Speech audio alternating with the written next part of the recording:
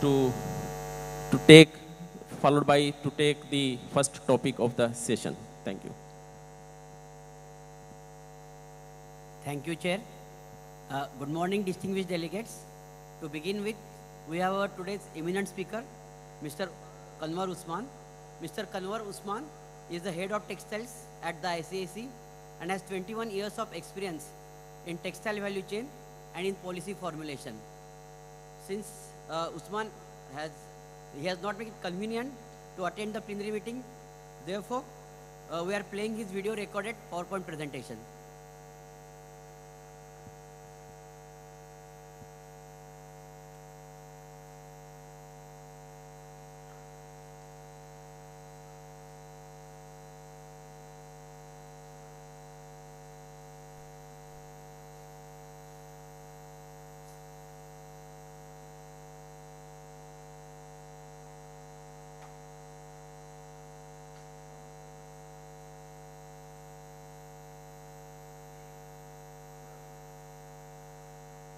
Thank you for the gracious introduction, Chair.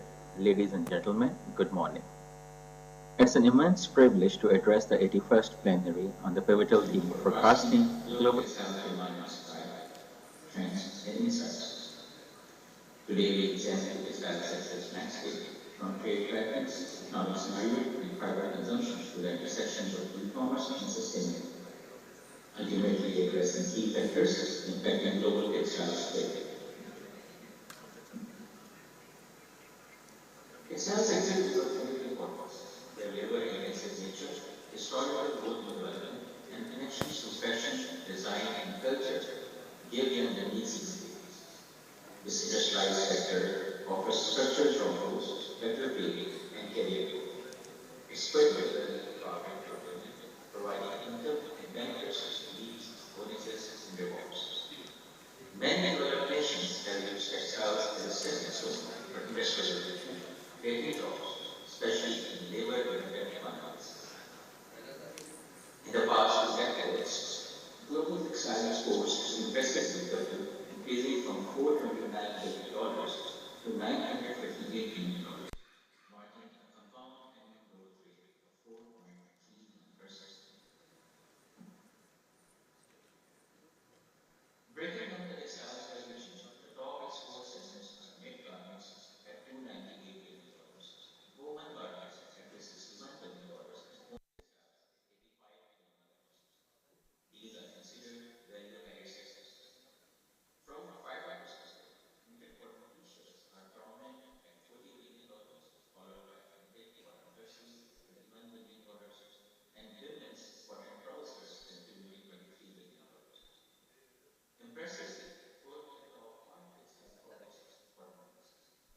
There is a positive trend towards value addition, with the share of value-added exports increasing from 58% in 2003 to 67% in 2022, highlighting a focus on higher value-added products in the global textiles.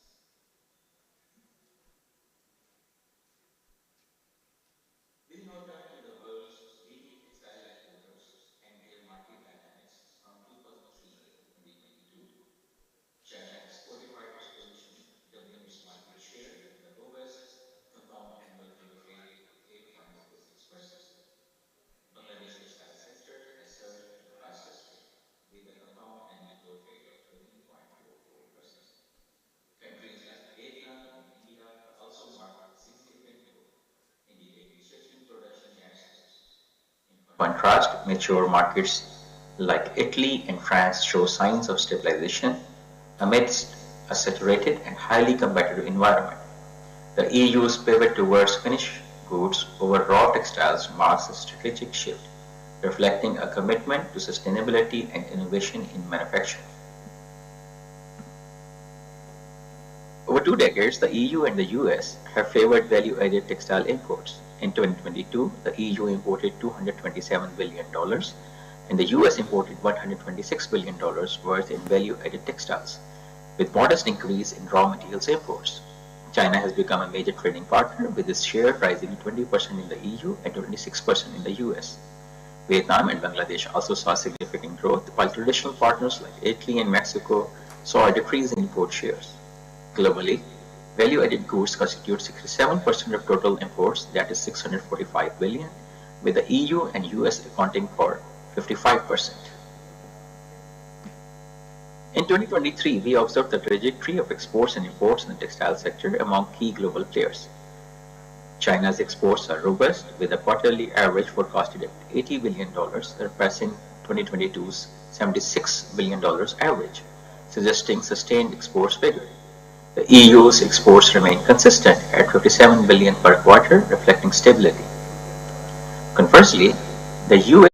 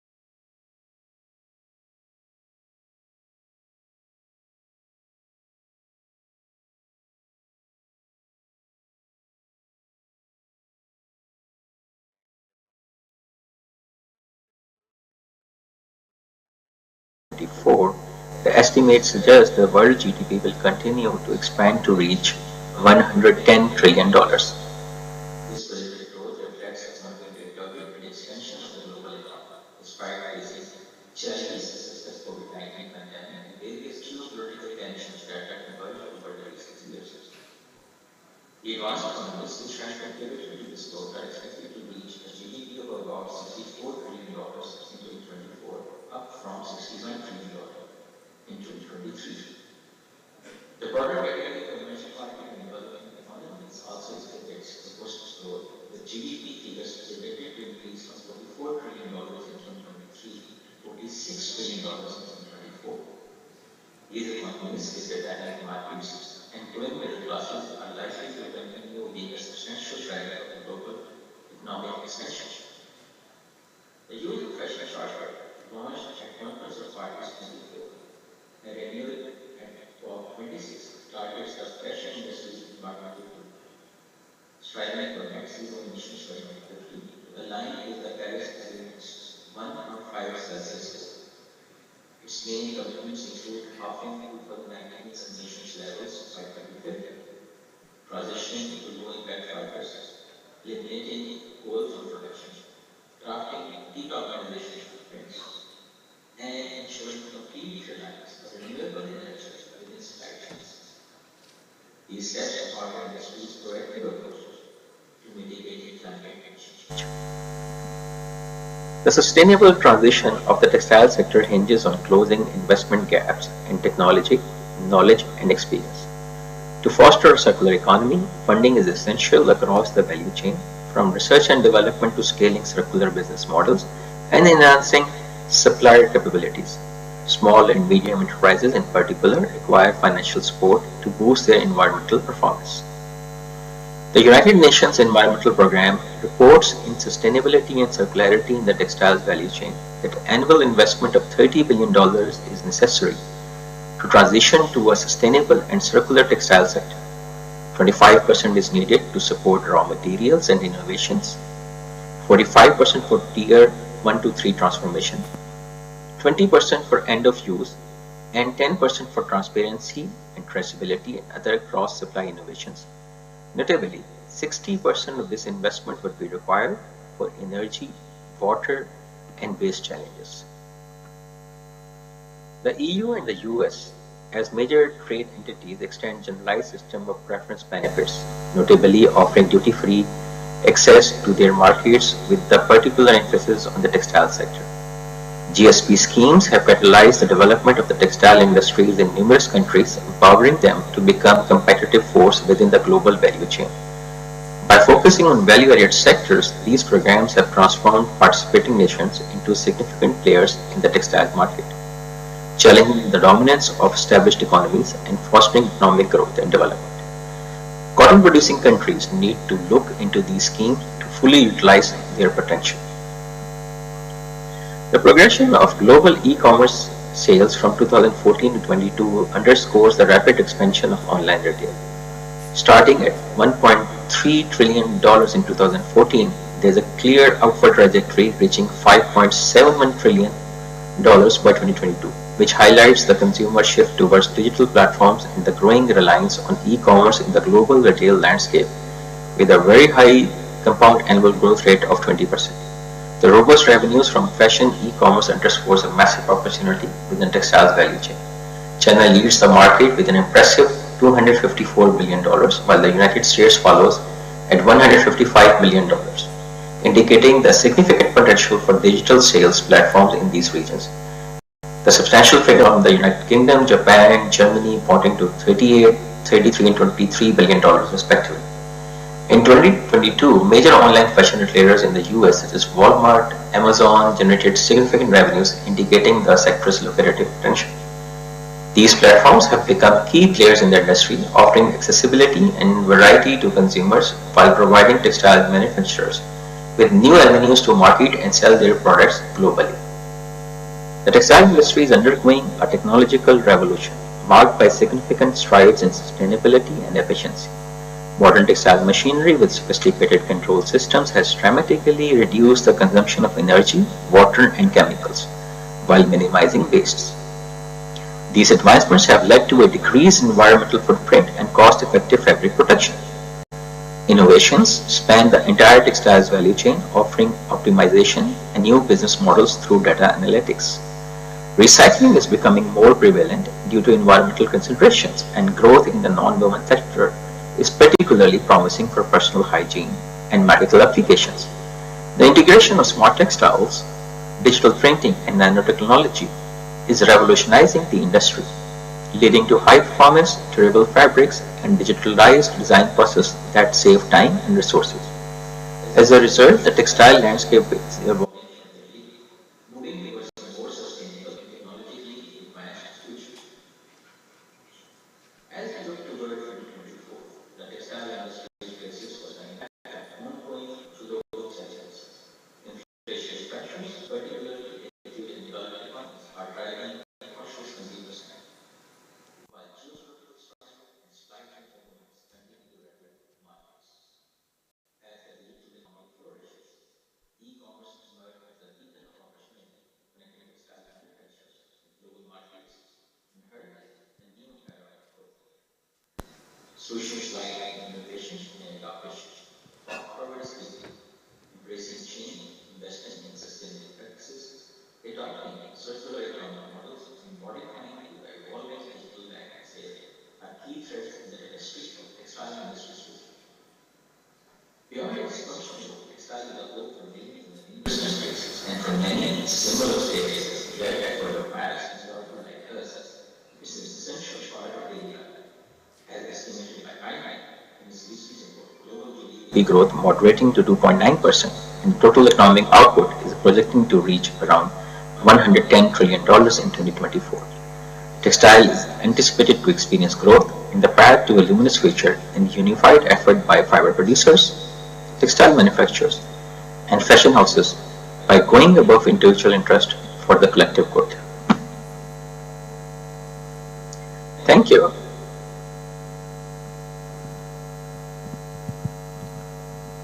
Thank you, Mr. Usman Kanwar, for throwing a critical and elaborative the global textile demand and supply, the factors and the innovations, and also the future challenges and the opportunity.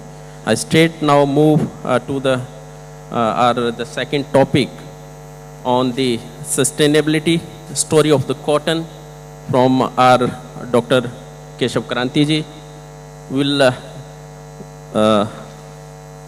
understand and he will throw the progress of the textile value chain, best practices, sustainability and innovations which represent an ever-changing dynamics.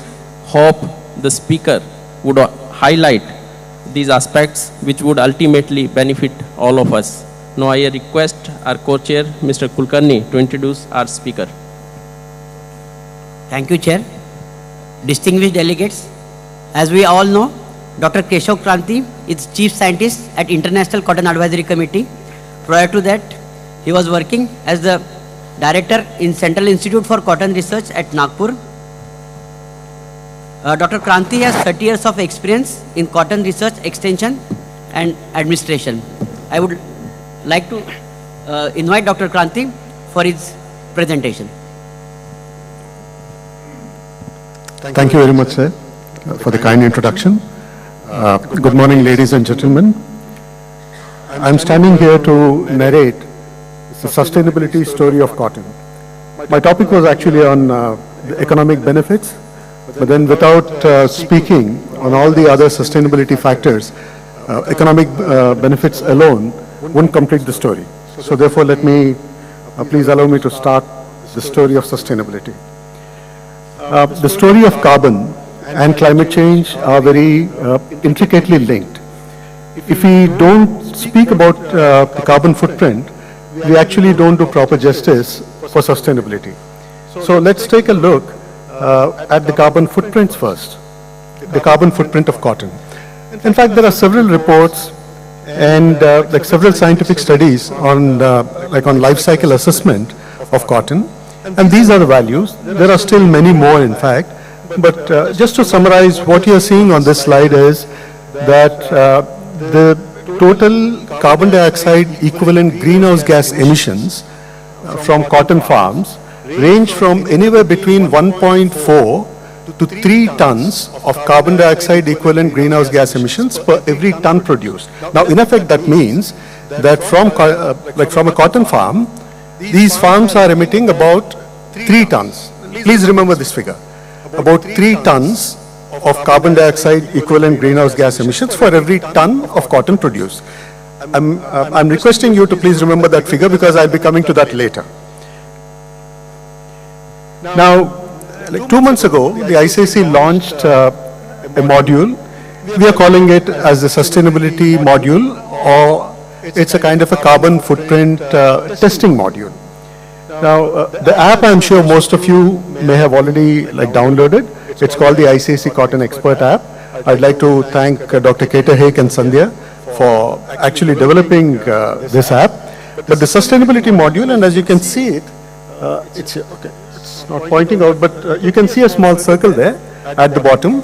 Now, when you click that in the app, it takes you to the module. What the module does is, it also uses artificial intelligence, and it has a series of steps, but at the end of it, it allows you to measure the exact carbon footprint of the farms depending on the inputs that you provide. This is, in my view, a significant advance because this is probably the first app which has nearly 73,000 brand names of pesticides for which you can get a carbon footprint. Now, what we have, in terms of the results of this app, I'm just going to summarize what is the story that this app tells about sustainability and about the carbon footprint. Please take a look at this value at the bottom, which is in orange. It is 6,729. Now, what that is, 6,729 kilograms, which is 6.7 tons. 6.7 tons of carbon dioxide equivalent greenhouse gases are sequestered through these steps of regenerative agriculture. Now, which are the prominent steps? As you can see there, the first, it is on cover crops, second on zero tillage, but the most important, it's on the conversion of cotton stalks into biochar, which give us something like about 4.5 tons of carbon dioxide sequestration.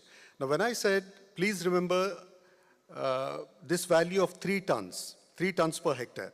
Now, presuming that if the farmer is producing 1 ton of fiber and converting his stalks into biochar, he's actually offsetting all the emissions because just these stalks alone would give him 4.5 tons. And if farmers also follow these other steps like cover crops and zero tillage, there's an added advantage. So the story essentially is that there is a possibility, it's a promise that it is possible in a cotton farming system, you can convert that into a climate positive farm or a carbon negative farm. You're pulling down the carbon into the soil. So that's where the beauty is.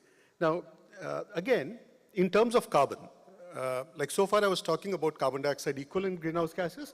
Now, when we convert this 6.7 tons of carbon dioxide, it gets converted to 1.87 tons of carbon per hectare, because it is carbon that gets sequestered. So there is an enormous promise. Now, how does this link to climate change?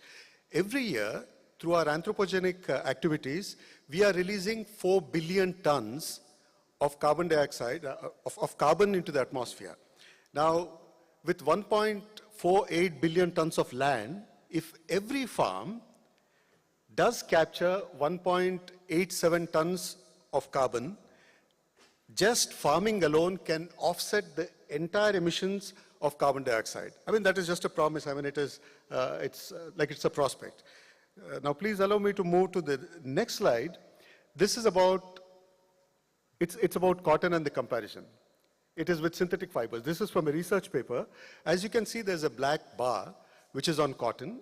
And when you compare it with nylon, with acrylic, with polyester, and many other fibers, what you would notice is cotton is distinctly different. Please remember, these bars are only for the production. It's about the energy related to the production of the fibers. Now, if you include things like mining of, let's say mining of fossil fuels and the biodegradability part, because the synthetic fibers don't have a proper degradation, the story would be completely different and cotton will have a much, much higher advantage. So let's get to the next slide now. That was about carbon sequestration, and I'm personally convinced that cotton could be one of those few crops which has a tremendous potential to combat climate change. And also because when I wear cotton, I'm actually wearing carbon. These fibers, which are actually almost like pure cellulose, they contain 94 to 98% cellulose, and the molecular formula of cellulose is C6H10O5. That means cellulose is made out of carbon dioxide and water, and these fibers, they have 44% of carbon, which means about 1.62 tons of carbon like 1.62 times like carbon dioxide for every unit of fiber that I wear. So there's an enormous kind of prospect there. Now let me get to the social impact. When we are talking of sustainability, obviously we are looking at carbon, we are looking at environment, at social and economic aspects. So the social aspect first. Cotton is a huge employment generation crop. So now the latest data that we have in the ICAC Cotton Data Book 2023, what it tells us is that 23.9 million farmers cultivated cotton. So it actually provides them income. Now, apart from these 23.9 million farmers, what's happening is there are people who are employed in cotton farms who work either for weeding, for harvesting, for, let's say, things like irrigation, for many other things. I mean, so that number, it gets to something like 2.63 billion man-days are provided by cotton farms. So what does that mean? 2.63 billion man-days mean it is 8.8 million persons being employed round the year. So apart from this 23.9, cotton farms employ 8.8 million persons round the year, but additionally provide employment for 125 million persons in the value chain, in the textile industry. So here again, cotton outscores probably every other crop. In terms of the social advantage, I mean, while many, let's say many environmentalists start looking at the negatives of cotton, I would personally think this is a crop which should not be vilified in the manner that it is normally done. It is a great employment generator. It is a great crop that adds a lot of value to the society in terms of employment, in terms of the products that it gives us. So let me get to the next one. Now, this again, we have been hearing a lot of stories that a lot of pesticides are used in cotton and highly hazardous pesticides are used. But when we started taking a closer look, in this context, I would also like to place my gratitude to Bayer, who very generously provided their data sheets to us. Of course, Marzia is here. Thank you, Marzia, for facilitating that. Every year, they send us more than 300,000 data points, and from which I'm providing you these small graphs. So what does it tell us? Please take a look at this graph. The black bar that you see is that of cotton, and below cotton, there are other graphs, other bars. Now, this is in terms of tons of pesticides used for these crops. So, what does it say?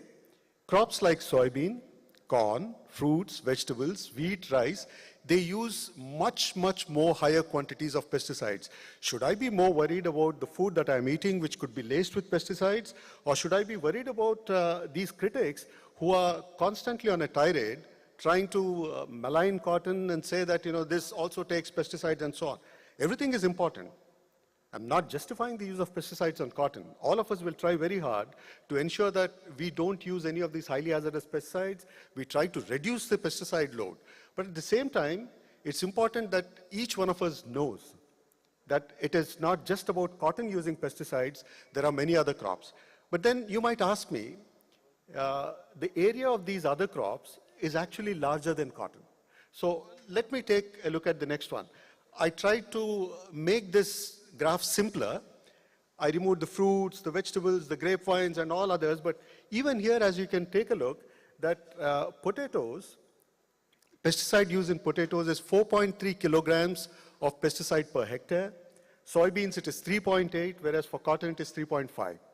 But if I would have compared with vegetables and fruits, even those actually rank higher than soybeans. So it is, with respect to pesticides, it is not just about cotton, and we also have a lot of data to say that when we are, when we address the story of highly hazardous pesticides, it's not just about cotton. Many other crops probably have a much higher load of highly hazardous pesticides being applied in them. Now, it's interesting that over the past 3 years, especially last year, which is in 2021, 2022, the overall use of the volume of pesticides is actually coming down.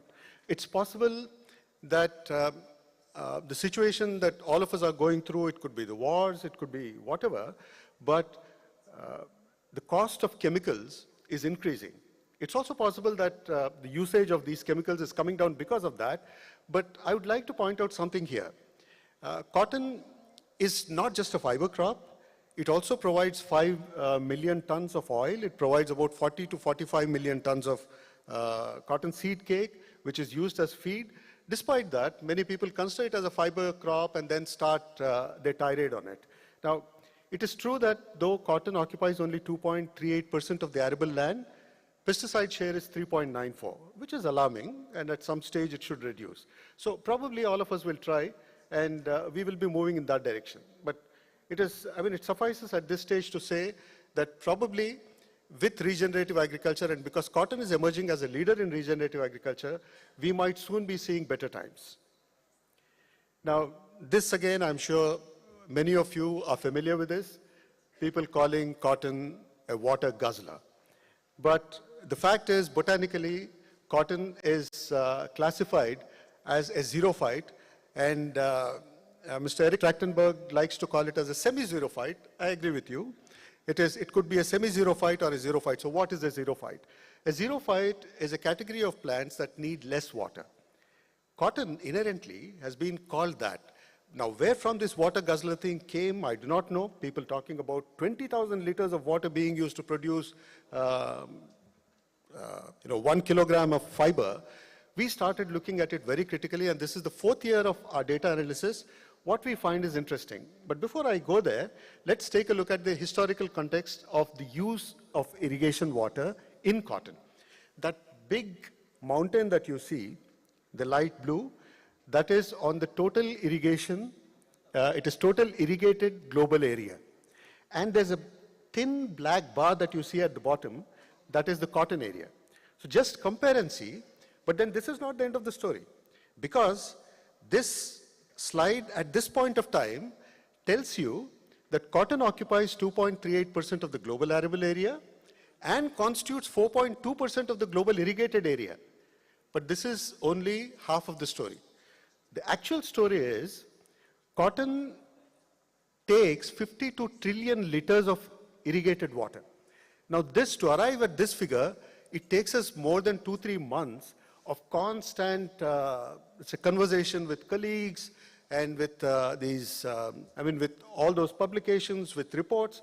Finally, what we understand is cotton takes 52 trillion liters of water every year, almost every year, and sometimes it's 51 trillion liters, 53, 54, and so on, but somewhere close to that figure. Every year, the globe withdraws 2,889 trillion liters of water, out of which cotton takes only 52, which comes to 1.8%. So the area that cotton occupies is 2.38, but the water that it consumes is only 1.8% of the total global water withdrawals. So here again, many of us are probably missing the point when people start calculating and saying that, it's a water guzzler, it takes so many liters of water. I think it's time for us to stand up and say these stories must stop. It is, after all, agriculture is about irrigation, and where there is less water, you need to irrigate crops. Why are we trying to lament and say that as if it is affecting our life? Of course, I do accept, I do agree that if there is excessive irrigation much beyond the evapotranspiration coefficient, we need to take notice. But not necessarily true that cotton is a water guzzler. So now let me get to this graph. This is the 4th year that we are preparing it, and every year we collect data. And each of those bars that you see here, they speak about how much of water is consumed. Now, when I'm talking of water, essentially I'm referring to blue water, which is irrigation water. It's not the green water, which is rainwater. That is out of the hands of farmer. I mean, you can store, you can do all that, but the irrigation water, 2,135 liters were used in 2022 to produce 1 kilogram of lint. And these numbers actually match with many of the recently with many of the recently published papers. I'm now getting to fertilizers use. Is it very high? Let's take another look at this mountain. Now, this light blue mountain that you see here on the slide is on the total usage of fertilizers in the world. There is a black band at the bottom that is cotton. Now, please notice there is something interesting there. Until 1997, the usage of fertilizers in cotton, in that bottom black band, was actually very, very less. So in terms of the percentage, it could have been probably less than 2%. It's only now that cotton takes about 3.9% of the global fertilizers. But I'm sure with regenerative agriculture, like I said, cotton is very rapidly emerging as a leader in regenerative agriculture. With that, probably things might change. And those orange bars that you see, each of them represents Africa. The other bars are the other countries. So what we see here is, this is the fertilizer usage in terms of kilograms per hectare. So China ranks the highest with 486 kilograms of NPK, which is the total fertilizer per hectare. And there are just about 5-6 countries which really use at a higher scale. But African countries have been using less. There are some countries which barely use anything. And each time when I ask my colleagues from Argentina, we get very small values. Countries like Uganda barely use any synthetic fertilizers. But that's the story of fertilizers. Now, finally, to those last 3 slides, is cotton economy sustainable? I dealt with the social aspects. I dealt with the environment in terms of the pesticides and fertilizers, and with water, of course, and the carbon footprint. But on economy, what's happening? 2022 was a very interesting year. And in general, cotton was profitable. Market prices were very good. Yields in some countries were really, really good. Now, my figures and probably the official figures of Australia could be slightly different, because the last bar, I'm drawing the kind attention of Ms. Alan Williams. That is because I'm making a mention here that the net returns in Australia were $5,000 per hectare. Because the data that I got on the open source, on the open source resources from the Australian websites range somewhere between $3,800 to $4,000. But the market price of cotton that was exported from Australia was higher than what was reported in those. So I took those market prices. And it gets down to $5,000 per hectare. That's amazing. Keep it up, Australia. I mean, similarly, there are other countries that are really doing well. So I presume that cotton holds a really good future, not just about economics. It's not, just about the environment. Probably on every aspect that I see, not that I work for the Cotton Institute, I'm not sort of bragging about the benefits of cotton standing here. Everything is based on science. It's based on scientific publications. It's based on scientific papers. And we've got a huge collection of them. So please challenge us. If you feel even a single digit here is not convincing you, please write to us. You can stand up right here and challenge us. That would be fun. That would be interesting. But then this profitability is despite something else. That is, despite the fact that 2022, the production cost of seed cotton was the highest ever so far. Similarly, even the production cost of lint was the highest ever. Despite that, the net returns were good. So in terms of the social aspects, as an employment generator, in terms of the environment as a carbon sequester, in terms of water, where the usage is really low, despite whatever people might be talking about it, on every facet, cotton scores well. And I'm confident of that. You can call me whatever you'd like, but I would love to provide data if you ask me for it. Even if you don't ask me, send me a mail, I'll send you data just like that. This was my last slide, friends. And I would like to thank these, kindly give me just a minute, because without thanking them, this story would be incomplete. Eric Trachtenberg joined us just 2 months ago. But then he was such a tremendous support for the data book that this time, though I was connected, like I was working for the teams here with the Ministry of Textiles, despite that, things were fine. So thank you, Eric, for the support. And please, can you show the last slide, please? Don't take it away, because I need to read some names. right? Okay, so like from the ICAC, of course, there's Carolyn, and I would like to thank Dr. Keter Haig, Dr. Sandhya Kranti, and from Zambia, there's a special word of thanks to Mr. Banda, Mr. Dafilin, Mr. Martin Simasiku, Mr. Matthias Nappet, especially because it taught us a lot more. In small-scale systems, is it possible for a change? And this team showed us that a change is imminently possible.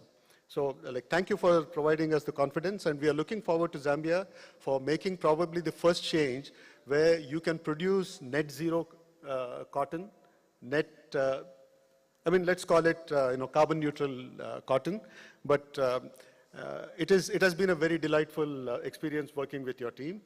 And I'd also like to thank the Textile Commissioner, Madam, and of course, Saurav Kulkarni, and Mr. Lalit Gupta ji, Mr. Suresh Kotak, and many others, and Mr. Jigar Rawal, I do not know if he's here, but they made this conference possible. Thank you so much, I took your time. Thank you.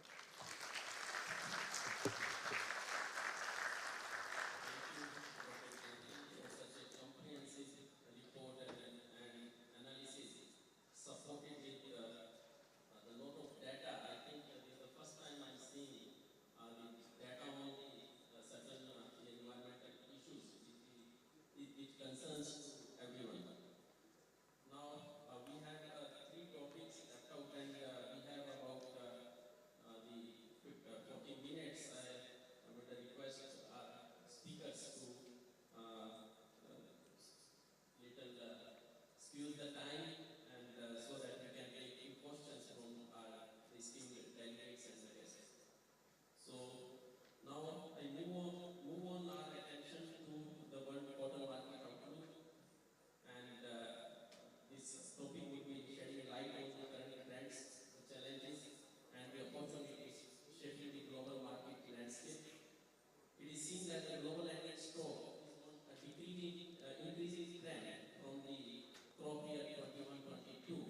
What does it indicate, and what could be the likely impact on the overall cotton market outlook? And also we will navigate the another topic, the world cotton trade and specialty cotton, exploring the niche markets and the evolving demands that could also be a driving factor in the future. So for these two topics, I invite our esteemed speaker, Ms. Party Watts.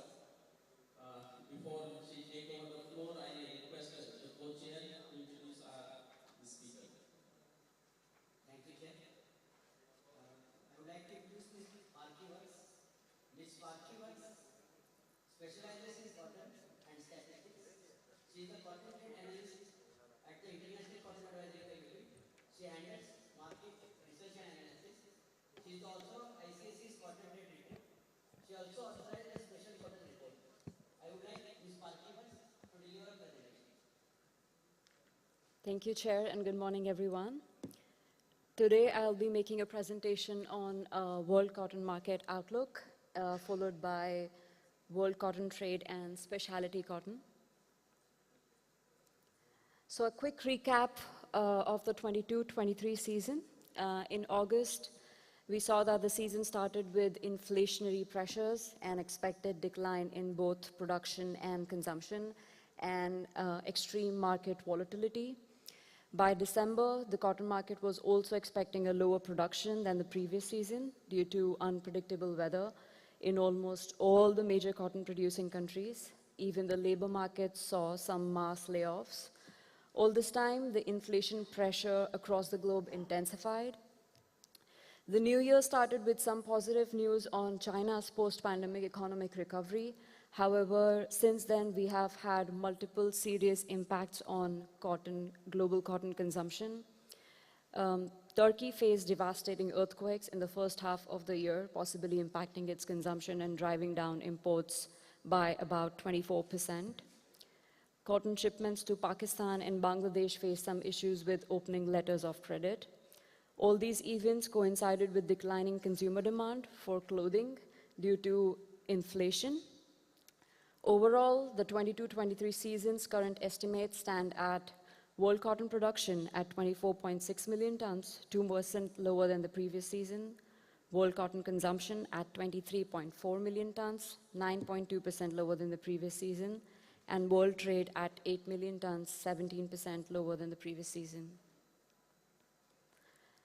The area under cotton for 23-24 season is projected to be 2% higher than the previous season and highest in the last 4 seasons.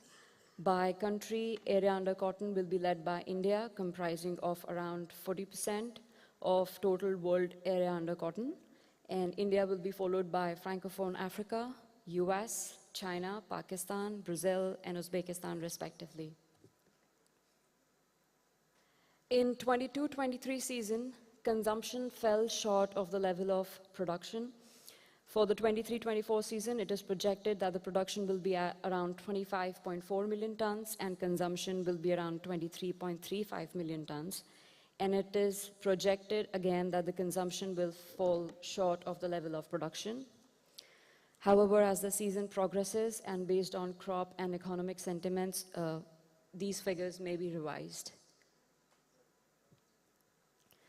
The leading cotton lint producers in the world are expected to remain the same as in the previous season, with slight changes in their world market share.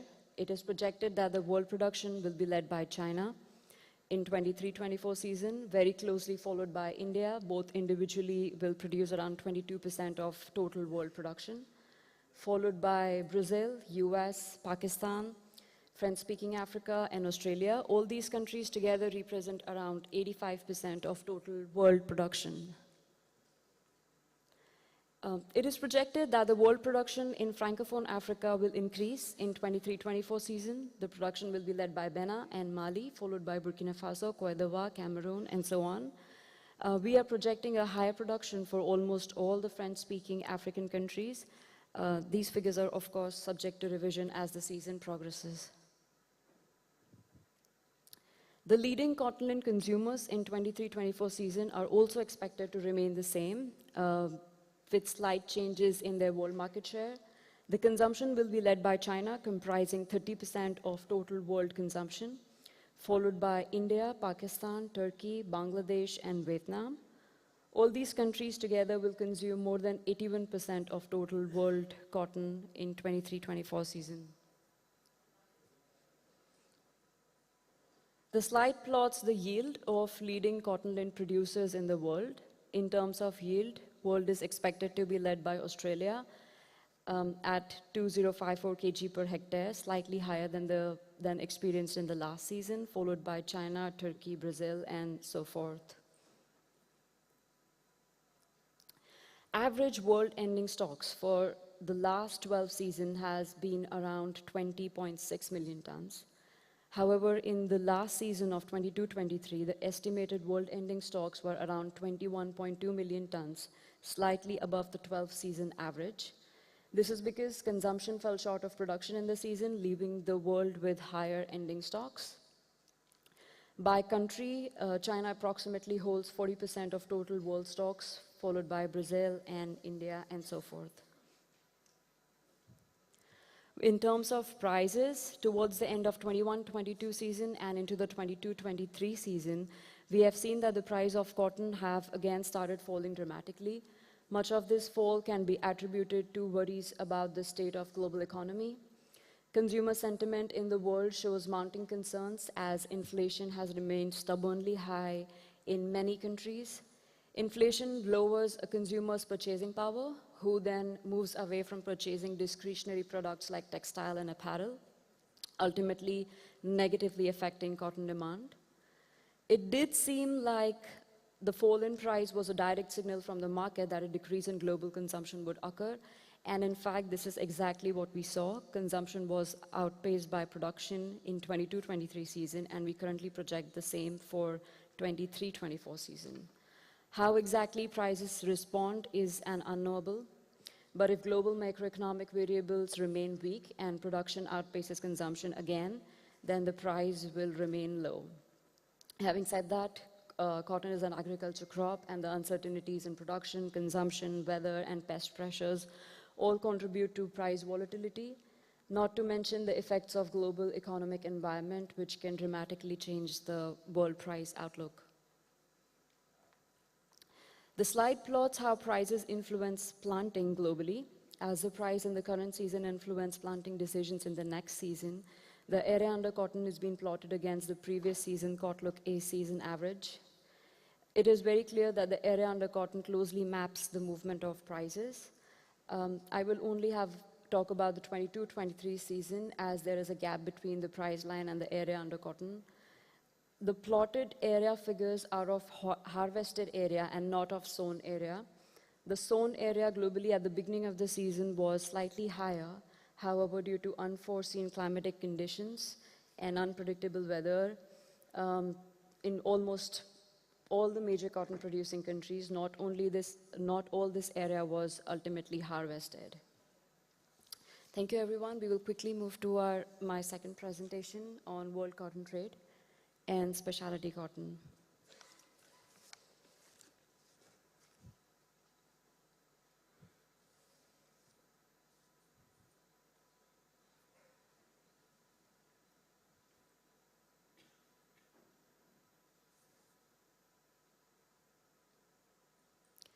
Overall, world cotton exports have shown a healthy growth, crossing the mark of 10 million tons thrice in the season of 11-12, 12-13, and 2020-2021.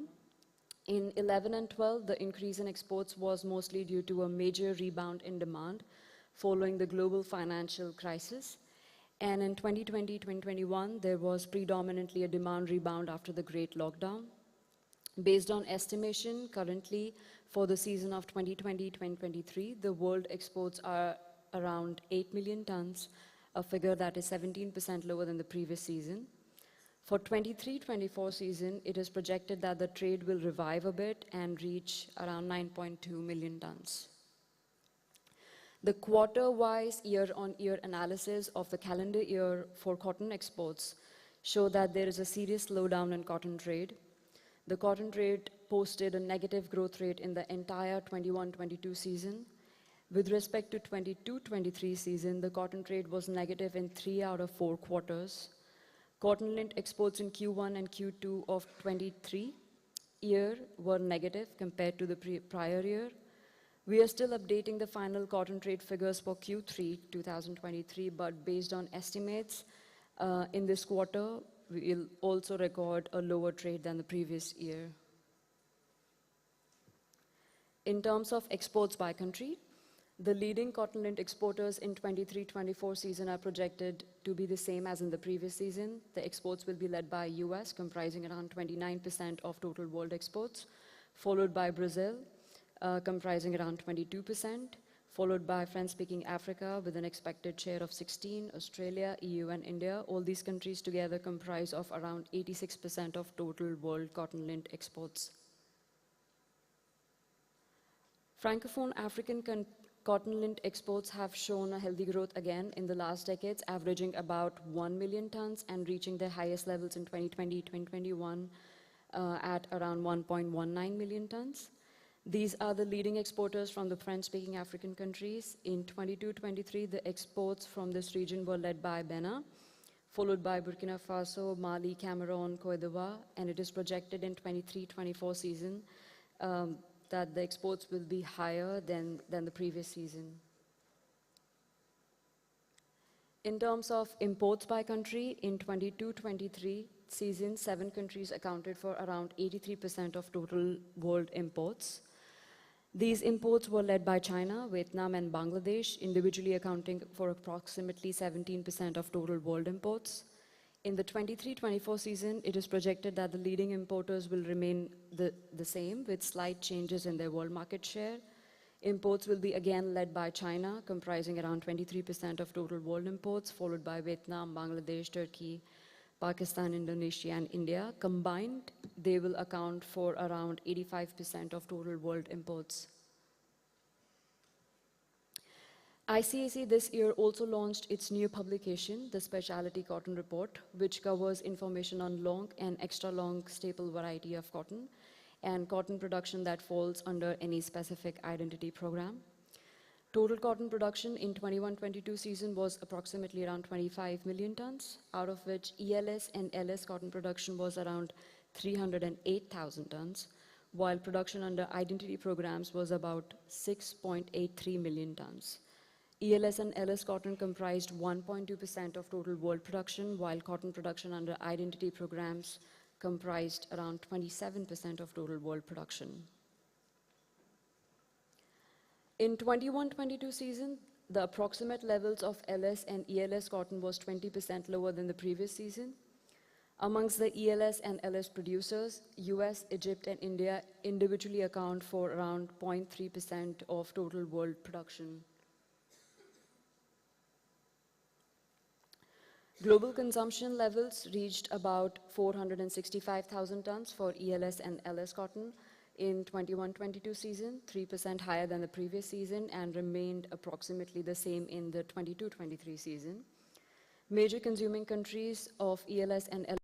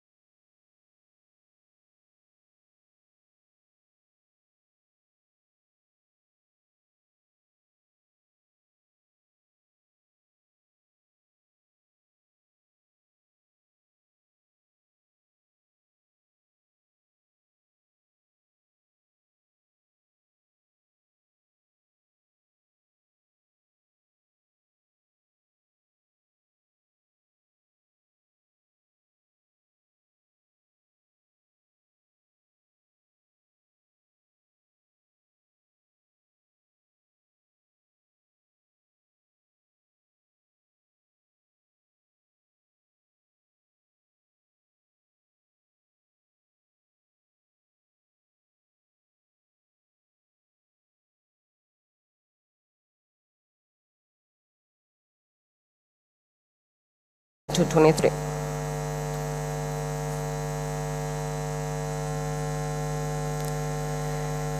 The report on government measures provides in-date data on subsidies in 11 countries, and it is important to mention that some of the countries didn't provide information or the information is not available. So one of the things that I want to mention is that historical data shows that there is a strong negative correlation between subsidies and cotton prices. When cotton prices increase, subsidies typically decrease. And on the other hand, during periods of low cotton prices, subsidies increase, serving as a safety net to support cotton farmers. So in the 1920 season, the cotton market faced severe impacts from the COVID-19 pandemic, which drastically reduced cotton demand and led to a significant drop in cotton prices. The Look A index fell to 71 cents per pound, causing a substantial surge in subsidies. However, a recovery was seen in 2021, 21-22, and the economy was boosted by the distribution of COVID-19 vaccines and the easing of lockdowns and quarantine measures. The Look A index rose from 85 cents per pound in 2021 to nearly 132 cents per pound in 21-22, which is an increase of 55%. During the 22-23 season, the cotton market experienced various rallies. The highest price was recorded in August 2022, and it was 135, while the lowest level was recorded in June 2023 at 72 cents per pound. Despite the overall decrease of 23%, the season concluded, I'll be 2 more minutes, thank you, with an average cotton price of 102 cents per pound. So what I'm showing here is a clearer view of the correlation between prices and subsidies, illustrating the trends over the past 3 decades. The ICAC Secretariat estimates that in 22-23, which means the previous season, total assistance to the cotton sector reached $8 billion, making a significant 66% increase from the $4.8 billion observed recorded in 21-22. The proportion of global cotton production receiving government assistance fluctuates from one season to the next, and the percentage of global cotton production receiving government support increased from an average of 66% to an estimated 68% in 22-23. The level of assistance to the cotton sector varies from country to country. Here we're looking at the assistance per pound of cotton produced. I'm referring to cotton lint. So over the last 26 years, the government assistance to the cotton sector has ranged between 2.6 cents per pound to a lowest level observed in 10-11 to 18.4 cents per pound, the highest level observed in 2014-15. Of course, I would like to conclude my presentation by saying that this is a forecast, and our forecast is for the 23, sorry, it's an estimation. Our forecast for the 23-24 season is correlated with the production and the mill use and what's going to go happening with prices. So since the crop year began in August, prices have fluctuated from 100 cents per pound to a low of 88 cents per pound. And the average for this season is around 95 cents per pound, a 7% decrease from the 22-23 seasons, which is actually going to impact the amount of support that is going to be given to farmers in 23-24. Thank you so much.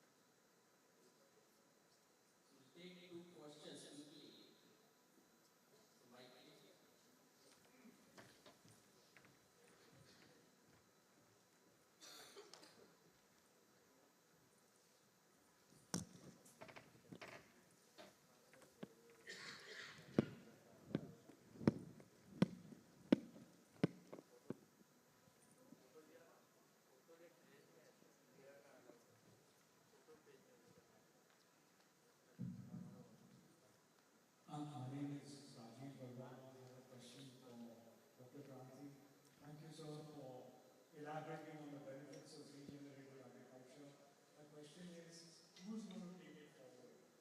I mean, the mantle doesn't rest on the scientific community. It rests on the outreach program, the extension services. How do you see that as a function?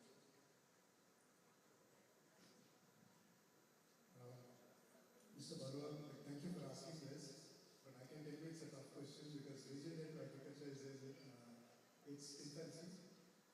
I'm aware of many initiatives, but it's also encouraging that there is a lot of enthusiasm all across the globe on regenerative agriculture, and I think it is just taking shape.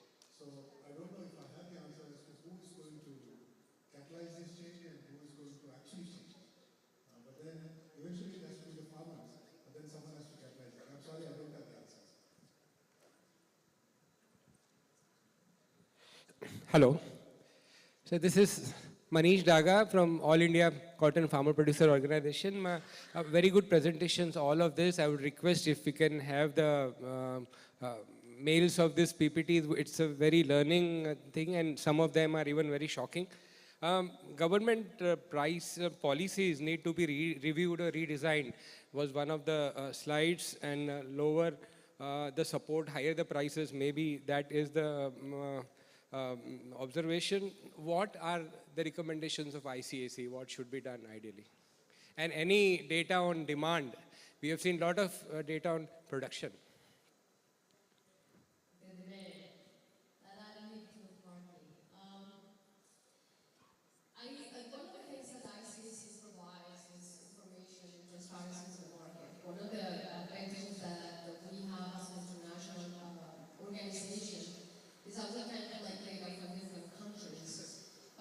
The goal of the ICAC is not to criticize but we can advise on what is it that different countries are doing that can be implemented in one country or the other.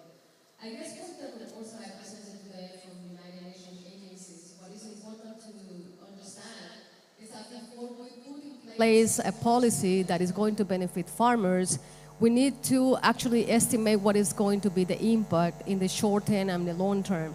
Anything that is implemented in a country is going to have a ripple effect in different countries, especially if those countries are the ones exporting cotton to the countries that need that raw material. Another thing that I would like to do is, in order to decrease the amount of support that we're giving to farmers, before we do that, we also need to understand what is it that the farmer is needing. Is it infrastructure? Is it innovation? Do we have to provide more support to farmers in a different form that are not towards the price incentive or inputs per se? That would be my answer to the question. On the demand, I don't know if you want to comment on it.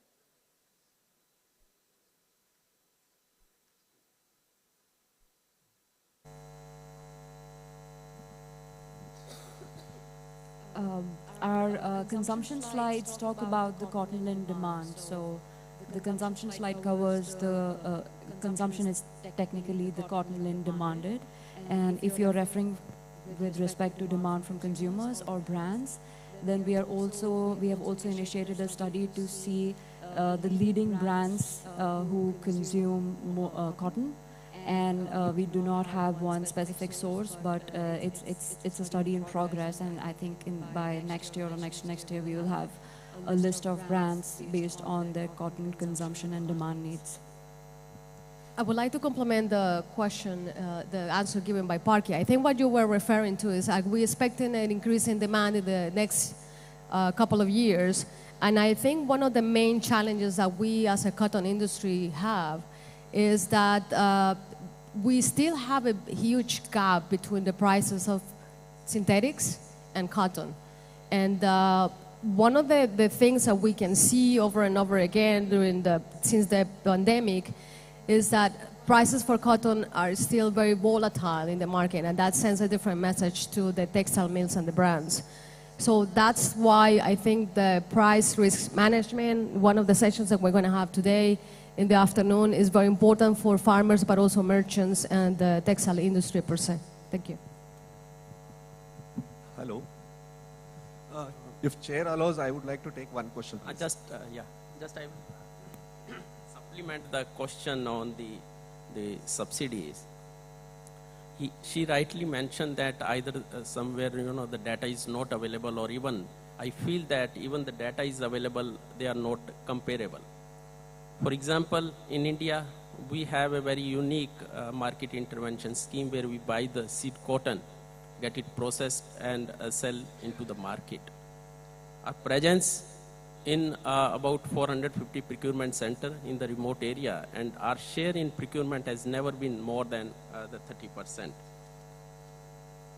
See, CCI buys the cotton by borrowing the funds on commercial basis and sell the cotton in due course of time. We don't pay any subsidy linked either with the land or the area or the productivity. So major cost is towards carrying the stock, towards the insurance, the interest and other cost, and what is denoted as the MSP subsidy in case of India doesn't reflect the true picture. That what, and of course, India is, last year we have been zero net importer or exporter. All the cotton we sell in the open market through the competitive bidding process online, and we don't have any impact on the, or I could say that a very insignificant impact on the international market. What we exported about 1.5 million bale, and to that extent also we imported. Thank you so much. And I think the time is a constant now, and I'll conclude briefly what we had, the discussions. Of course, the ICAC Secretariat's reports has been very elaborative and throw the light on the multifaceted, the dimensions of the global cotton industry. We started from Mr. Usman Kanwar, who gave insight to the evolving trends and the key drivers that will influence the industry trajectory in the foreseeable future. He also spoke about the industry, which is highly labor intensive. He also threw a light on the world trade, the sectors, the leading exporter and importers, also the market trends like e-commerce, the technology and the innovations and nanotechnology. He also spoke about the challenges and opportunity in the 2024, which will help the industry to take informed decision and while making any policy decision. Dr. Kranti, he spoke on one of the most important concern on the climate, that is the carbon footprints. We also noted the advantages of the cotton against the other fiber, but still we need to do more to reduce the carbon footprints. Thanks to him for providing a comparative data on the uses of the pesticides with the rest of the agriculture commodity. I think this is the first time I think this report might have come. Happy to take a note about the decreasing percentage of the pesticides, water consumption, and percentage of the increasing trend of the fertilizers. We also got an insight on the net return to the cotton farmers. Ms. Parkey had a detailed outlook on the world cotton market and also the specialty cotton. Thanks the ICAC for bringing a report on the specialty cotton. We just also spoke on the trade, the production and the trade subsidies, shedding the light on this complex interplay of the policies. Thank you very much. Now I request the Secretary General to take further. Thank you. Well, first of all, I would like to thank our chair and our vice chair for leading a really interesting panel discussion. I also wanted to thank members of the ICAC Secretariat for providing really profound insights and data into the market. This concludes our session. I would like to ask everyone to be ready to reconvene at exactly 11 o'clock so we can stay on time. And I look forward to our further discussions. Thank you.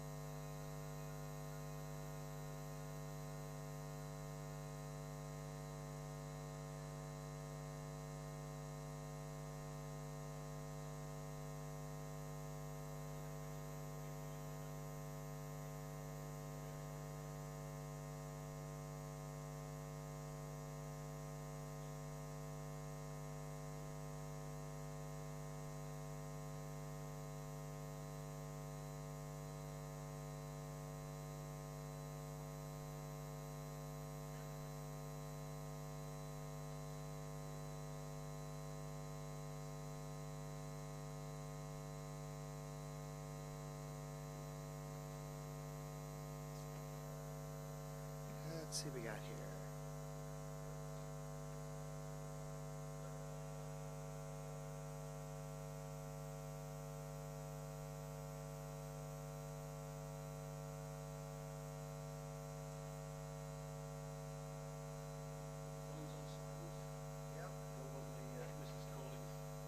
Phone on silent. Okay, we have 1 minute. Testing. Hello?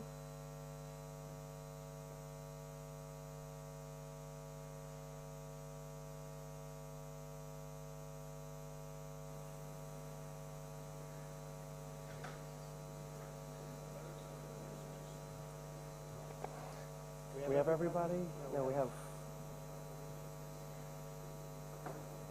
All right. Well, I think 1, 2, 3, 4, and I think we're complete. Okay, good morning, everybody. We are about ready to start our third open session. These are the reports of the 4 committees that's part of the Private Sector Advisory Council. They will be talking about the private sector guidelines for policy on traceability. I would like this conversation will be led by Peter Wakefield, CEO of Wakefield Inspection Services located in Taiwan. So I'd like to thank Peter and the panel and give the floor over to Peter.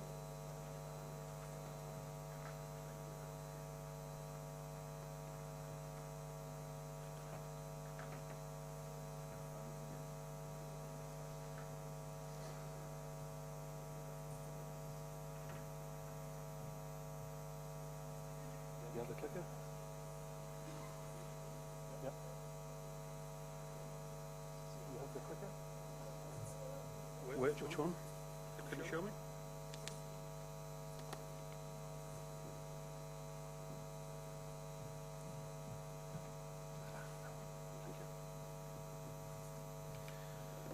Mr. Chair, distinguished delegates, ladies and gentlemen, good morning to you all. And I welcome you to the third open session conducted by the Private Sector Advisory Council. This subject is on the private sector guidelines for policy making on traceability. As you are aware, the PSAC is the ICAC's Committee for Private Organizations and is the only cotton-specific organization in the world that draws representation from every sector of the cotton and textile value chain on the same platform.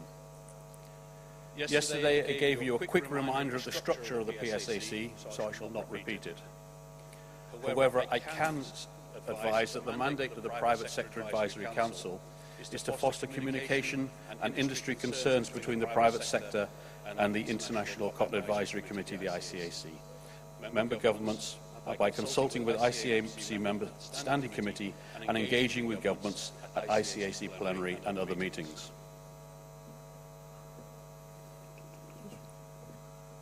Go back.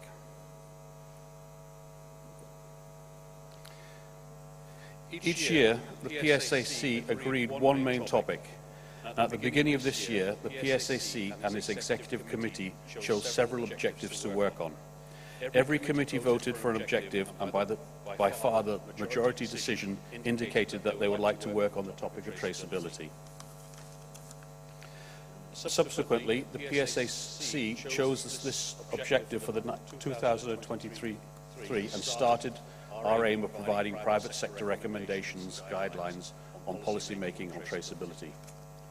As the PSAC, we know that the ICAC cannot form a government standard, but what it can do is to study current and proposed traceability regulations in the world, review some of the traceability solutions presented, and learn how best the private sector can adapt to them. Based on which each committee heard presentations on traceability regulations from the US, Canada, Mexico, EU, and presentations made by the US Cotton Trust Protocol, Better Cotton, and Textile Exchange.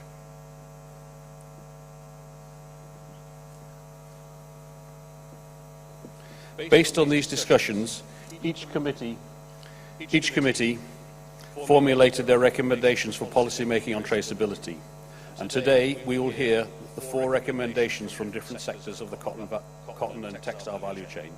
Recommendations from the Permanent Committee of Producers and Ginners, from Textile Committee including spinners, weavers and machinery manufacturers, recommendations from merchants and other cotton-related activities, and finally we shall hear recommendations from brands and retailers, Permanent Committee.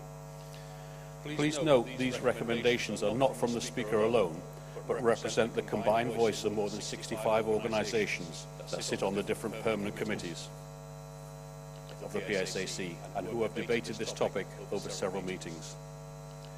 Now, what I'm going to do next is I'm going to introduce all 4 of our speakers, and then each one in turn will come and make their presentation, after which I will make the final statement of the PSAC and we can have some questions and answers.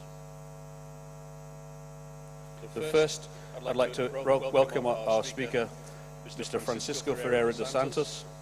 Francisco is the chair of the Permanent Committee on Producers and Ginners since 2022 and is an agronomist engineer and has served as the CEO of JSF Group, founded in Mozambique in 1897, and he has been the chairman of Mozambique Cotton Association since 2008 and vice chairman of the Mozambique Industry Association from 2020.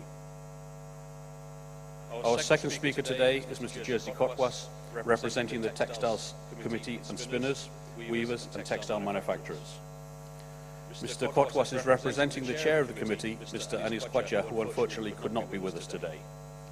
Mr. Kotwas is an economist, cotton expert and quality arbitrator at the Gdynia Cotton Association Court of Arbitration. With 36 years of experience, he has served for the trade and production companies in the import and export of raw cotton, yarns, fabrics, and is a manager, commercial director and chairman of the board. Since 2022, Mr. Kotwas is the executive vice president and director of the Gdynia Cotton Association in Poland. Our third speaker today is Mr. Cliff White, who is also the chair of PSC's Permanent Committee on Merchants and Other Cotton-Related Activities since 2022. Cliff is a director and past chairman of the Australian Cotton Shippers Association, past president of the International Cotton Association, and has served on the boards of the Texas Cotton Association, including being president in 2012, and American Cotton Shippers Association. He is a graduate of the Australian Institute of Company Directors. Our final speaker today is Ms. Chandrima Chatterjee. She is the Secretary General of the Confederation of Indian Textile Industry, City in New Delhi. She has over 24 years of experience in research, policy advocacy, and trade facilitation. Besides working on trade facilitation and competitiveness issues for the textile value chain, she has been associated with skilling, sustainability, and responsible business initiatives, recognizing the growing role of these competitiveness tools. Having worked on domestic and export sector and dealt with issues, the entire textile value chain through her earlier stints at APAC, City, and national bodies like ASSO, CHAM, she is also leading her expertise for the overall growth in the textile value chain, in line with the city's vision for a strong textile industry in India. So first I'd like to hand over the podium to Mr. Francisco, please. Thank you.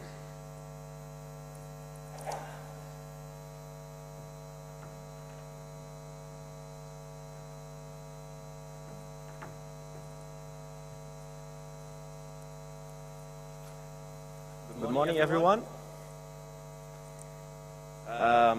Thank you, Peter, for the stage, and I think the PowerPoint presentation will soon come up.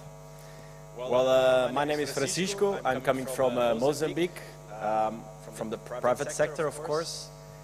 My family journey in cotton started 4 generations ago, and I'm very pleased to be here with you. We've always worked in Mozambique with small-scale farmers. We still do, with around 50,000 farmers. And it's on that behalf that I represent the Cotton Ginners Association in Mozambique, and we were very proudly invited to be to chair this group. I must say that I was surprised when the offer came, because as we saw in the morning, Mozambique in that region of Africa in particular represents almost nothing in terms of production value. But as we also heard, particularly yesterday from Alan's speech from Better Cotton, although we do not have big production volumes, we do have a massive reach in terms of number of farmers. And I think it does make sense that this group is chaired by someone from the Global South, which has the capacity to raise a voice while respecting all origins, of course, including the Global North. But in this agenda, it's very important to bring up the voices from the Global South. As also Alan explained yesterday, the low-hanging fruit is the Global North. Those are better positioned to deliver the traceable cotton that the market, that all of us as end consumers are requiring. The Global South is not. We are not ready to do that. But we are the ones that need more impact. We are producing cotton in very harsh conditions on Earth, and if we want to deliver impact as end consumers by buying cotton, that cotton must also come from those origins. So for sure that we do have two priorities. One, as the industry, to make sure that we do not lose market share and that we are able to really deliver the impact that we can in all aspects in comparison to man-made farmers. But it's also important that within that journey, no one is left behind, and that we give the fair opportunity to everyone, but particularly to the ones in higher needs, to be part of that journey. So I will thank everyone for listening to us. I'm thanking the group that participated in this work, everyone on a volunteer basis. And what I will read, it's the statement that was agreed by the old producers and genius from everywhere, from all origins. And I'm really thankful for the work that was done by everyone that participated in that process. To pass the slides, I'll use this, right? So the statement reads as follows. There is no impact nor positive change without proper and secure traceability, and that is why the cotton industry supports it. Global cotton production varies significantly from the most remote and informal areas in the Global South to the automated big farms in the Global North. In all cases, cotton is the most important natural fiber, contributing to the stability and resilience of the world cotton communities. Considering its size and global reach, the cotton is probably one of the most important and better organized agriculture and industrial sectors, better positioned to deliver, to quickly produce results in the global livelihoods and climate agenda. This is our mandate, and this is why the group has decided to work on the traceability topic, as the entire transformation process starts with proper and secure traceability, and no origin should be left behind.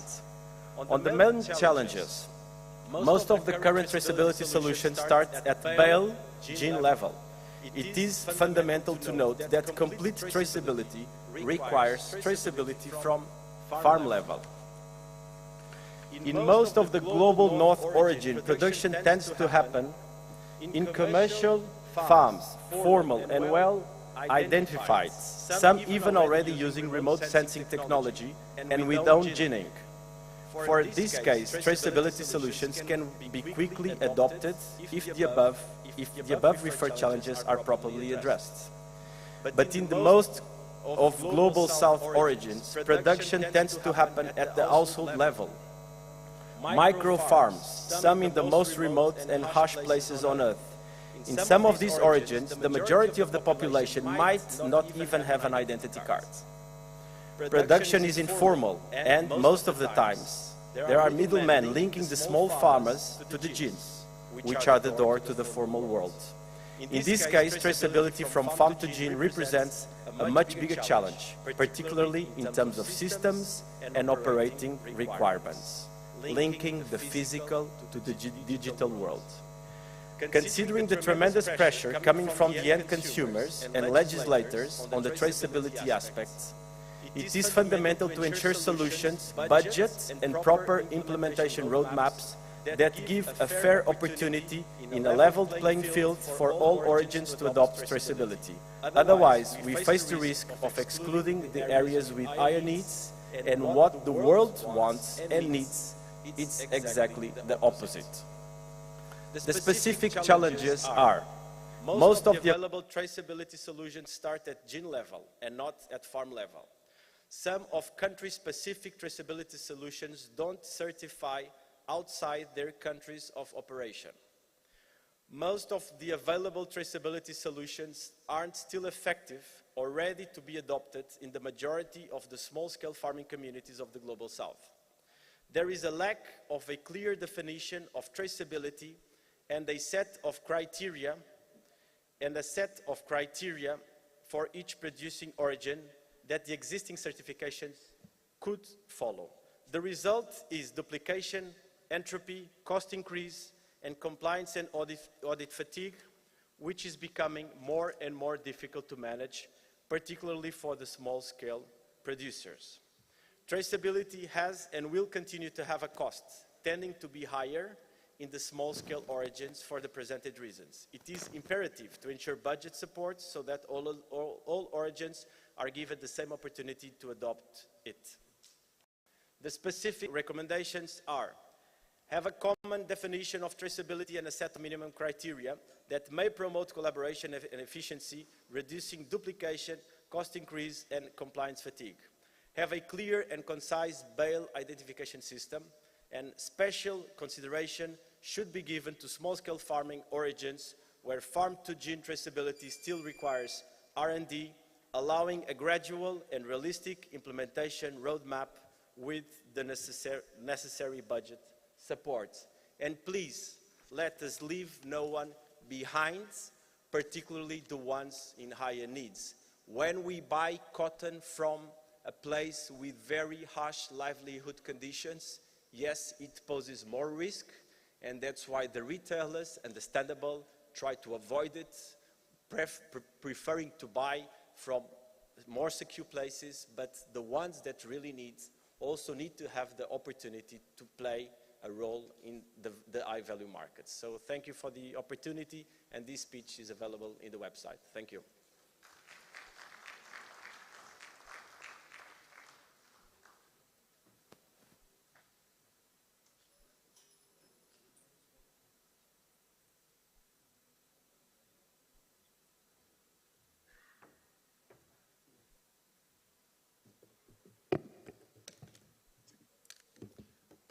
Good morning, ladies and gentlemen.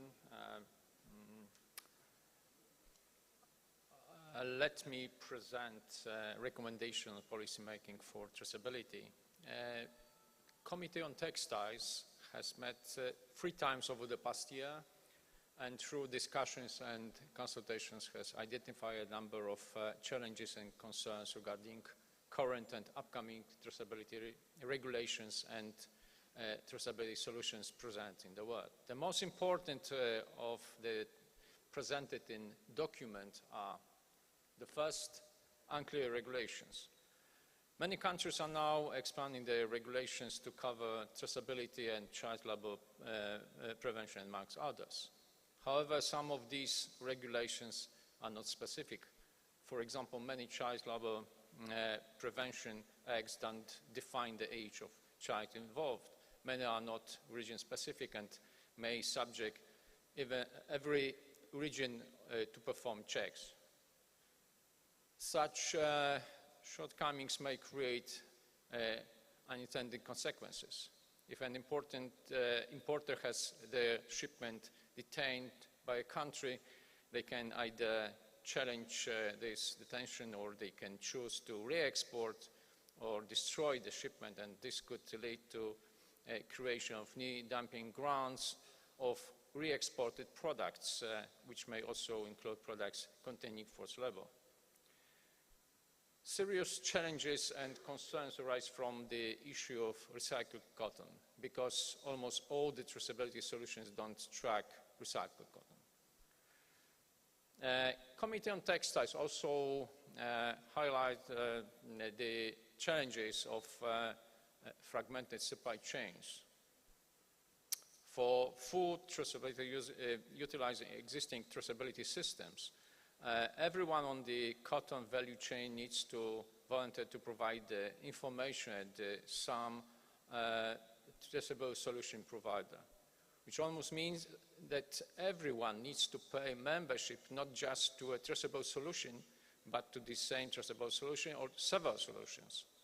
As cotton value chains are spread across nations, this process can be extremely challenging and costly. Access to traceability solutions also raises significant challenges and concerns. Most traceability solution providers also certification bodies for identity programs, and the traceability programs are linked to the production certificates. That means a producer is forced to employ a specific production certification program to take part in the traceability program.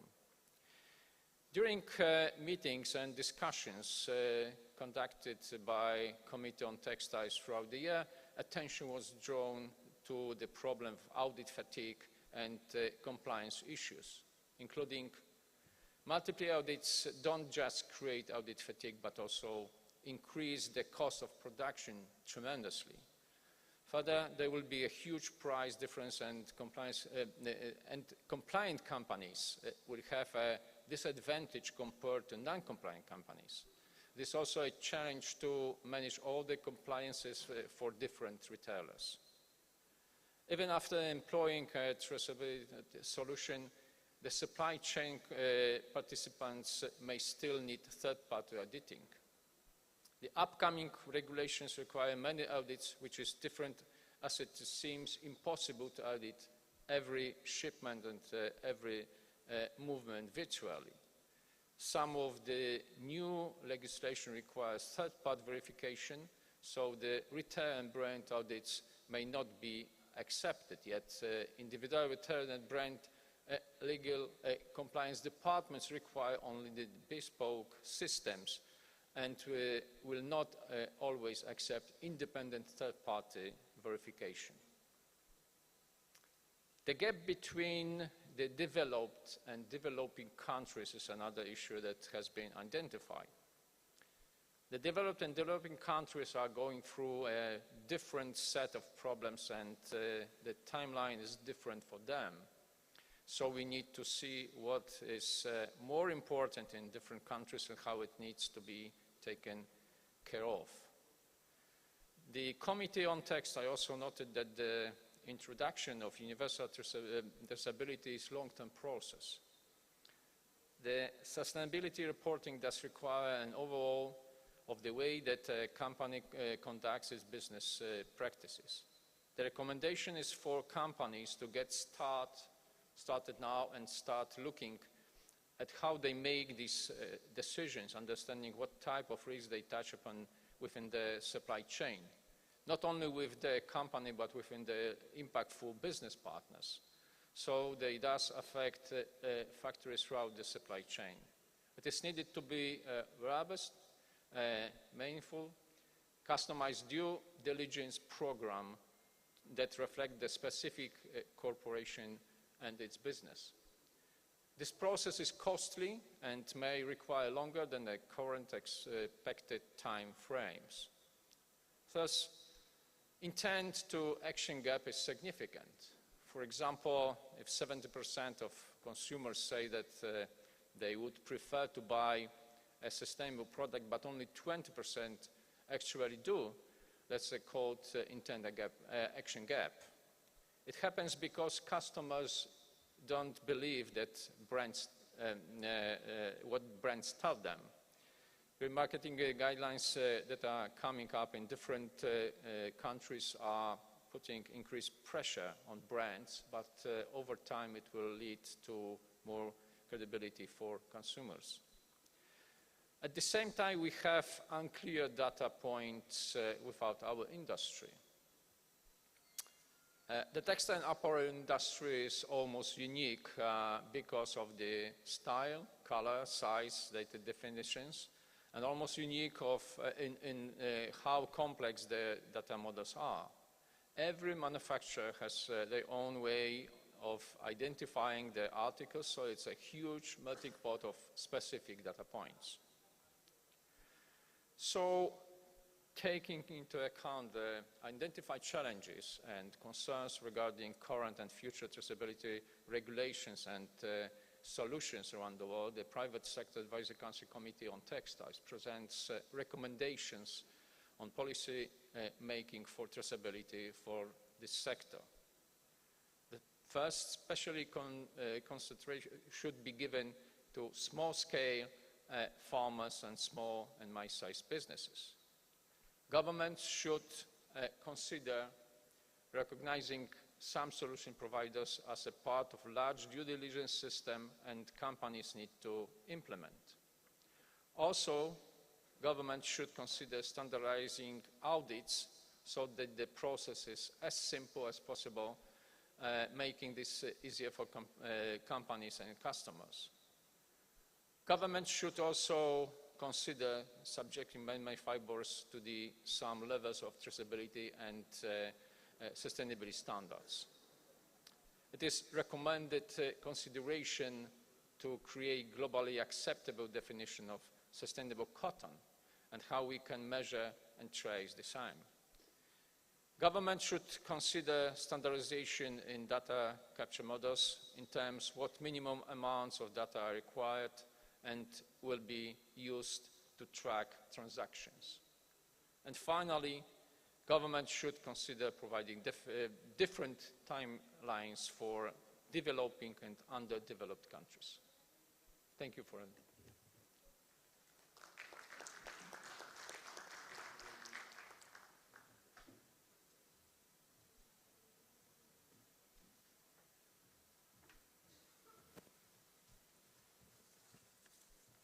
Good morning, and thank you for attending on a Sunday morning.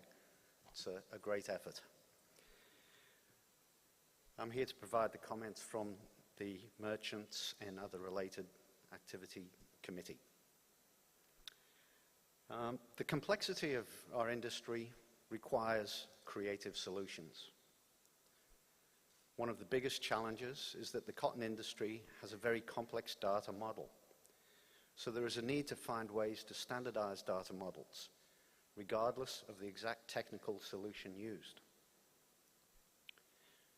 Not all cotton is the same, and one cannot simply apply the same process to different regions and categories because local practices may well vary. There cannot be a single global solution. It just isn't practical. There must be flexibility in the framework that allows for creative solutions suited to different regions. There will be no one traceable solution that is sufficient to prove complete traceability. It is often the case that a government or a regulatory body is not convinced when a single traceable solution is being employed by the merchant. And thus there is a need to either employ more than one traceable solution or provide additional documentation. This leads to additional costs and auditing. For example, some governments are going back to the bale with the assumption that this is the closest point to the farm. One way to trace could be by providing permanent bale IDs, PBIs. However, even with PBIs, it's still not possible to prove that the yarn is made from that bale. That's why governments often require additional documentation. While it doesn't prove that cotton was being used in the fabric or in the final product, the assumption is made that nobody would spend money to purchase PBIs if they weren't planning to use them. However, this is often not sufficient to prove that any particular cotton was used in the final product. And in some cases, governments have come to the same conclusion. Therefore, while the PBI could be the base for traceability, a merchant may well need more proof. While governments do give indications Some regulations are also retrospective, and they go into effect the day they are announced. In such situations, everything that's already moving through the supply chain is subject to those measures. So there's no real opportunity to prepare. Warnings are not enough, and that would leave no time for the cotton value chain to adapt to the changes. Whatever, the same rules must apply to competing fibers. If regulators and the industry require cotton farmers and the cotton supply chain to be transparent, visible, and traceable, we need the same rules for other fibers too. When we talk about taking cotton back to the farm, we must also talk about taking polyester back to the oil. If that is what the cotton industry is going to be required to do, the same standard needs to apply to man-made fibers as well. Traceability is not only about forced labor, but also about sustainability and climate change. Traceability will also make it possible in the future for the producers and sellers to show calculations of what the climate impacts are. As a result, it is important to emphasize that not only cotton needs to be traceable, but other fibers as well. And their implications for climate change need to be transparent. It should be noted that the cotton value chain is spread across national boundaries. And while some governments require traceabilities, others don't. It is very difficult to audit regions where government regulations do not legally require the producer to adopt traceability. This creates a region-wide restriction. We have difficulty in identifying origins of cotton, especially within blends. In cases of blended garments with multiple origins, the buyer needs to prove that all the cotton sources in the blend are traceable and prepare documentation for all origins. This process is difficult, time-consuming, and costly. Some traceable solutions only trace blends from the point they enter the system, not before. And as a result, they may not provide a clear picture. And that means that the buyer may need to also utilize a different traceable solution to get the full picture. This further adds to cost and audit fatigue. From a merchant's point of view, traceability from a farmer is relatively easy because the bale can be tracked to the spinning mill. But it gets complicated at the spinning and beyond processes. The only choice is to take the spinner's word about exactly where each bale went. This will often require comprehensive auditing and monitoring, both on and off-site. The supply chain could be subject to third-party audits, providing documentation for all traceable transactions, screening of suppliers before accepting them to the program, amongst others. This process again adds to cost and audit fatigue. The real risk is depending on the assessment of the fiber. If the man-made fiber looks like it is more sustainable and easier to trace, cotton will lose market share. Regarding our competition with synthetics on the traceability level, cotton is severely disadvantaged because the cotton supply chain is far more complex. For example, there are technical limitations to isotope testing, not to mention that it's extremely expensive. That is why it cannot be across-the-board technology. Price is an issue, and if retailers are forced to utilize isotope testing due to regulations, who is going to absorb that additional cost? That is a very real threat to cotton consumption and market share. Our current systems are not designed to compare multiple types of fibers. For example, the cotton sustainability traceability footprint is not compared to that of polyester or other fibers.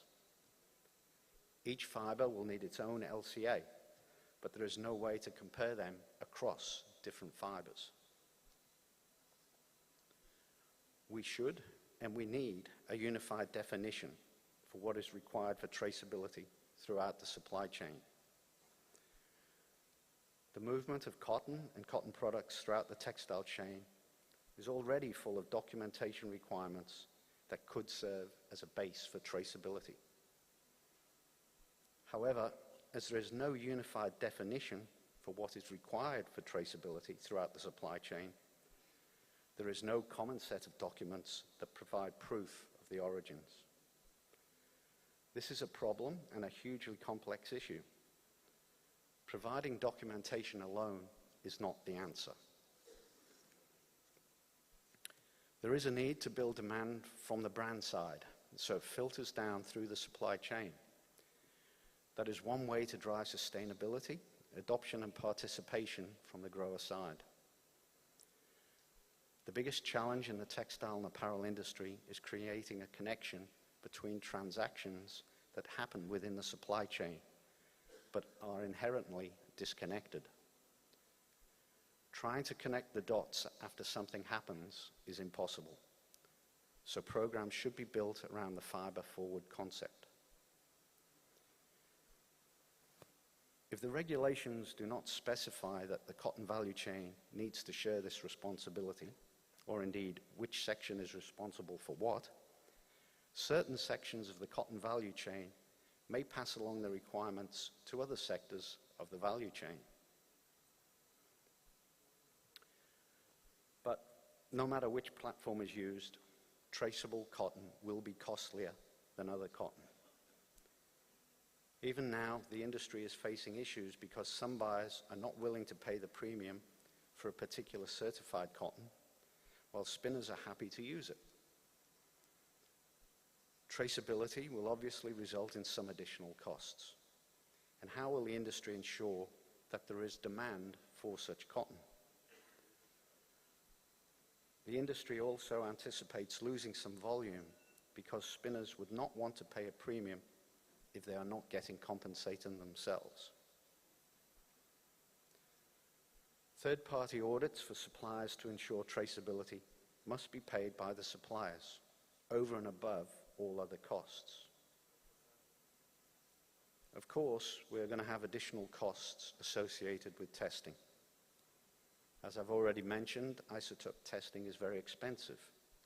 Furthermore, it can take a significant amount of time to get those test results, and thus the subsequent incurred costs are much higher. Finally, if all products require isotope testing, the implication is that it's a highly problematic supply chain. Part of the problem is that countries like the US and Australia have done a very good job providing detailed information already. And that has trained the retailers and the brands to accept the same level from every cotton growing country. But we know that's simply not feasible. Most traceable solutions are not yet fully functional. Some do not provide farm-level traceability at all, while some that don't will be able to provide it by 2030. Traceability regulations for certain countries are already in place, and the cotton value chain is already subject to them. Some countries may adopt similar systems by next year. These timeframes between complying with traceability regulations and current availability of traceability solutions do not align. Certain traceability solutions only go back to the group level, the regional level, or the national level. Information with respect to cotton production, and they do not include information on individual farmers, which may not be sufficient according to some countries' traceability regulations. And of course, this raises individual privacy concerns. Some traceability solutions do not provide 100% traceability, such as in the case of blends like double knit fabric, woven fabric, multiple yarn fabric, blended cotton that comes from different regions, and risk factors like wastage, amongst others. Certain retailers may cascade the requirements down to other sectors in our value chain. Every sector in the supply chain reports that it has no clarity about what happened in the previous sector, or indeed what will happen in the next. Businesses in each sector know what happens at their own facilities, but that information is not necessarily shared with others. Many developing countries have cotton supply chains that are subdivided into many sections. For example, the presence of middlemen and the fact that cotton does not go directly from farmers to ginners, in some places through various markets. This makes traceability more complex for some regions over others. The biggest issue is that the challenge for buyers and growers are very different, making it very difficult to have a system that works for everyone. Who is going to pay for this? And if there is no market premium, how will these premiums and systems be sustained? The bigger issue is that we may look at traceability to the region and to the farm and end up with the same discussion. What exactly is sustainable cotton? How is sustainability measured so cotton can be approved? If there is no standardized sustainability measure across the board, it's yet another problem. So what do we recommend as a committee? Standardization at national and possibly international levels, not just on traceability, but also on sustainability. We must level the playing field for man-made and natural fibers. Most traceability systems are developed for certified farms, so there should be guidance on how to become a certified farm. Therefore, there is a need to unify the global industry and ensure there are ways for different farmers in different countries to participate. A clear definition of the ultimate level of granularity needed to achieve traceability is probably going to need to be on a national level, because countries will set their own sustainability goals and define things differently. But if regulations require identifying the source at farm level, it is going to impose impractical requirements on the industry. The issue of costs will be manageable for most of the world's cotton farms and the participants in that cotton value chain. However, the smaller shareholder farmers may be the ones who suffer the most. And if the retailers and brands are not going to pay for the additional costs, someone is, and sadly likely, to be the losers. The issue of developing a standardized system for bale tagging should be considered by governments. In conclusion, how we focus on these proposals probably needs to emphasize simplification. We need to find practical, simplified messaging strategies about the impacts of implementing traceability requirements. The supply chain intentionally ends up making things more complicated because each sector is trying to find opportunities to leverage value and provide what they think is the preferred solution for brands and retailers. But that does not help brands and retailers. We have to stop trying to outsmart ourselves and come up with a solution that we think will encourage brands to buy because it comes at a lower cost. Brands do understand that they must pay, that there is a cost for traceability and transparency to be implemented in a meaningful way that supports them and the industry. Thank you.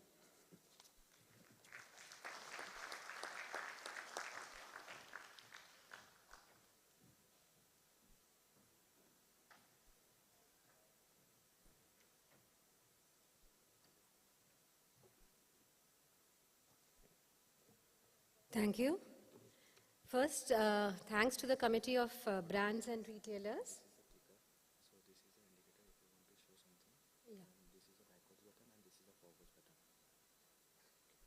Sorry, which is the back button? This is the backward button and this is the forward. Thank you. Thanks to the Committee of Brands and Retailers, which invited me to present their views. As the chair had indicated, these are the views of the complete Committee of Brands and Retailers, and the statement is a result of several rounds of discussions. But the good thing is the statement completely resonates with our thinking also. In fact, I being the last, as we can see that all the committees, though the perspectives come from different elements of this, the value chain, I think they converge in certain keys message that they are saying, which is largely that it should not be at the cost of anyone and no one should be left behind. I am representing Citi, which represents the entire textile value chain of India, starting from the ginners till the retailers. And for us, of course, this issue is extremely relevant given the complexities and the various perspectives that it needs to integrate with it. My presentation. Yeah. So on this topic of traceability, the committee had discussed, and the positives that emerged of this was that the current and upcoming regulations on traceability, prohibition of forced labor, and due diligence, amongst others, are becoming a business imperative. So it's not a choice, it's an imperative today. This is very encouraging because technology and regulatory forces are creating a convergence of factors that are amplifying the need for this internally within the brands and retailers. And the committee supports these discussions. During the last few years, the demand for traceability solutions have come up significantly, and thus the pressure to buy traceable cotton is growing as well. The concerns. The first concern is of the monopoly of the large retailers, which is creating a situation where there's a bias towards brands, big brands and retailers that have the resources and the funds to adapt to new laws faster. The country should aim for as many buyers as possible, not just several large retailers, and this is another reason to drive traceability. Another concern is the difficulties in tracing the origin of cotton. It was discussed that there are mainly two types of technologies that are supposed to be able to trace the origin of cotton, the DNA mapping and the isotopic testing. The first technology makes it possible to map all the cotton producing regions except for a few regions like the Xinjiang. Isotopic testing does essentially the same thing, only it's based on chemical characteristics. These tools can help to validate the information, but if they don't have any idea where the cotton came from and how it moved through the supply chain, they still don't have full traceability. For example, for some countries, governments do not recognize these tests as proof and require all documentation to be presented. Another concern is of the inaccuracies of risk mapping systems. Countries use relationship risk mapping systems for targeting consignments, including systems based on reports from academia and NGOs as well as private solutions. This system is not 100% accurate because about 30% of the detained shipments aren't released. This, in some cases, the importer is not informed why the shipment was detained, which makes it difficult for the importer to avoid the same situation happening again. These risks are usually based on independent investigations and alerts submitted to the government. In many cases, when the consignment is detained by the authorities, the cost of warehousing and delays is paid by the brand or retailer. The issue of level playing is another concern. There are brands that are more advanced in terms of access to technological solutions.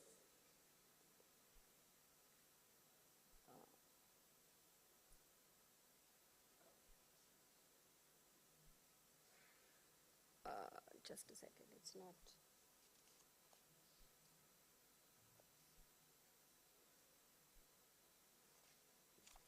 The need, I don't know why it's not there. Yeah, sorry. The need for robust due diligence. Companies may have to perform a level of due diligence that mitigates human rights violations and environmental impacts, but the intent is for companies to have a robust due diligence approach. This could mean full traceability for some companies depending on their level of risk and industry. While the committee supports these approaches, they do have heavy costs associated with it, and of course the question who pays for it. The time frames. Some of the regulations are already laws, and it is expected that other regulations will be implemented and fully functional within the next few years. Another important concern is of the impact of these on small and medium-sized businesses. There are about 160,000 textile SMBs in the EU alone. In the developing countries, there are even more. Some organizations in certain countries do offer training to their members and their suppliers, and it's free for the suppliers. However, these are mostly specific to developed nations. If an SMB from a developing nation exports product to a developed nation, it may still come under scrutiny in the future. In this scenario, the SMB from the developing nation does not enjoy any benefit, time lag, facilitation, or the incorporated capacity building.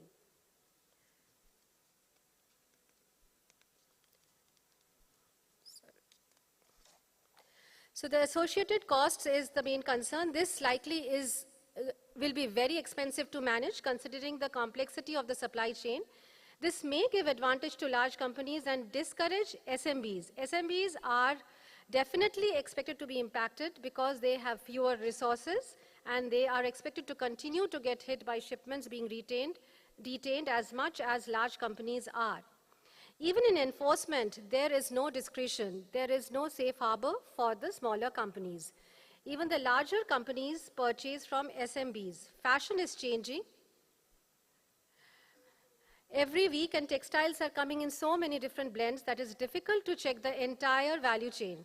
The cost of holding it can bring the whole fashion sector to a standstill. The timeline for implementation should be extended to help SMBs catch up. Costs associated with implementing a traceability solution. Some solutions are trying to make the systems as affordable as possible for all the actors to encourage broader adoption. In fact, some solutions are or will be free for small and medium farmers. Some also support trainings and knowledge sharing on the production side. However, every traceable solution comes with a cost of its own. For buying or selling their certified cotton on a given platform, a premium needs to be paid. So, of course, there is a cost. There are also systems that don't have audits in place, at least not at the level of cotton producers. In those cases, the additional work falls on brands. It involves a lot of data collection and management, staff time, software, etc. And this should be taken into account. The challenges are that the industry is fragmented. One of the challenges of any traceability solution is trying to connect unconnected transactions. When farmer sends their cotton to the gin, there is no connection to a brand or even to a yarn. So there is a need to create these fixed levels of inventory. We have a very fragmented industry, and that creates challenges from the traceability point of view. It is a challenge to connect all the stakeholders throughout the supply chain and get them to sign up for a single traceable solution for the cotton bale. The greatest challenge for traceability is when the actual recipient of the material can or is able to self-declare their inventory. As a result, everyone in the cotton value chain needs to be a part of the same traceable solution. The other challenges are the generalized laws and regulations. For some countries, there are certain regulations. For example, those intended to prevent child labor are not country or region or product specific. These are generalized by some countries. This also means that regions with no history of complaints regarding child labor may still be subjected to auditing. There is no standardization. It's challenging because every country creates its own protocols, which often are different from another country, and thus might require a completely different traceability solution. Difficulty in creating an unbroken chain of custody. It is a challenge to create and maintain an unbroken chain of custody. This has to be fiber forward. If you start with the product and try to work your way backward, it's very difficult to connect transactions. Given that brands and retailers are the last link in the cotton value chain, they have little or no control regarding traceability.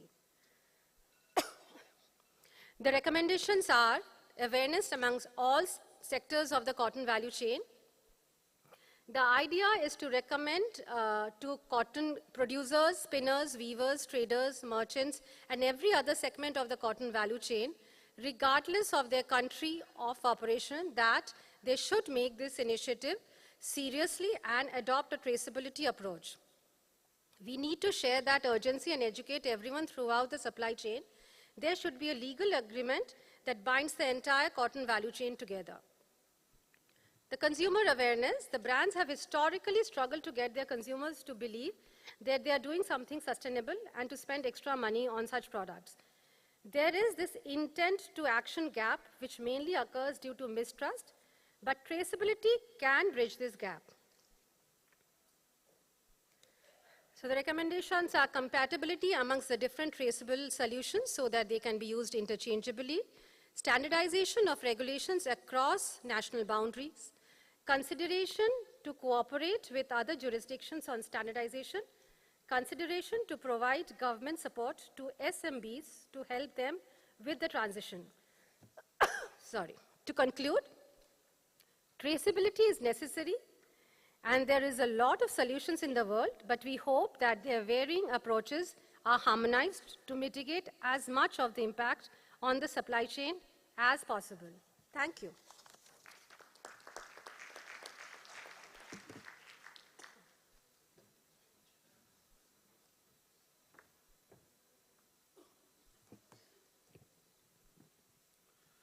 Well, you've now heard the recommendations from the 4 permanent committees, and although there are some areas of common ground in there, there are also some areas where each of the committees had slightly differing views.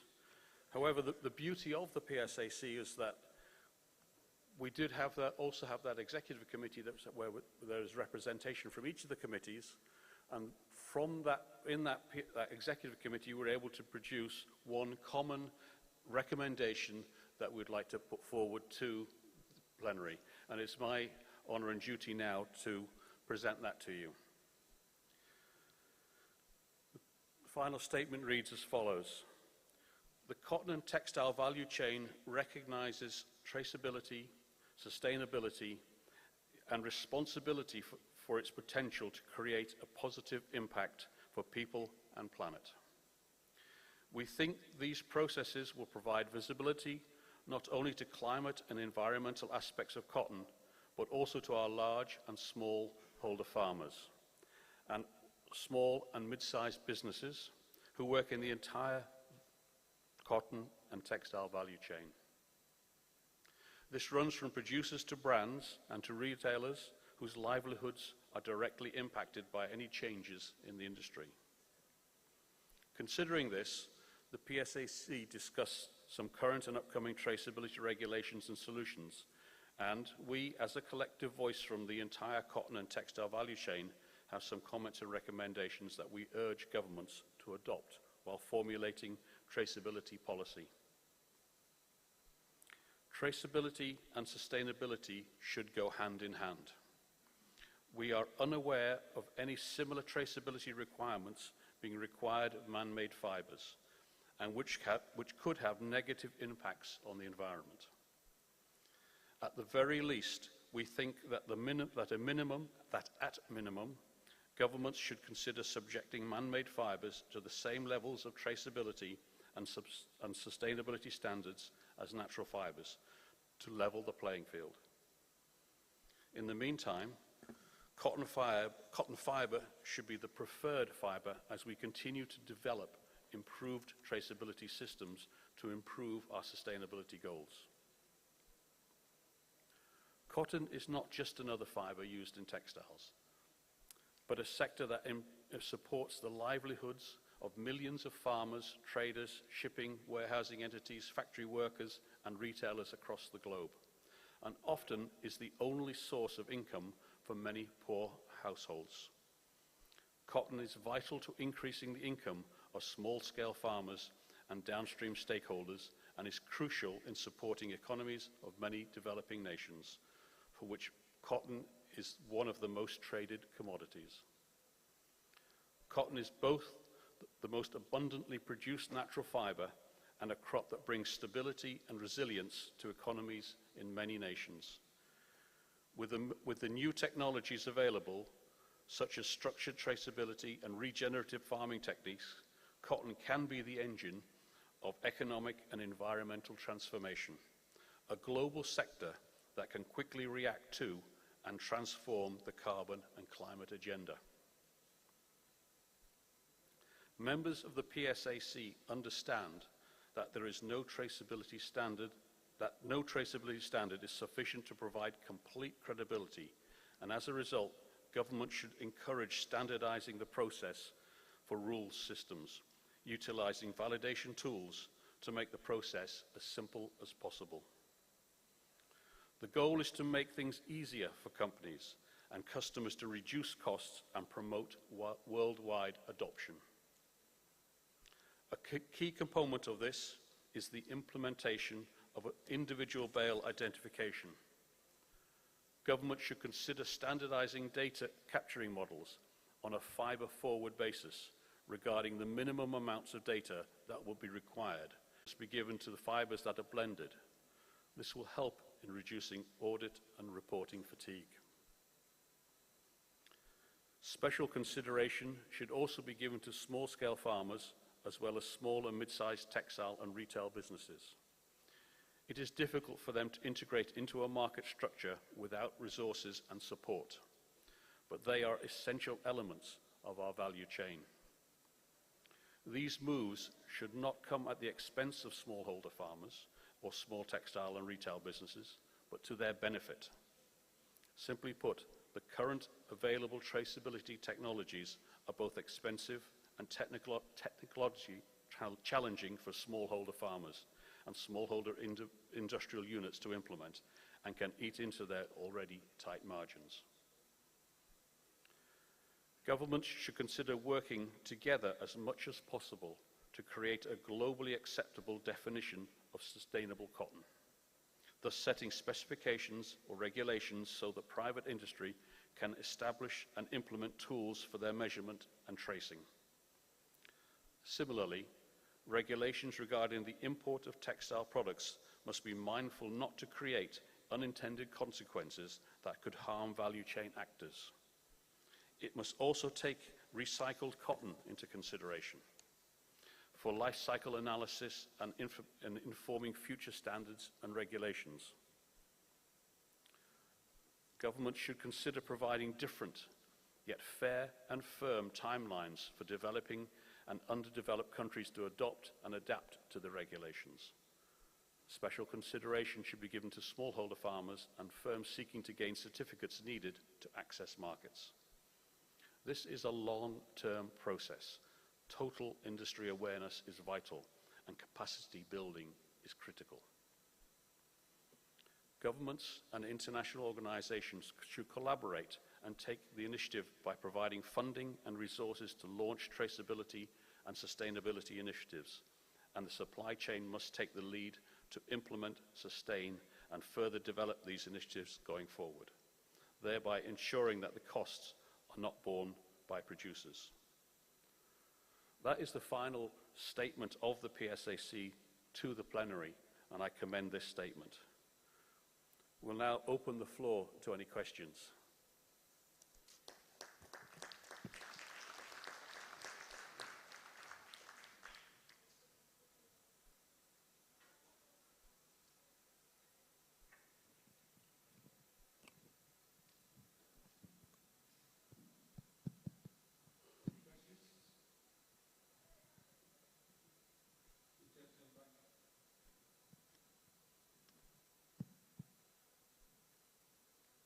Thank you very much. Pretty comprehensive session. My question is very simple. Cotton as a percentage of the global biomass is a minuscule percentage, whereas there is not so much of an emphasis and about the traceability aspect of the remaining biomass, whether it is cereals or grains or sugar and all these things. Why are we burdening biomass, which is a minuscule one, and which is mostly kind of giving livelihood to small and marginal farmers, because the cost of any kind of following it up is so expensive, because as they are saying is that the cost is always the produce. So why are we making it so difficult and expensive for small marginal farmers to cope up with? And the second question that comes when cotton is itself is sustainable one over any other fiber, why as a leadership body of the trade, we are not promoting cotton on its simple carbon sequestration method?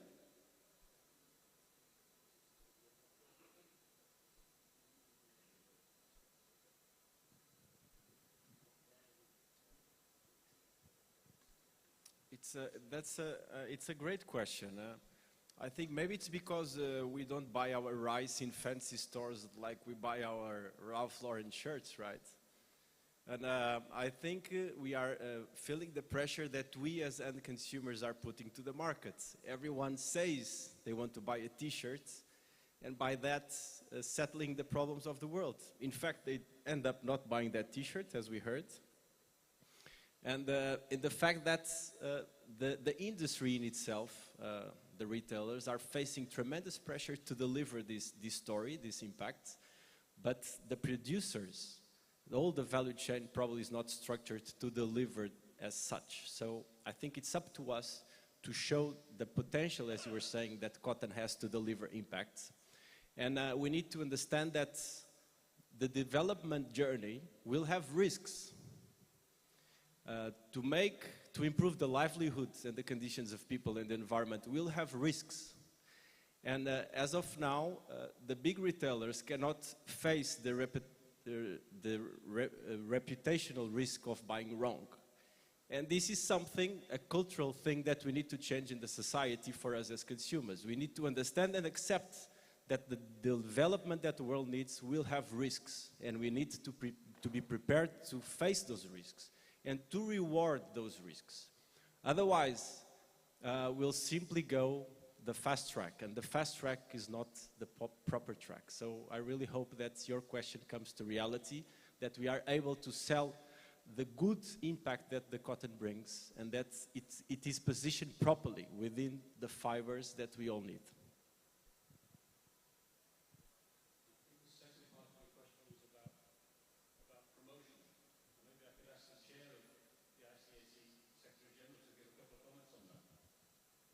Well, I think this goes back to a system.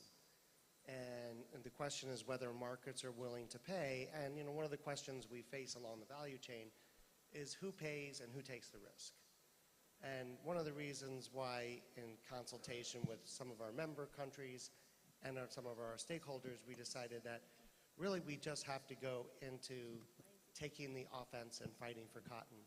Because in the end, if we don't change how consumers and how brands and retail organizations think about cotton, it'll be very, very difficult to get the premium that will pay for the costs of doing traceability, of checking for isotopes, of doing all of those things. So in the end, that's one of the rationales of actually going down this road of promotion. And we hope to work with our member countries, industry groups, and find ways to sort of expand the pie and expand chances for value-added production and other downstream efforts that can improve the global cotton economy. I just want to go back to the previous question on it. And, we heard in an earlier presentation this morning about the focus that cotton seems to get compared to other commodities. And it's quite clear that in this area, cotton is also getting far more attention than other products, particularly man-made fibers.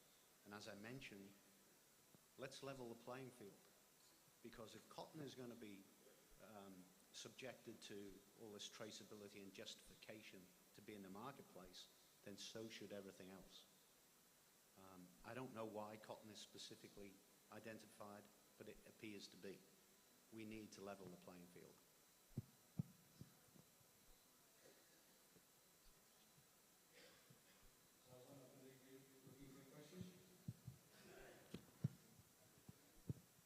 Peter.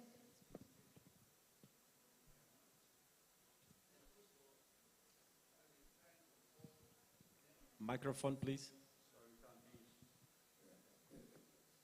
Okay, Stephen Chen from Taiwan. First of all, I will thank you all panelists. You have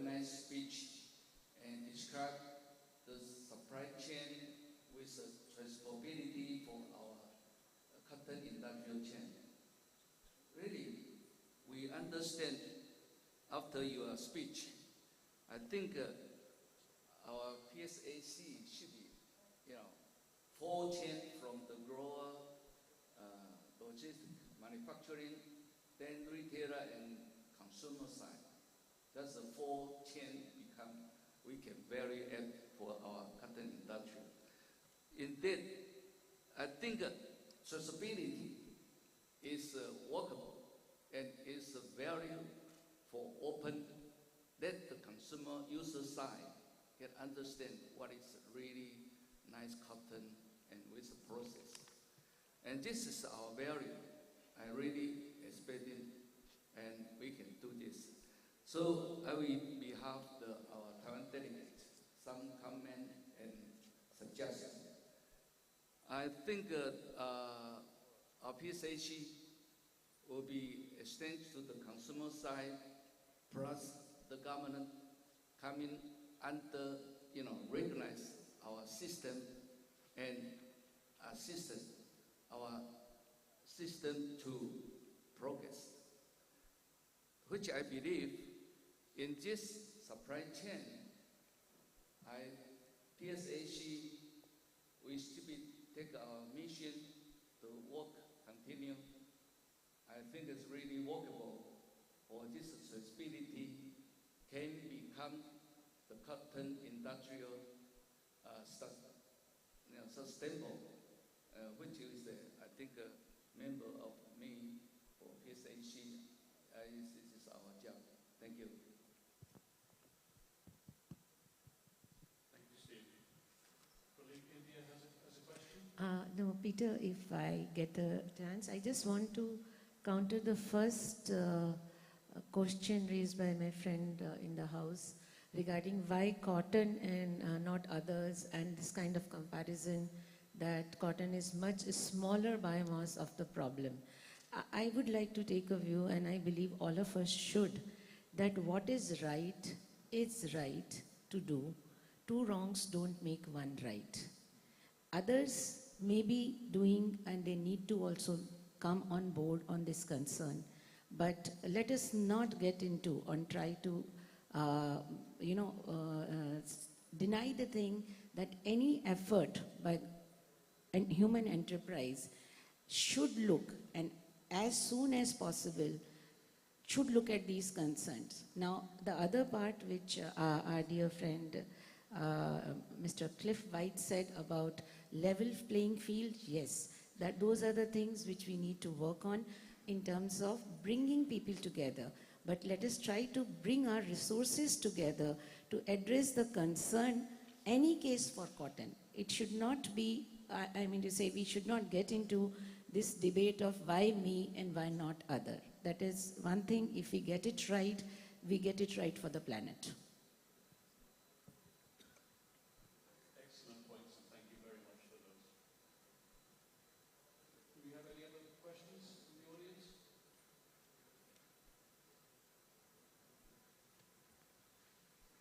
In that case, I might ask a couple of questions of my own, if I may, to Francisco.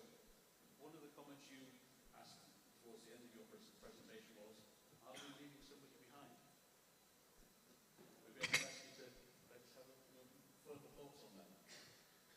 Thanks for the question, Peter. I think we honestly need to assume that, yes, we are leaving people behind, and that's natural. It happens in cotton and in everything else. Going back to the first question again, I think we as cotton are very exposed in the sense that we are organized. We are an organized value chain. And just by being in the public, we are exposed to scrutiny, which is good. But we need to use this for our own benefit. The reality is that the pace we are moving, the world is moving, is very fast. The new generations, they are very demanding on the impact that the products that are exposed need to have. That means that we are not delivered yet, not ready to deliver yet the impact that everyone wants and the world needs. And it's just natural that the big industry tends to buy whatever is ready, the low-hanging fruit. And, but the cotton, we need to be very,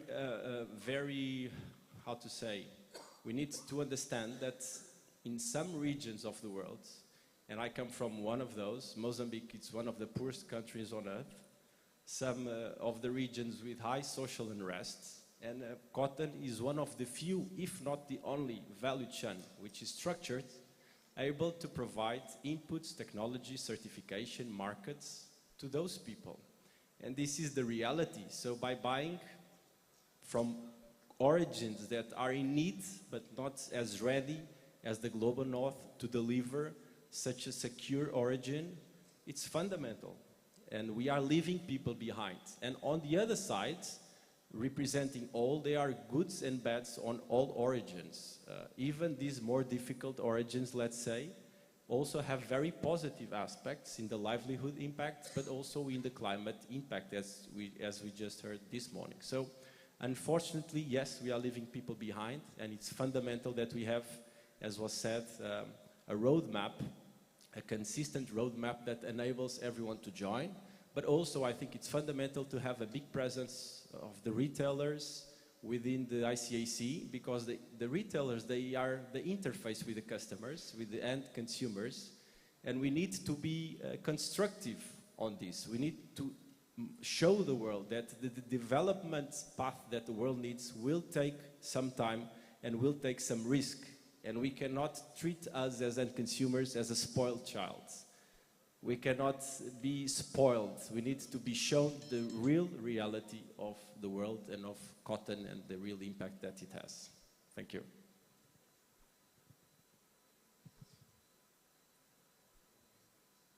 United States? Yes. Yes. So, Chair, I have a question on this. One of you could elaborate on your recommendations is that you want the governments to come up with a globally acceptable definition of sustainable cotton. Given the fact that we talked about, the number of varieties of different farming systems, the different costs involved, the productivity from one country to the next, how do you anticipate that such an acceptable definition could be developed if you have any more thoughts for the member?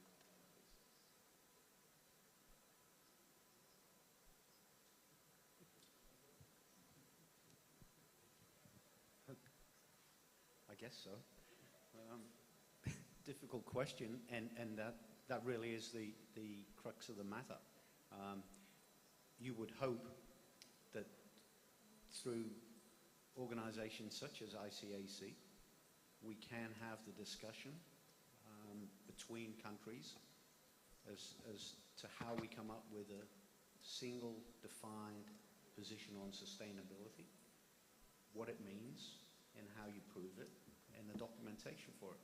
And that really is the key to, I think, a lot of the discussion that we've had this morning in terms of traceability, therefore sustainability. We need something clear, and hopefully all the governments sitting around here are listening to it, and you're obviously thinking about it. How do we do that?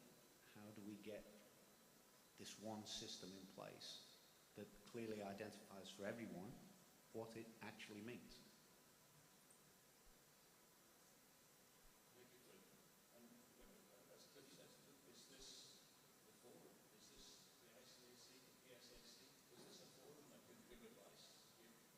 Suggestions to all the different stakeholders that are creating the different sustainability plans. We have to bring them together. Here is the ideal location to which we can debate it, and it's only through debate together that we will get to the final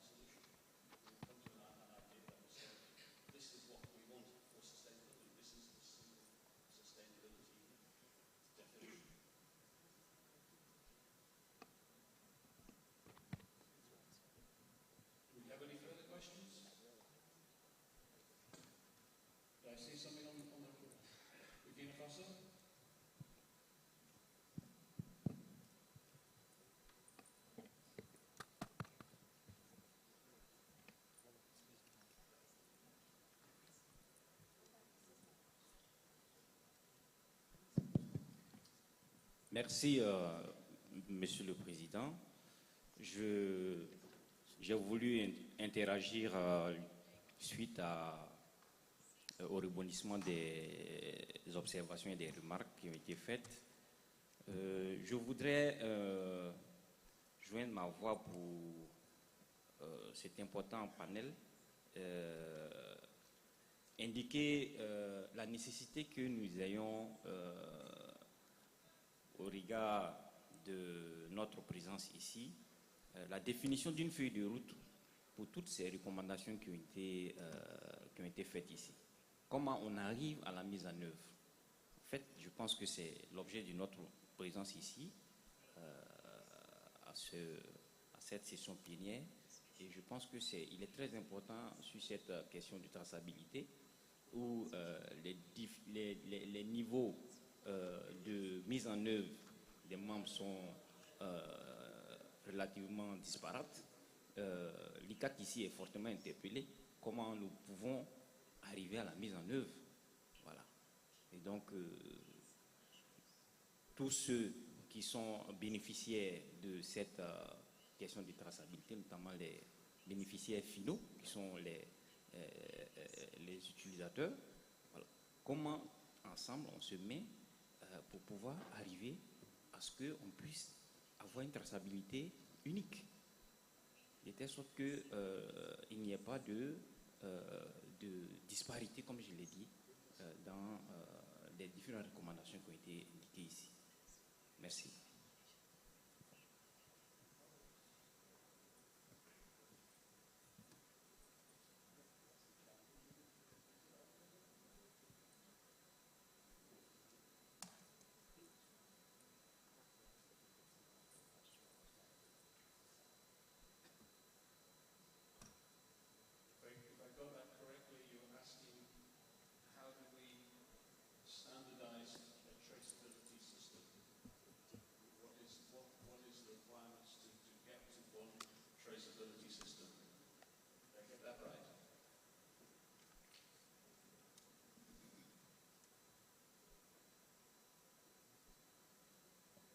Oui, Monsieur le Président, c'est exactement ça, et surtout la feuille de route. Voilà, parce que lorsque nous allons quitter ici, il faudrait que chacun à son niveau, étant entendu que le gouvernement a été interpellé ici, dans leur rôle à jouer pour que la dynamique de la traçabilité soit une réalité. Voilà, c'est un peu dans ce sens, pour que nous ayons en tout cas la même ligne de conduite à tenir pour que nous puissions donner suite aux recommandations qui ont été fortement portées par ce panel. Voilà. Merci.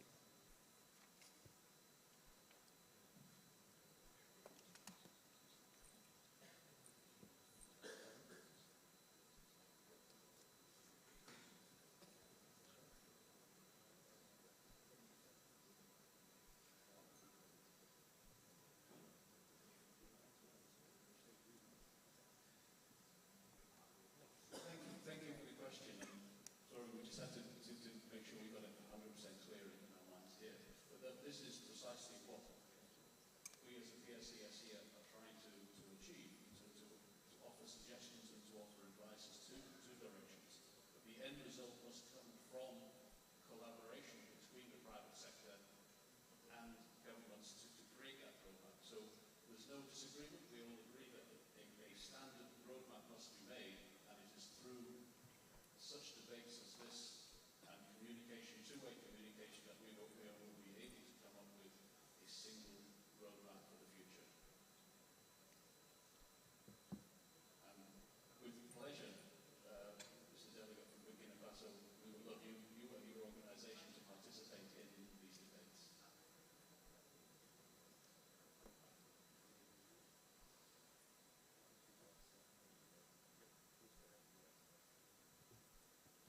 Just one thing I'd like to add regarding the question from US, which is quite relevant. I think, in my opinion, and I think Dr. Keshav's presentation this morning gave us a very important background. I think regarding sustainability, of course there are basic assumptions that one needs to follow regarding livelihoods and regulatory aspects. And most of the guidelines, the existing guidelines that already exist, they do have it clear. So we have a path that will allow us to implement sustainable production and processing of cotton. So that is possible. I think the big elephant in the room is definitely soil. Soil is the natural resource which is fundamental to cotton. Without it, we wouldn't do it. And the fact, the reality is that the soil conditions, globally speaking, and this is not information from Francisco, it's official information from FAO, is degrading each year that passes. Each year that passes, we are losing thousands of hectares of arable land. So all our focus should be on finding ways to restore soil conditions, because you can only restore the soil conditions with a proper cultivation system. So the carbon in the soil is the ultimate KPI that we would use to measure sustainability. The difficulties we face, particularly in the Global South, again, sorry to be pushing the Global South agenda all the time, but it's the reality. In Global North, there are conditions to measure soil. Everyone in the Global North does soil analysis, measure the carbon in the soil, and has capacity to intervene. In the Global South, as we speak, and there are several partners here that are working with us, trying to find ways, practical ways, to measure the carbon in the soil. No one knows exactly what's happening, but everyone agrees that we are degrading soils each year that passes. This is a point of concern. If we don't invert this, the estimates are that we will only have 50 more harvests to feed the population and to source fibers. This is the reality. The KPI is soil. If we nail this, I'm sure that we can ensure everyone and all the consumers that we are on the sustainable track. Thank you. Can we take one last question?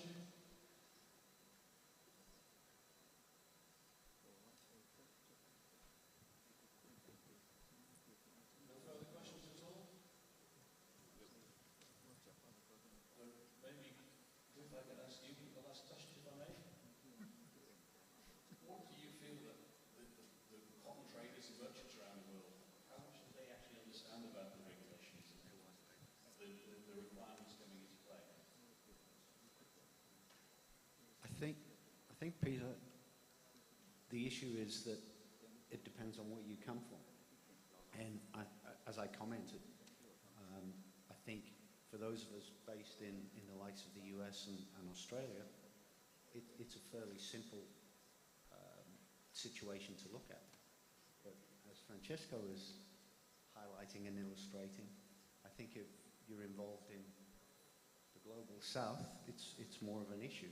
And again, as you've spoken a few times here, having forums like this helps all of us to understand everyone's challenges around the world. And, you know, yes, I'm a merchant and I focus on specific cottons.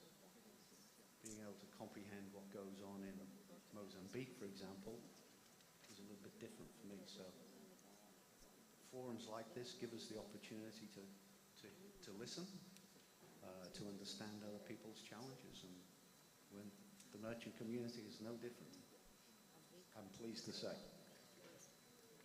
Thank you very much for that, Cliff. And I think that just actually highlights the importance of this type of event, this type of two-way communication that we're going to have between different parts of the entire value chain. And that just shows how important dialogue and discussion is.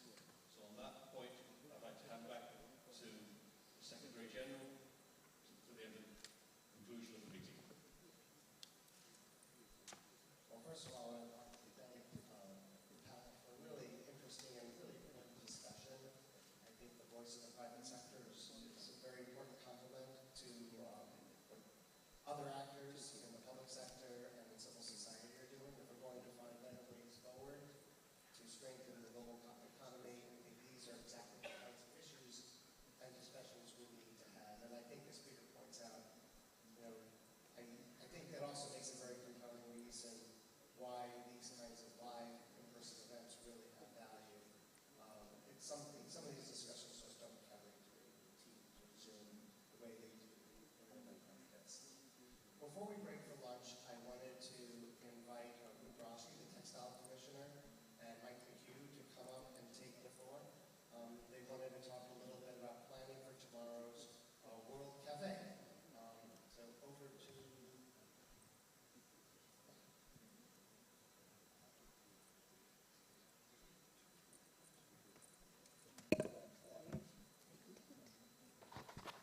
Thank you, Eric. First of all, I must thank all of you for such an amazing session. And I think from the session, our thoughts come forward back to all the delegates. This time, we are looking at designing World Cafe slightly differently, primarily trying to address what my friend from Burkina Faso and a lot of others evinced in terms of the questions which are, how do we go forward from whatever we deliberate here? Two of the topics which Mike would be making it clear, I would just give a brief outlook. We are looking at tables now with very defined topics of discussion, in which we are trying to work out some of the experts who would be definitely there. Mike has already circulated the mail with those topics to all the registered delegates. And we would expect all of you to join those tables. We may be having maybe some of the international agencies who are working with us in the cotton ecosystem. We already have some of our provincial governments who have evinced interest to work on some of the topics to take it forward in terms of whatever emanates, whether it could be a project, whether it could be more, developing some instruments, or who is the if there is a learning, say, in Australia, which can be transferred to our another origin. Basically, the idea is, could we develop certain kind of an outcome-oriented approach from our World Cafe? Now, two of the things which we already feel would have a lot of interest is on the carbon sequestration and the standardization and simplification of certification regimes. I would hand over to Mike to read out the topics and how we are structuring our World Cafe deliberations tomorrow. Mike, please. Thank you. Thank you, Ms. Raji. As mentioned, in the past, we would have multiple tables answer the same set of 6 or 8 questions. Tomorrow, there will be 11 tables, and each will address a different one. You should have received an email yesterday from us. It's a link to a survey. I know no one likes taking surveys. However, this is a 1-question survey. It is literally 60 seconds. So if possible, please go to the link, because it will give us an idea of how many people are interested in each topic. That will help us arrange the tables with the proper number of chairs. It will just save us some time tomorrow without the reshuffling. That having been said, if you didn't get the email or you forget or just don't get around to it, I will read off the 11 topics now, so at least you can be prepared and know what's coming tomorrow. So the first is battling the pink bollworm, cutting-edge eradication technologies. The second is revolutionizing cotton farming, global high-density planting best practices. The third is cutting-edge technology in farming, robotics and machineries for smallholder cotton farms. The fourth, sustainability through carbon sequestration. Number 5, empowering smallholder farmers, the digital revolution in education and support. Number 6, fostering entrepreneurship, support services, and opportunities. Number 7, setting standards and assurance, traceability technologies, and certifications. Number 8, diversifying cotton economies, innovations, and byproducts. Number 9, greening the textile industry, promoting eco-friendly factories. Number 10, cotton and sustainability driven by fashion design and communication. And finally, cotton prospects and technical textiles. And as mentioned again, at the end of the group discussions, we will have the representative from each table take 3 or 4 minutes perhaps. After about 40 minutes of discussion, we'll ask each representative from the table to come up, take a few minutes, provide some of the highlights of their discussions, and notably, whenever possible, have an outcome of some kind of action step. It's not a purely academic conversation. So that's something to keep in mind when you get towards the end of the conversation, is to kind of wrap it up and figure out what are the next steps for each of these topics. I believe that is. Yeah. One more thing. We would be organizing World Cafe in the hall next, not here, because we are taking the full hall to make the round tables available to all who are participating too. Nobody should feel diffident that as if one is looking at a MOU coming on the table. It is not that. It is in terms of synergizing whatever knowledge resources, technology resources we could have in any part of value chain, and how it can be shared across. It could be, we could look at an intent of cooperation coming from that table to see how do we take it to the next level. If there is any question, I'm here to answer, at least to this gentry. We will be making the same declaration in the house, in the hall where we are having the breakout session for the sake of understanding. Any question here before we disperse for lunch today? And lunch today, there is a little change again that was arranged in the next hall. Now it is in the lobby on the right side when we get out of the hall. Any questions on the format? And it is also not, another thing, it's not that one is confined to one table. Since we are looking for ideas emanating from all the participants, you are the ones who are to guide us all, wherever we are in terms of decision-making positions. So you can even, and most of the topics may not be totally mutually exclusive, but we just want to make them exclusive in terms of the next plausible action forward. All of them may actually revolve around our core concern of sustainability, but we are trying to break it in a way where some actionable outcome. We can say that so many countries, all of us met, and we are looking forward to work on X, Y, Z number of issues in X, Y, A, B, C regions or among the institutions. So that is the kind of format we are looking at. Any questions, I am here to answer. In any case, I am here outside of the hall also, I can answer on the format. That's it. Thank you very much. Appreciate your help in helping us put together the World Cafe, and look forward to the discussions tomorrow. On this note, we'd like to close this session. We will be back at exactly 1:30. And look forward to talking with whoever wishes to discuss what this panel has discussed, what the panel is talking about, and we'll see everyone soon. Thank you.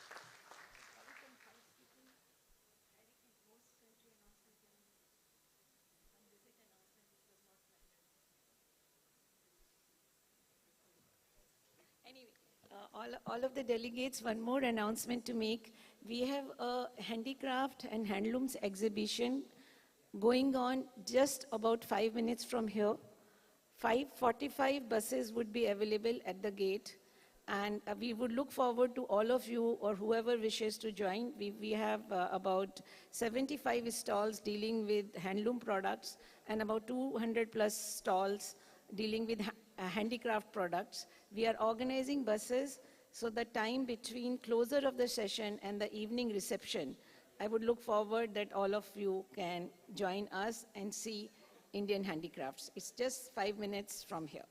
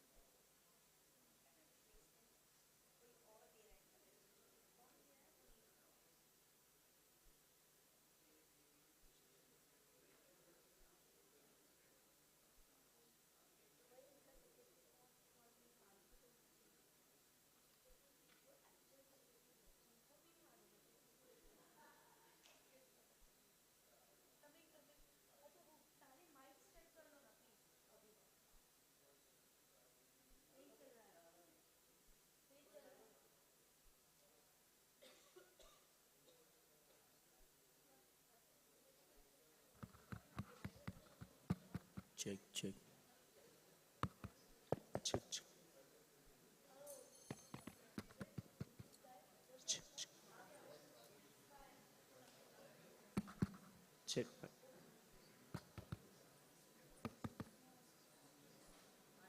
बोल भाई तुझा phone का बंद है क्या? Check check थोड़ा missed call निकाल के बोलना ना मैसेज कर दो मैं कॉल करा हाँ मशीन दे हाँ बोल चेक चेक चेक इधर हाँ मिनट तक है इसमें कॉन्फ्रेंस आ जाएगा क्या बोलते हो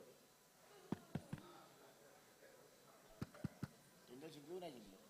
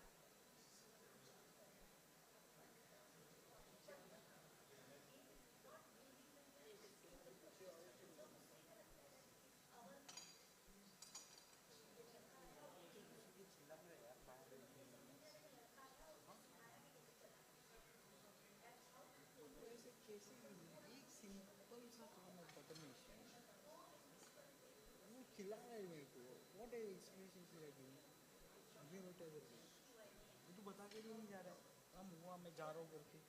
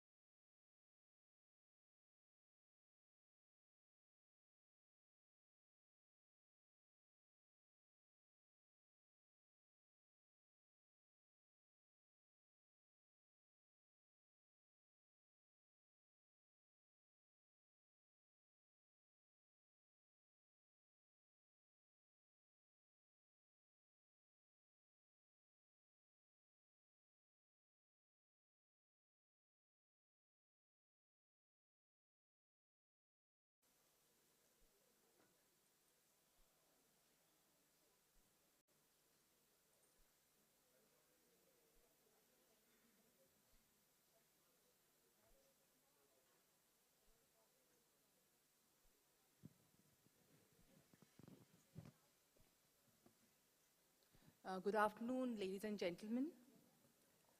I would like to heartily welcome you all for the fourth open session of the 81st Plenary meeting of ICAC.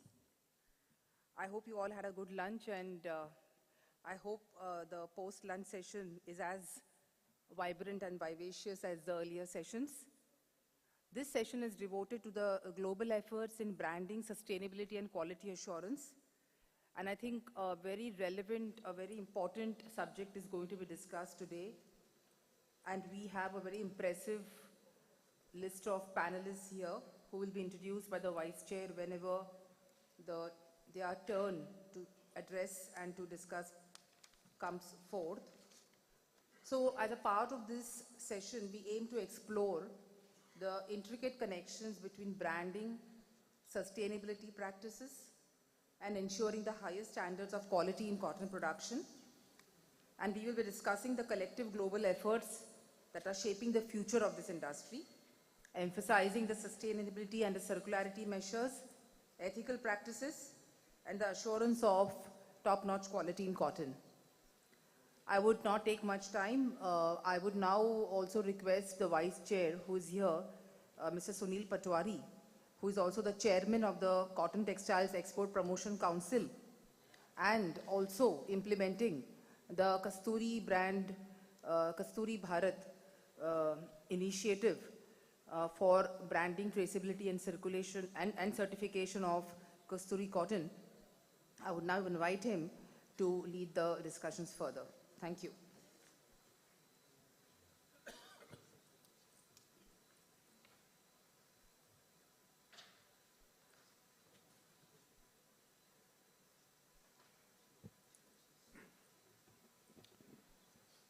Good afternoon, everybody.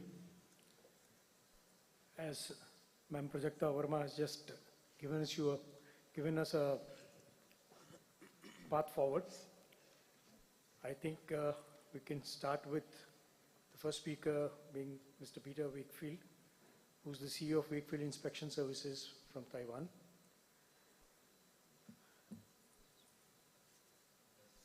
Peter was born just outside Liverpool, the home of cotton for England. At a young age, he and his family moved to Japan. He did his schooling in Singapore and UK, coupled with plenty of visits to cotton warehouses with his father. Then he joined a company called Associated Surveyors and Test Laboratories. Soon he rose to be their manager of their Taiwan office. Then after a significant event in 1993, he purchased a part of Edward T. Robertson and Son, which resulted in the formation of his new company called Wakefield Inspection Services. Peter assumed the position of Group Managing Director. He has been the President of the International Cotton Association. He was also invited to be the Chairman of the Committee for International Cooperation between Cotton Associations. Then he decided to relocate himself to Shanghai, where he looks after the company's interests in China. But after 2020, post the pandemic, he's moved back to Taipei, where he completely resides and leads his business. I'm sure we will find a lot of interesting things in what he tells us. Welcome.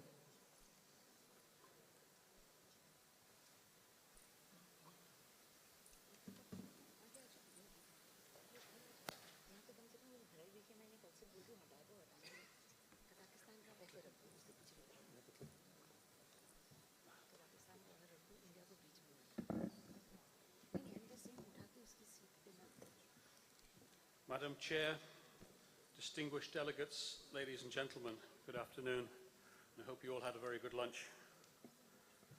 I'm honoured to stand before you today to delve into a topic crucial to the very fabric of our cotton industry, the pursuit of unity and harmonisation as we speak to promote our fantastic product of cotton.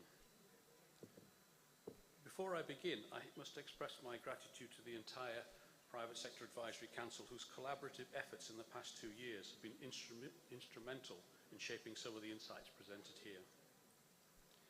In today's discourse, we aim to explore the transformation of the promotion of raw cotton in the global market, not merely as an individual entity, but as a collective force working towards a unified landscape. The raw cotton market is multifaceted, diverse in its origins and rich in its potential. However, this very diversity, while enriching, often leads to a fragmented branding and commercialization strategies. It's within this context that the need for harmonization arises. A need to align our approaches, streamline our methods, and create a more unified identity for cotton and its promotion in the global market. Today, we'll explore the significance of harmonization in cotton branding and commercialization.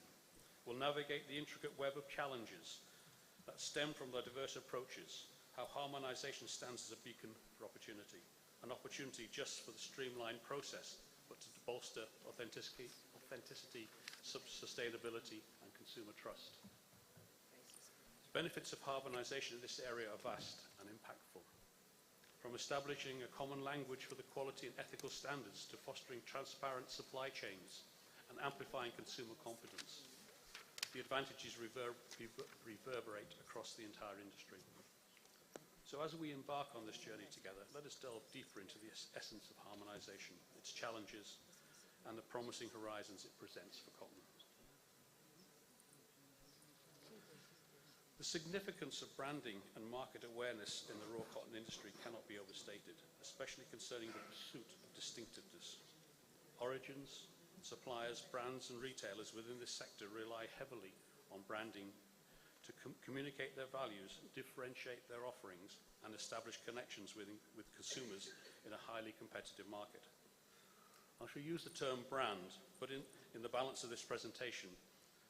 But by the word brand, I do mean to cover all cotton-producing countries, suppliers, traders, the spinner, the weavers, all the way to the marketing brand or retailer who finally sells our wonderful product. Effective branding in the cotton industry goes well beyond logos and labels. It embodies a story, an ethos, that encapsulates a brand's commitment to sustainability, ethical sourcing, and quality. As consumers become more conscientious about their purchases, branding becomes a bridge that connects them to a brand's narrative and missions. Moreover, as the industry evolves towards sustainable practices, there's a risk of brand identities blending, making it harder for consumers to distinguish between them. Another challenge arises from consumer perceptions and evolving trends. What sets a brand apart today may become commonplace tomorrow, necessitating continuous innovation and adaptation to maintain a distinctive identity. Successful brands navigate these challenges by consistently reinforcing their core values, innovating within their sustainability practices, and staying true to their unique narratives. They employ creative strategies that resonate with consumers while adapting to the changing market dynamics, ensuring that their brand remains both distinctive and relevant in the evolving cotton landscape.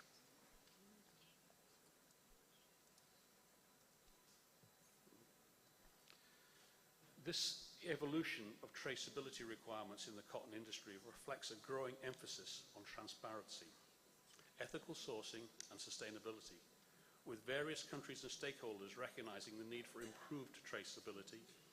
There is a dynamic shift towards implementing robust systems to track cotton from farm to finished product. Existing and emerging traceability standards serve as a vital tool to address concerns related to the social responsibility, environmental impact, and supply chain integrity. These standards vary across regions and nations, encompassing diverse criteria, from farm-level practices to processes and distribution, all subjects we spoke about in the last session. However, amidst this diversity, there is a growing acknowledgement of the necessity for a common traceability standards across countries. Harmonizing these standards would streamline the processes, facilitate international trade, and bolster trust amongst consumers regarding product authenticity and ethical sourcing. Collaborative efforts among industry players, governments, NGOs, and international bodies are pivotal in achieving this harmonization. Initiatives such as the ICAC's PSAC that encourage dialogue, knowledge sharing, and the establishment of common frameworks can pave the way for a more unified approach to traceability. The coexistence of large-scale mechanized mechanical farms and smallholder farms within the cotton industry presents a stark contrast in agricultural practices, production capacities, and social and economic landscapes. While mechanized farms boast efficiency and scale, smallholder farms contribute to the diversity of cotton origins, each with its unique set of challenges and advantages. This contrast significantly influences branding strategies and traceability requirements within the cotton supply chain. Large-scale mechanized farms often have more standardized production processes, enabling easier traceability and consistent quality. On the other hand, smallholder farmers, while promoting agricultural diversity and local economics, often face hurdles in traceability due to the fragmented production and varying farming techniques. For brands aiming for traceability and distinct identity, navigating this contrast poses a challenge. Creating a unified traceability system that encompasses both large-scale and smallholder farms requires innovative approaches. Moreover, harmonization efforts need to prioritize capacity-building programs that empower smallholder farms with tools, knowledge, and resources required for effective traceability. Collaboration between the brands plus and including governments and NGOs is pivotal in driving these initiatives forward.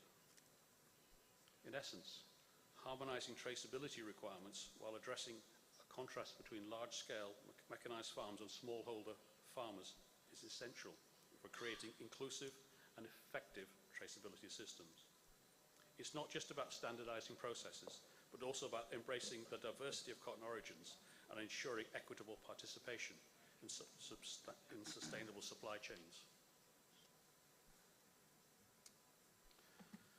The utilization of cotton blends in the market holds substantial significance, representing the fusion of cotton with various fibers to enhance fabric properties. Blending cotton with other materials like polyesters, rayon, spandex, I know all words that we're not supposed to talk about, but they offer versatility in textiles, but can also address consumer preferences in certain performance factors. Amidst the popularity of cotton blends, ensuring traceability throughout the supply chain becomes increasingly crucial. Given the combination of multiple fibers, traceability measures must encompass each and every, and I highlight the each and every, constituent material,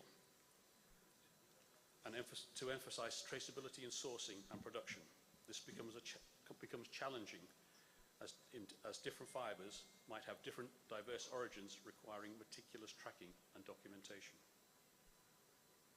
Efficient traceability hinges on clear definitions and universally accepted criteria that account for unique characteristics in each fiber within the blend. It involves developing systems and standards that enable the identification and tracking of individual fibers from raw sourcing material to final product. So collaboration among the brands, standard-setting organizations, and regulatory bodies is pivotal in formulating and implementing these common traceability definitions. Sharing initiatives that promote information exchange, best practices, and technological innovations can pave the way for a more cohesive and effective traceability systems across cotton blends. In summary, recognizing the significance of cotton blends in the market necessitates concerted effort to ensure traceability across multiple fibers. The role of common traceability standards in enhancing efficiency within industries cannot be overstated, particularly in sectors like cotton production, where supply chains are complex and multifaceted. Implementing and adhering to shared traceability standards serves as a cornerstone for streamlining operations, ensuring accountability and fostering trust among stakeholders. Harmonization reinforces trust and credibility within the industry. When brands adhere to a unified set of traceability standards, it sends a strong signal to consumers, reinforcing their confidence in the product's authenticity, social, ethical sourcing, and sustainability. Ultimately, advantages of harmonization in enhancing industry processes go beyond operational efficiency. It lays the groundwork for a more resilient, responsible, and future-ready industry, one that places emphasis on collaboration, transparency, and shared values. Whilst the pursuit of harmonization in the cotton industry's traceability and standards is pivotal for streamlining operations and fostering transparency, concerns regarding potential monopolistic tendencies warrant careful consideration. The risk of monopolization emerges when harmonization leads to a single dominant standard or system that may exclude smaller players or limit diversity within the market.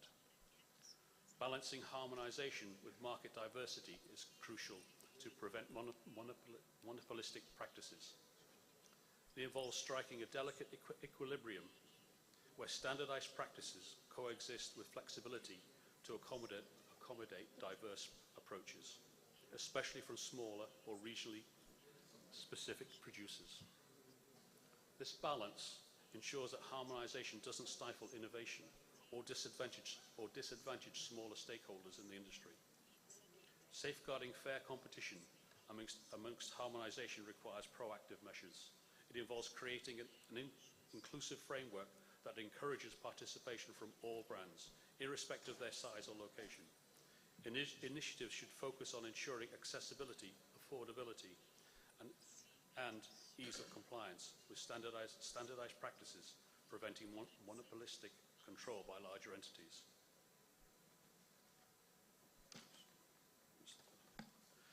In summary, while pursuing harmonization, it's crucial to remain vigilant about the potential risks of monopoly and take proactive measures to mitigate them.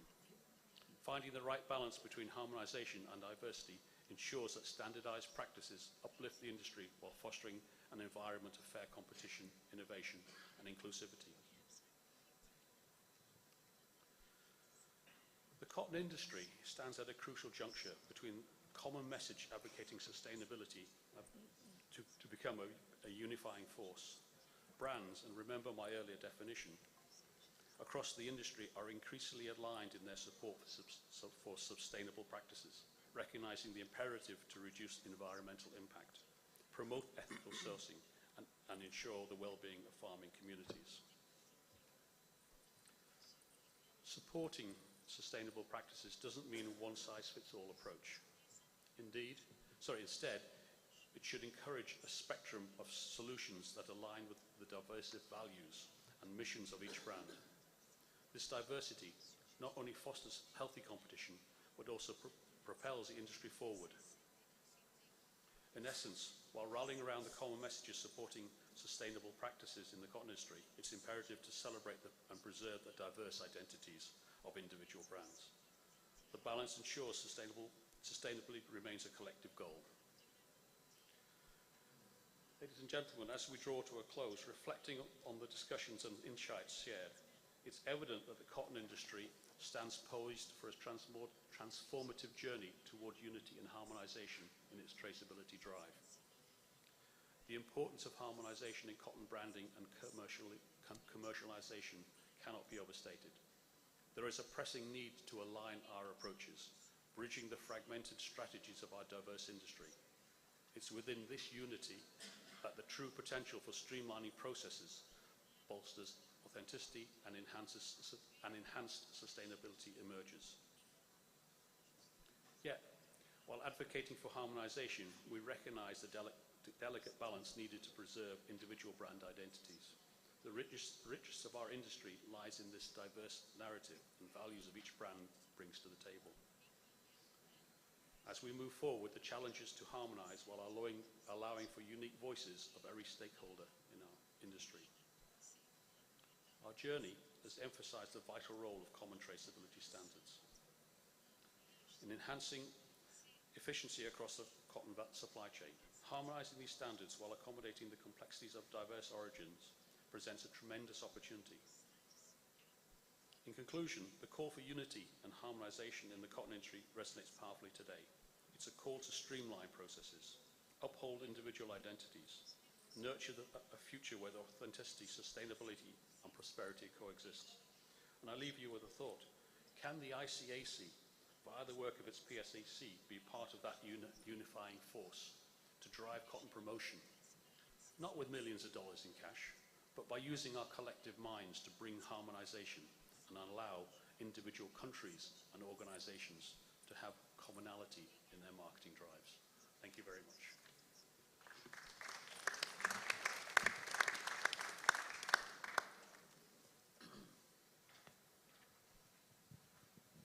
Next up, we have Ms. Alison Ward. She comes in with a lot of experience on sustainability. She is the CEO of Cotton Connect, which works with more than 500,000 farmers in India, China, Pakistan, and Bangladesh. They drive supply chain transparency, connecting sustainable fibers. They focus on rights and skills of women in supply chains through pioneering gender programs, and they develop innovations at the farm level. She leads cotton strategies and programs for global brands and retailers. Welcome, Ms. Ward. Thank you, and thank you for the invitation today from ICAC. And it's great to be back here in India, which I think is my second home, and in the great city of Mumbai. So thank you for the invitation. I'm just going to give you a little snapshot about Cotton Connect for those of you who don't know us. We are a social enterprise, and our mission is to reimagine the future for supply chains. We work across Asia and into Europe, in China, Bangladesh, India, Pakistan, Egypt, and Turkey. We have a direct-to-farmer model, so this is identity-preserved cotton. And over time, we've worked with over 770,000 farmers. And those farmers are all known to us. We know their names. So this is a direct farmer training that we've given to farmers and their families. And this also includes 300,000 women. And it's something that I'm very passionate about, the role of women in rural cotton communities. And as you can see from the statistics, we've had a great impact in terms of reducing water use, reducing environmental impacts, and as a result, we've had an increase in livelihoods and profits. But as we look to the future, we've spent the past 10 years doing less bad, but as we look forward, we need to put back positively into nature and into social systems. And yesterday we heard that regenerative is the new black in fashion, and that's certainly true. I'd like to thank ICAC for a recent training. Thank you, Dr. Kranthi. You came and taught our team here in India recently across our programs, BCI, Organic and Real, about more regenerative practices. And so it's fantastic to take those right back into farm communities we work in. So thank you for that expert knowledge that you provided.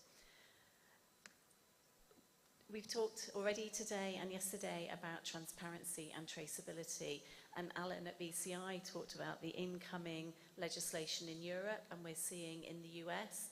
If brands are to make a claim in terms of sustainability on their garments, they will need to have traceability and credible certification in order to make that claim. So traceability and transparency is no longer optional for this sector. We also know, and something I firmly believe, that with traceability and transparency comes accountability. I've been fortunate enough to host CEOs of FTSE 100 companies into cotton farms in India. And it is transformational when you take the CEO of a company and they meet a farmer in their supply chain. They've described it as life-changing for them. And so for us, this transparency is not just about tracking and tracing garments. It's about changing how business operates. And as part of that, we can look at difficult issues like human rights due diligence. We can also look at supply chain resilience, and I will talk a little bit more about that later. And what we find is that direct connection with each step of the supply chain. And just to give you some stats from our own system called TraceBell, which is our proprietary platform. As you can see, we have a number of supply chain partners registered, so over 600, 1.2 million metric tons of seed cotton has been connected, and that equates to almost 1.4 billion t-shirts in equivalent cotton usage. So as you can see, we have a platform with a QR code that can connect that t-shirt right back to the farm level, and already having significant impact in the sector. So what have we learned on our journey on traceability? It is about people, and we're not successful on traceability unless we have the support of the community in the supply chain, whether it be the ginners, the spinners, or the manufacturers, as they have to participate and enter data. We also need the brands to drive that need and that accountability as well. We also feel it's about building effective partnerships on the ground and really having people that understand how the cotton system works. And I think as we talk about traceability and we talk about these systems, they are not the destination, they're the tool for us to improve our cotton supply chain for the future and really think about our future needs. And I'd like to just talk a little bit about what we're seeing as we understand this cotton sector and what we're hearing from that supply chain. Each year we undertake a materiality review with around 100 stakeholders, and that includes farmers, ginners, spinners, manufacturing and brands. And we ask them what's material to them, what's important. And we can see, and Dr. Kranthi, you'll be pleased to see that soil health is their number one concern, followed by health, hygiene and safety. So I think some concerns still around COVID and the impact COVID has had. Cotton market price, and we know the fluctuation. We're just seeing that in India at the moment. A fluctuation in the market price is difficult for the sector, and a lack of resources and rights for women coming through. So really covering social, economic and environmental issues. I was fortunate enough on Thursday to meet with some women from our self-employed Women's Association project that we work with along with Primark, and they shared with me their concerns about climate change. And we're really seeing in India this year, we're seeing cyclones, we're seeing excessive rain, and it's really having a very big impact in terms of income, in terms of workload, and also in terms of their health and their mental well-being. So as we look to the future, we're really beginning to see the impacts of climate change on this often fragile supply chain. And do read our recent report on women and the impact of climate change, which is on our website. But perhaps I could leave you with a great story. I was also in Egypt earlier this week, and I met one of the farmers in our project there, and he said to me, "You have saved my farm." Before we started to work with him and provide him with knowledge about his farming system, his soil was really salinated, he wasn't really growing any crops, and after some quite simple interventions through drainage and understanding about soil fertility, he now has the best crop in the village, and that's not only covering his cotton crop, but his wheat crop. So I think as we look at this supply chain and we look at the importance of traceability and transparency, it really gives us that insight about how we as a sector need to address the future concerns for each step of that supply chain, right from the farmer up to the garment. Thank you very much.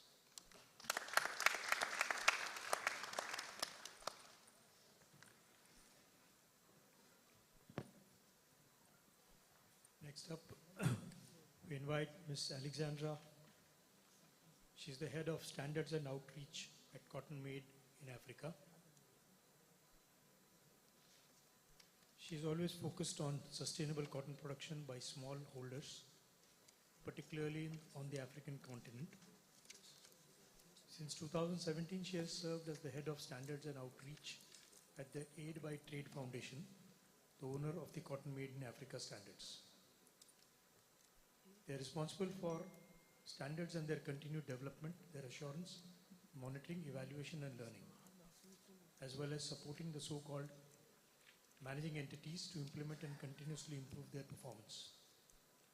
She's working in all the cotton-growing countries in Africa: Benin, Burkina Faso, Cote d'Ivoire, Ethiopia, Togo, Tanzania, Uganda, Zambia, Zimbabwe, Cameroon, Chad, Mozambique, and Nigeria. So there's a lot to hear there. Thank you. Please. Thank you. Thank you very much.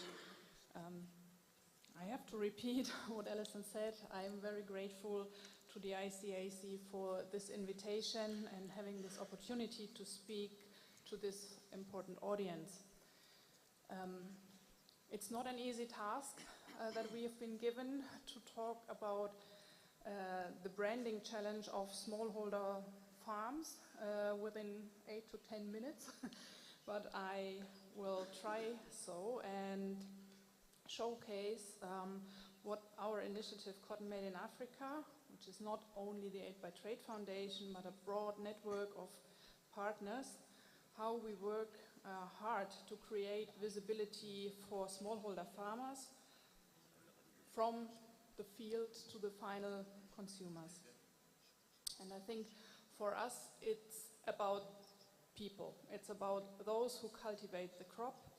And what we believe are essential credentials for branding smallholder farmers is a credible standard system, a decent engagement with and from the entire supply chain up to the brands and retailers, and of course storytelling, but also facts and figures which we can communicate towards the final consumers.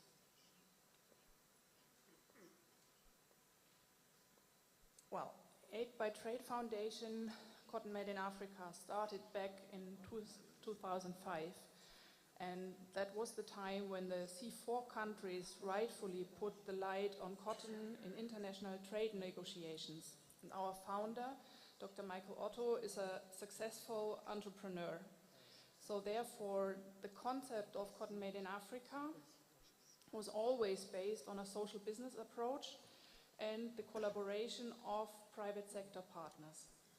We, of course, would not be there where we are today if we had not been part of COMPACI, the Competitive African Cotton Initiative, which received substantial support from our German Ministry for Economic Cooperation and Development, the Gates Foundation, and other donors. But today, so we started the cycle that you see here by working with smallholder farmers, but by today we are proud to say that our activities in a large majority are funded by the licensing income from the private sector, which are using then the CMIA seal.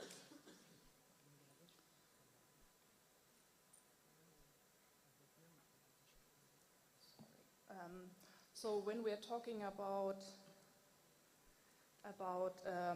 branding, for us, the basis for branding is a trustworthy standard system. And no worries, I will not take you through all the details that you see here on the slide. But I would like to point out that it's more than just defining principles, criteria, and indicators, but you need to have a clear vision on how a standard owner can assure that the requirements that you set in your standard are met, and especially in our context where we work on continuous improvement, so it's not just a tick box exercise, and we are dealing with really a large number of farmers that, so the system needs to be well thought through, and we need a robust verification mechanism. We need to really make sure that we have a proper implementation support and monitoring, evaluation, learnings, and then also look further down in the supply chain, and we've heard it already. You need to have a look into your chain of custody and make sure that whatever brands are claiming, that these claims are rightfully made and substantiated. So currently, just to give you an idea what CMIA is about, our network covers more than 20 certified partners in 11 countries south of the Sahara. So all those in the red are working with us. And just to let you know, we have really intentionally chosen to work with cotton companies, not all of them, but those who are really willing to work to sustainability goals and who have a decent system in place to closely work with farmers. Yes, and those cotton companies, owners of one or more ginning facilities, they do not only provide farmers with the inputs, but equally and even more important with the knowledge in the form of training and extension services. And we would not be able to have the reach if we would not work with those partners. Currently, we have about 900,000 smallholders in CMIA certified, which are about 40% of the African cotton production. And please note, these are first and foremost farmers that integrate cotton in their cultivation system or not, because there's a lot of fluctuation and farmers need to see a return on investment. And especially in our context, price still plays an important role in such decision taking. Unfortunately, very often taken from a review mirror perspective, so if the last season the prices were good, you have a good chance to have more farmers and more acreage under cotton. If it was bad, the numbers might drop, and a lot of training needs to be done again because you have new ones joining, other one dropping out 3-4 years, turning back.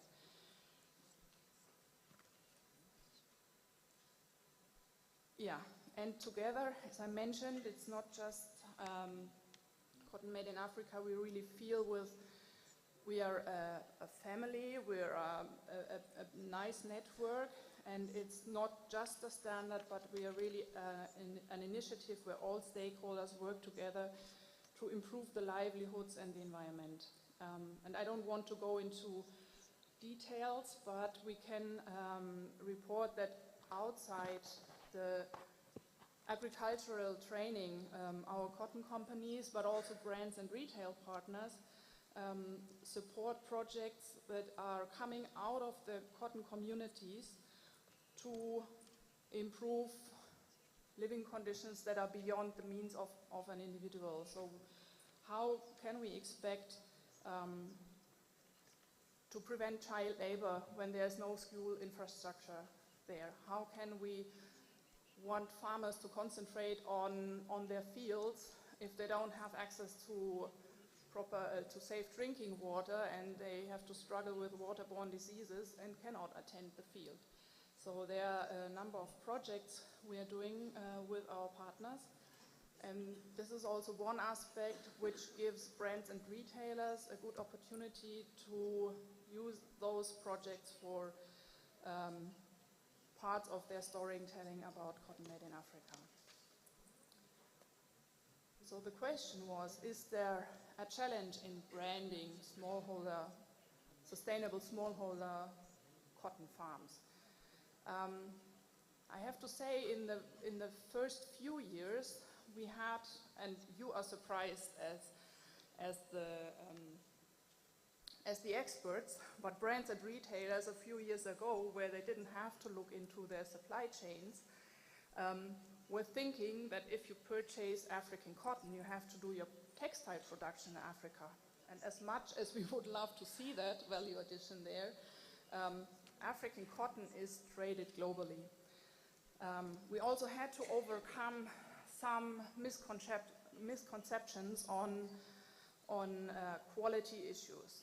Of course, African cotton is rain-fed, so we do not have extra long staple, but with the sub-Saharan African cotton you can still produce a wide range of apparel and textiles.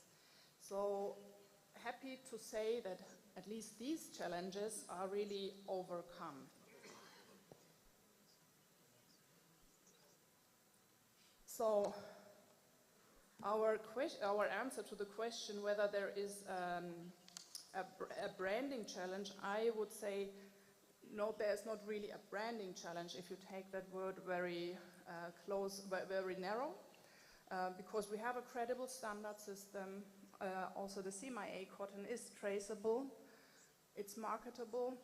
So on the right-hand side, you see two examples of brands, how they communicate about CMIA. On the bottom part, it's Hugo Boss that used one of their famous testimonials. I guess most of you people in the room don't know this guy, Liam Payne, but the younger generation will. He was on a famous band. So this could be a nice end to my presentation. And I think this has been raised several times before, where we actually came from back in 2005. We were talking about trade barriers, about subsidies. Now these days, with incoming legislation, which as a sustainability initiative we vividly endorse on the one hand, on the other hand, we do see that smallholders are facing unequal conditions when it comes to reporting requirements. So it's economically just not possible, for example, to GPS map all cotton fields. And if we talk about a proper crop rotation, we would need to GPS map even those other fields. So there's many challenges. Soil assessments, if you want to have really all the details of all the fields, of all the soils with soil organic content, for example, it's just very, very difficult. So I would like to close with a call to make sure that smallholders are not excluded from markets. And if the governments here could take this perspective into account when defining legal requirements, and also on the other hand to financially support activities that help us to close the information gaps, that would be highly appreciated. And I thank you for listening.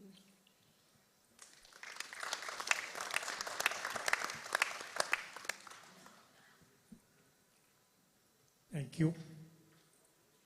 Next we invite Kulin Lalbhai. He's an electrical engineer from Stanford University, went on to do an MBA from Harvard Business School, worked as a consultant with McKinsey before joining his family company Arvind Limited, which is one of the most respected and oldest textile companies in India. He drives new initiatives in consumer business at the group. He has been instrumental in setting up several new retail concepts and heads the group's digital initiatives. He's also the chair of the branding subcommittee of the Kasturi program. Welcome, Kulin Bhai. Thank you so much. It's an absolute honor speaking here today. I must admit that I am not a cotton expert like all the distinguished people sitting here on stage and in the audience, but I'm a fifth-generation entrepreneur who is a part of a textile conglomerate that has been in the country for 120 years. And, you know, cotton has been central, in a sense, to our journey at Arvind. It's transformed over the years from a company that made Indian wear, which is saris and dhotis, to in the 90s bringing denim into the country. And then most recently evolving into technical textiles and new age uses. And throughout, I think this whole history, cotton has been at the core. So cotton has given us so much. So it's wonderful to be here today to talk about cotton. Of course, these are statistics that everyone here would know, but the cotton economy is, of course, a large one. I think textile trade above $1 trillion, and there's a large part of that trade which is dependent on cotton. And cotton also, of course, why it is so important in the Indian context is that we are a very cotton-based textile economy. We've not been able to scale up our man-made fiber industry, but cotton is thriving in this part of the world. And a large amount of employment comes from this sector. The minister had mentioned how India is poised for rapid growth. We'll emerge as the third largest economy in the world. But within this economy of India, textile has a pride of place because it employs 40 to 50 million people. And as India progresses, we need to take possibly 35–40% of our population slowly towards industrialization. And textiles will play a central role in that journey of India. We are the second largest producer of cotton. It's been one of the mainstay of our cash crops. A lot of people, as I mentioned, depend on it. And there are certain states where, of course, most of our production is concentrated in. These are the states of India which lead the cotton production. Now, today I'm here to talk about this very interesting initiative on traceability and branding, which we are trying to accomplish in India. It's a very important initiative, I feel, because in the context of India today, we are around $120 billion textile economy. 2/3 of that is the fast-growing Indian domestic market, which is 80 billion right now and growing at 10%. And then we have a 45 billion export, which we also hope to double in the next decade, because we just have 5% of the global share. I think India aims to make that 10%. And in this whole journey of growth, the central issue is going to be raw material availability and raw material sustainability. And I think the initiative around making Indian cotton both available and sustainable is going to be very, very important. And as we stand today, it will require a 360 approach on our cotton cultivation. I think we will have to focus, of course, on productivity and sustainability, but also we will have to focus on branding and reach. And the Kasturi Cotton Initiative is a very, very bold idea. It's a public-private partnership where the government has partnered with TexProsil, our Export Promotion Council, which in turn has brought the private industry together to try and solve the problem of of the problem which we have in India around not having a brand around our cotton. And Kasturi is going to try and solve that problem and define standards around Indian cotton. I'll just quickly go through what the key aspects are. I think the Kasturi promise is focused on certain clear parameters which the cotton will be tested on, and there is a backbone of software which will allow full traceability of where the cotton is grown, and of course the promise around all the specifications. We have tried to brand it beyond just functionality. For us, we are calling it the spiritual fiber, because India, as you know, has always been centered around spirituality, around yoga, around meditation. We feel all of this is synonymous with purity, and that is the promise which we hope to deliver through Kasturi. So these are the quality parameters. They are tight parameters around what the cotton will have to have in order to be called Kasturi cotton. There is a focus, of course, on staple length, micronair value, RD values, the moisture content, the trash content. In India, as you all know, we have smallhold farms. There has historically been an issue of higher trash content. We are rain-fed in large parts of the country. The moisture levels do fluctuate depending on the rain situation. So we have cotton with quite a bit of variability, and what Kasturi will try to do is to create tight standards so that our farmers, our ginners, and our spinners can all align to try and provide a kind of credible cotton with very tight specifications. And in turn, of course, this will help in not only throughput levels for the producers and therefore also a good product for the consumer, But the hope is this will allow our farmers to also get a better realization for their crops. All of this is on the backbone of technology. We have blockchain technology that will allow every part of the value chain to be involved in full traceability. There will be transaction certificates at every stage, and we hope that the Indian consumer and eventually the global consumer will be able to see that their cotton came from a certain part of this country, and of course the cotton is of a certain specification. The benefits are very clear. On the supply side, we hope our farmers will get much better realizations. We hope our producers will get better productivity, and eventually the consumers will get products with a high level of consistency. To make this a mass movement, it's a change initiative. So we've got a big Bollywood celebrity who will be involved in trying to educate the whole value chain for this initiative, right from getting farmers excited about this and also the very large Indian textile industry. So we'll be doing a full global launch, which we started yesterday, digital and offline marketing. Of course, sustainability is a very large theme, so throughout all of this, we hope to follow all sustainable standards as well.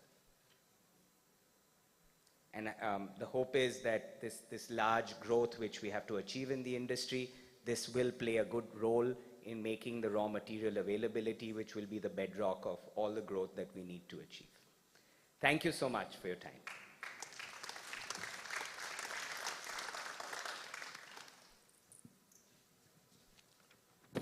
Thank you, Kulin Bhai. Next up, Mr. Khalid Shuman. He represents Cotton Egypt. He comes in with vast experience on business development, international marketing, sales, branding operations. He's been the Executive Director of Cotton Egypt Association since 2014. He's helped create a robust and credible international licensing program for Egyptian cotton logo through traceability and total transparency. He's played a major role in protecting Egyptian cotton's name from fraudulent use, thus increasing the demand for Egyptian cotton throughout the supply chain. In addition, he's played a key role in launching and supporting the Better Cotton Initiative in Egypt to help make Egyptian cotton more sustainable for consumers. Welcome, sir. Thank you so much. It's always a pleasure to be in India, and it's worth mentioning that the first presentation I have done outside Egypt in 2015, it was in 2015, and it was in Mumbai and in the ICAC plenary meeting. So thank you so much for this great opportunity again.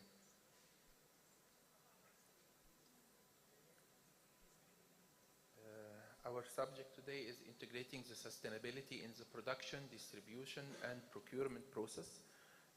I'll give you briefly an idea about what we are doing and how we are integrating the sustainability in all our work.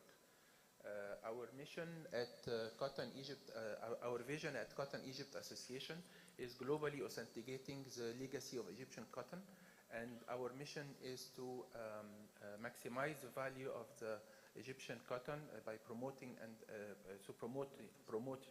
promotion and protection in the supply chain end to end. Our activities are logo licensing, protection, promotion, and sustainability. So in the licensing, we are responsible for the licensing program of the Egyptian cotton trademark, which is owned by the Ministry of Trade and Industry and Alcotexa, Alexandria Exporters Cotton Association. The protection and licensing are interrelated. We are making the protection through traceability with total transparency throughout the supply chain. And for this, we have partnered with Bureau Veritas as a third party. So we are having a coding system throughout the supply chain. And we are making the protection through our licensing program. We have Bureau Veritas makes audit and unadvised audit and quantity monitoring and enhanced by samples for DNA testing from the production and also from the supply chain for the retailers. And the whole supply chain is licensed, so from the ginning till the retailer.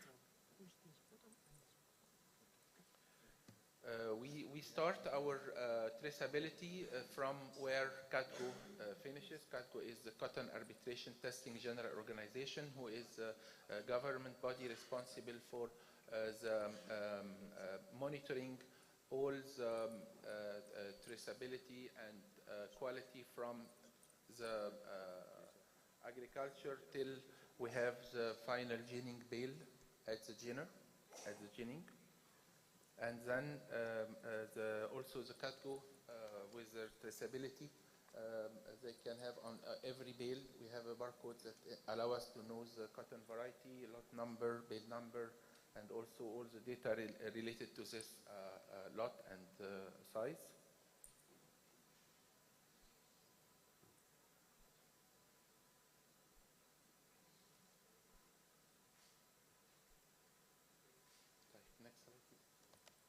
And then we start our work from the spinning. We base on the bale cotton,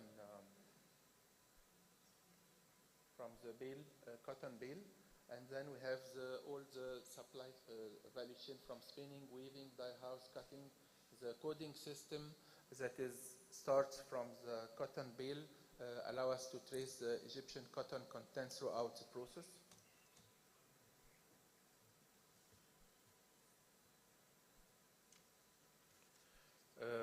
We have a role in the promotion because we are responsible for the promotion and protection of the Egyptian cotton.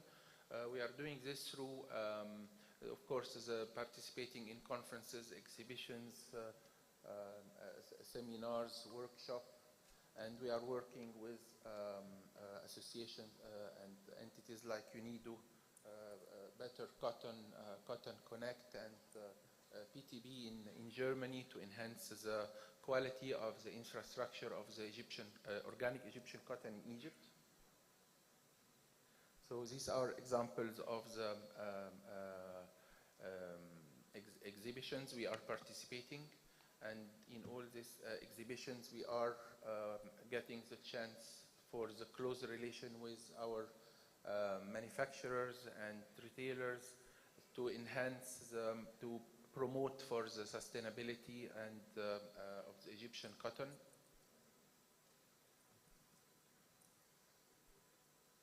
In India, of course, we are participating in a lot of exhibitions in India because India is our main market for the Egyptian cotton. It is the first #1 importer for the Egyptian cotton all over the world.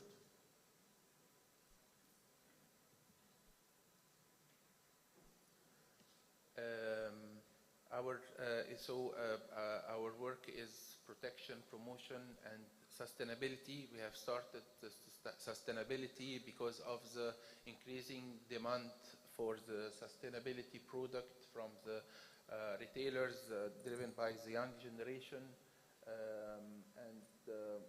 This was in 2017 when we were introduced to Better Cotton and Cotton Connect through our close relation with UK retailers.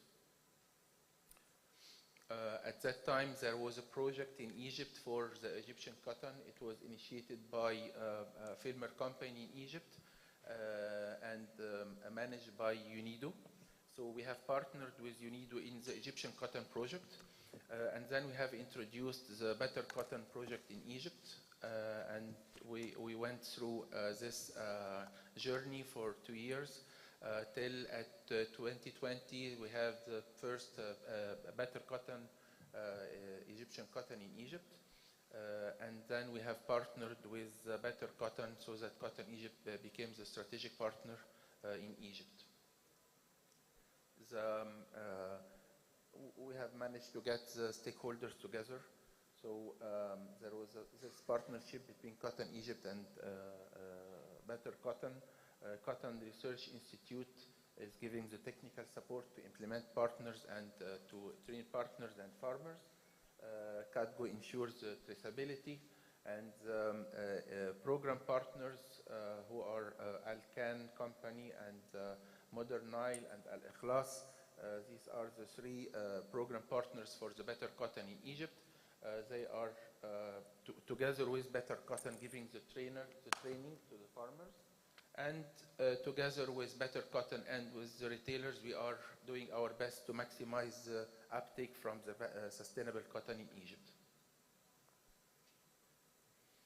This was a trip visit to field visit to see the Better Cotton in a field trip in Damietta, where we had a lot of reputable retailers and brands. And currently we are with Cotton Connect working on a new project in Egypt for the REAL program with a top brand also to increase the uptake of the sustainable Egyptian cotton. Through our journey, we have a very strong relation with the retailers, and with this relation, we are always pushing the sustainable production of Egyptian cotton. So this is how we are integrating in all our work, production with brands, with manufacturers, to go into the direction of sustainable cotton. Thank you so much.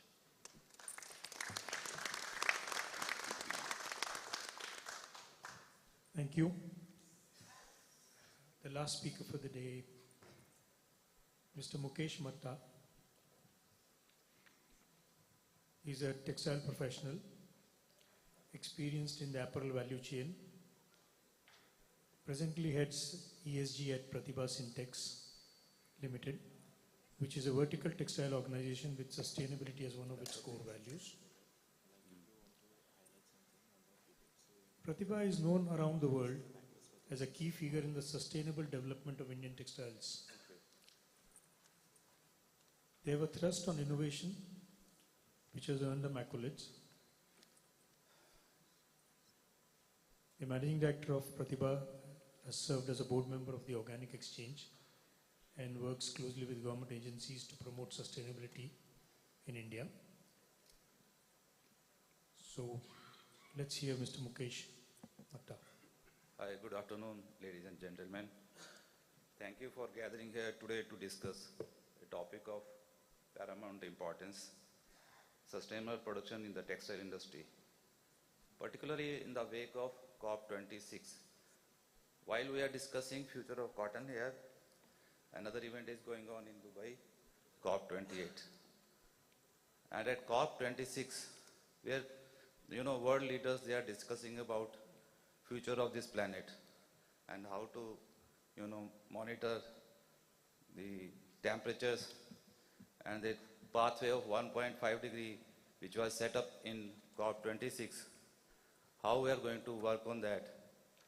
Different strategies are being worked out, and how this is going to impact our business of cotton. This is what today I want to discuss.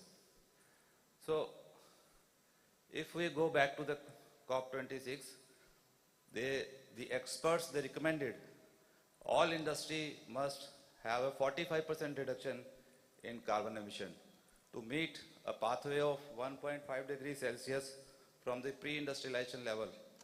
So everybody is now committed. Governments are framing rules.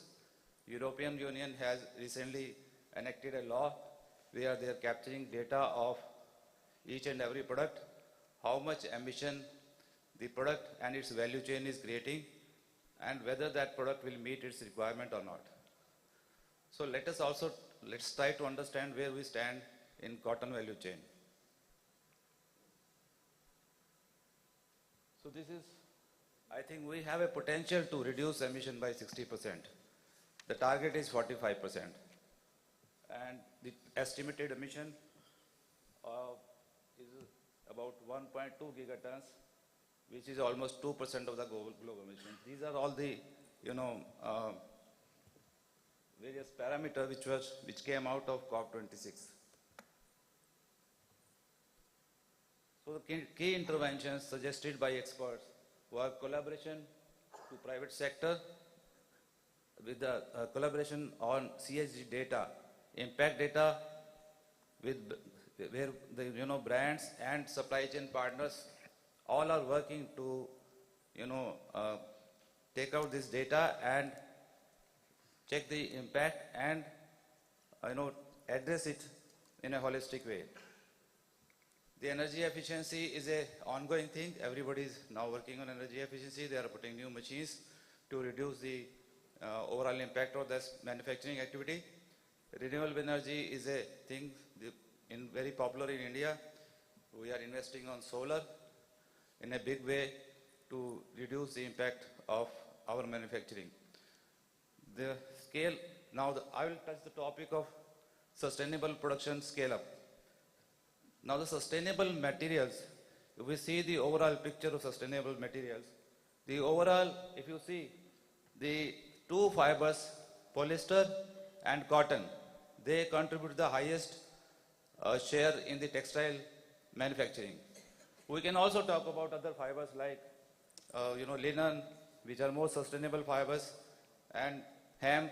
But from the business perspective, we see the fiber which is competing with cotton is polyester. And you can see the share of polyester and cotton in the total consumption of textiles.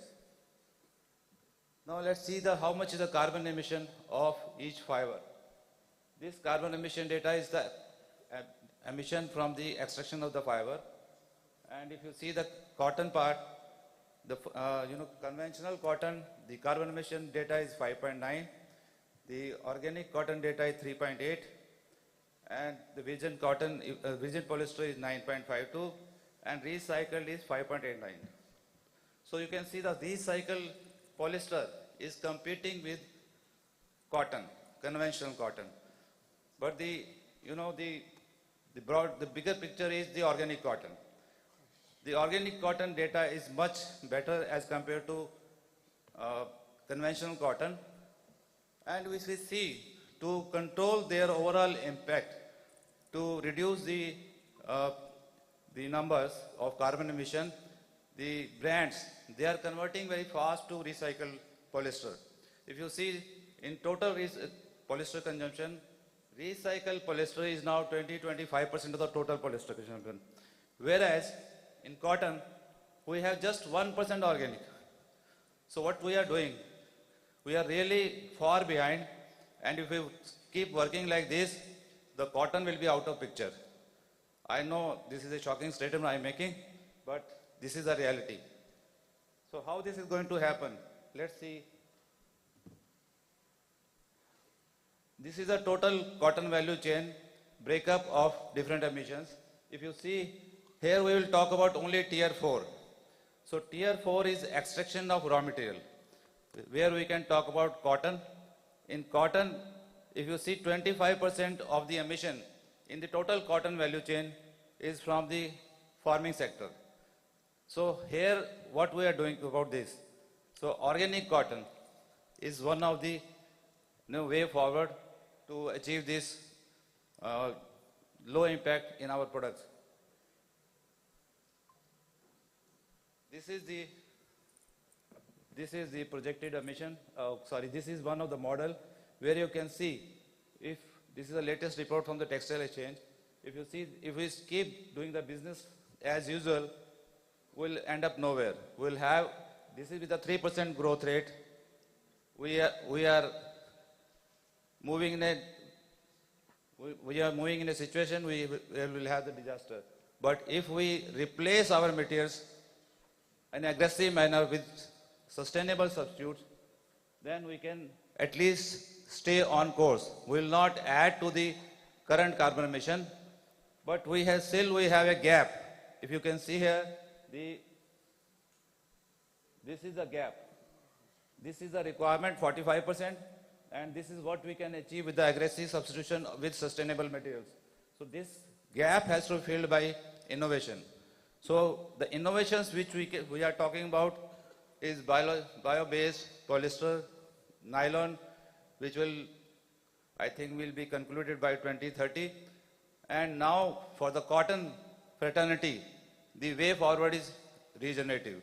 The regenerative cotton, the data has still not come out, but in this regenerative cotton, we have the emissions is almost same like the organic cotton, but the sequestering of carbon from the atmosphere plays a very important role, and that reduces the overall impact.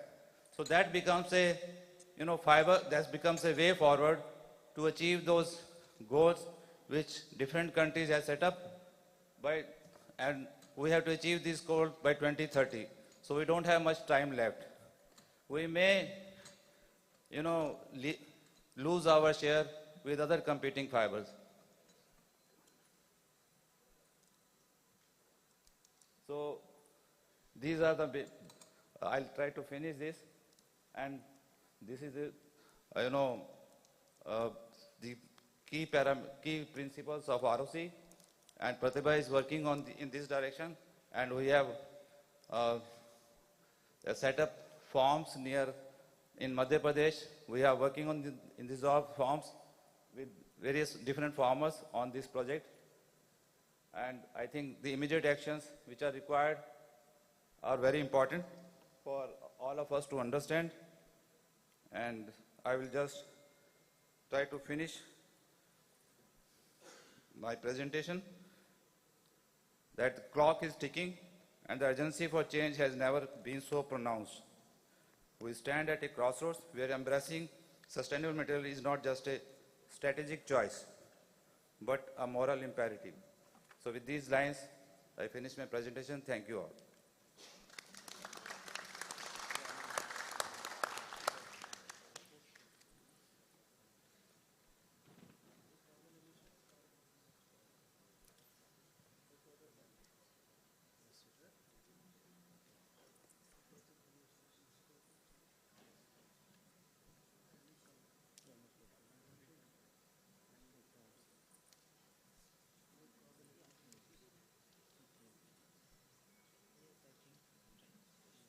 We have some time for questions in response to all the presentations that we made. We had a very good array of discussions and learnings that we have right from the grassroots to the entire value chain.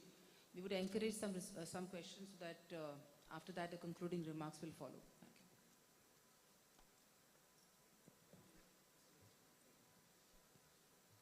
you. I have a very specific question to Mr. Lal. Thank you, sir, for your presentation. When you talk about the traceability of Kasturi, yesterday somebody was scanning a barcode here. I didn't do it. He said you can actually trace it back only up to the genome. So is that right? And don't you think it's going to be quite a challenge to trace back to a farmer? Perhaps a group of farmers makes more sense. So I just wanted to get your views.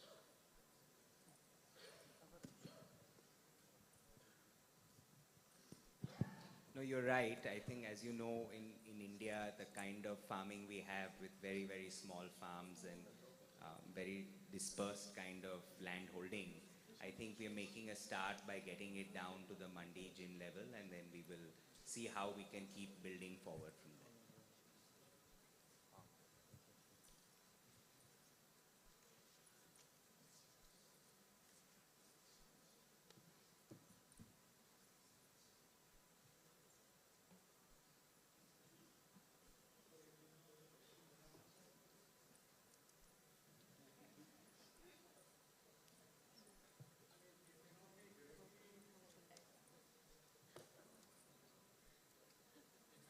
Directly in the scope of Kasturi, but in the interest of farmers, there is something called linked-based marketing. And if you go to Rajasthan, it's a great example where farmers are paid based on the gin outcomes. So is there a plan for Kasturi to move towards that direction? I know right now it's fiber quality, but it's an important parameter, and farmers are paid actually. If there is higher gin outcome, they get more payment for their So the idea is that if you allow the market forces to play out, and if you start getting better efficiency in the blow room and in spinning and in processing, and the producers get an advantage, monetary advantage, because of a better quality cotton, automatically through market forces the prices of that cotton will move up. Today the problem in India is there are no specifications. So, there is no way for better quality cotton to be easily getting a better market price. And that's what this hopes to fix. So let market forces start bringing in the premium for cotton which has the required specifications.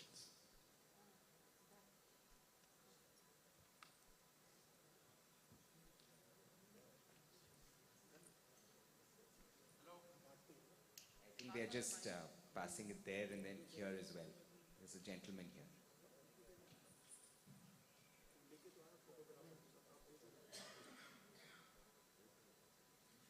Please go ahead. I think there's someone behind there. You can go ahead. Please go ahead. Oui. Bonjour, Monsieur le Président. Moi, c'est Monsieur Koufei. Je suis le président de la PROCA, Association des producteurs du coton africain. Ma question s'adresse à Madame qui a parlé surtout sur les petits producteurs africains. Et je voulais savoir, en tant que ICAC, qu'est-ce que l'ICAC est en train de mettre en place pour pouvoir accompagner ces petits producteurs que nous sommes, surtout en Afrique, au niveau de Burkina et au Bénin, on fait le coton biologique. Et c'est les femmes vulnérables qui arrivent à faire ce coton parce que, comme on ne met pas des engrais ou bien des pesticides, ça les aide à pouvoir produire ce coton. Qu'est-ce qu'on fait pour pouvoir accompagner surtout ces femmes, ces petits producteurs? Aussi, dans le sens de la subvention, est-ce qu'il y aura une recommandation surtout pour nos États aujourd'hui qui n'arrivent pas à accompagner les producteurs, surtout dans la subvention des intrants coton? Avec l'apparition de nouvelles ravageurs appelés chassides, ça a envahi presque tous nos champs l'année dernière. Et les produits qu'on a amenés, les chercheurs ont trouvé, les produits là aussi nous ont trop chers. Est-ce qu'il y aura au moins une recommandation pour que au moins on puisse subventionner ces produits pour pouvoir aider surtout les petits producteurs? En matière de l'eau, aujourd'hui, il y a plusieurs qui souffrent, surtout en Afrique, pour pouvoir trouver de l'eau même pour pouvoir boire, c'est difficile. Et aussi bien, on utilise beaucoup d'eau pour pouvoir traiter, pour amener au champ.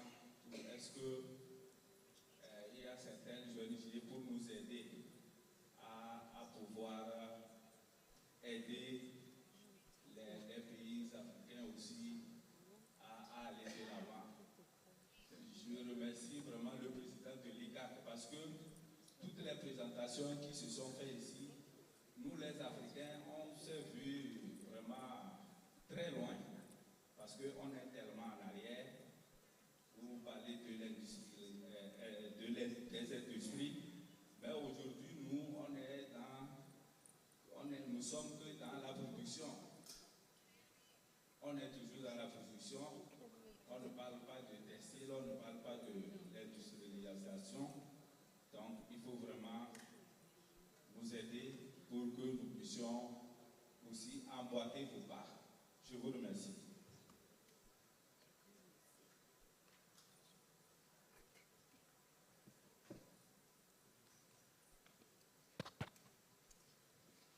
first of all, I would like to thank you for a very good question. And one of the things that I think we're very interested in ICAC is looking how to advance the interests of small farmers, especially in Africa and South Asia. Here are a few ideas. I think one of the biggest challenges is really understanding the problem. When farmers are not able to meet the market, we need to ask ourselves, what are the biggest constraints to improve system performance? What is the market failure? We have to understand the problem before we really understand what the solutions can look like. So one thing I encourage every member, especially those in Africa, is to talk with us and see if we can start that process of problem identification. These problems could be lack of access to seeds. They could be a fertilizer policy that makes it very difficult. It could be some sort of policy question. Because if we just do an intervention without really understanding the problem, it will likely fail, to be honest.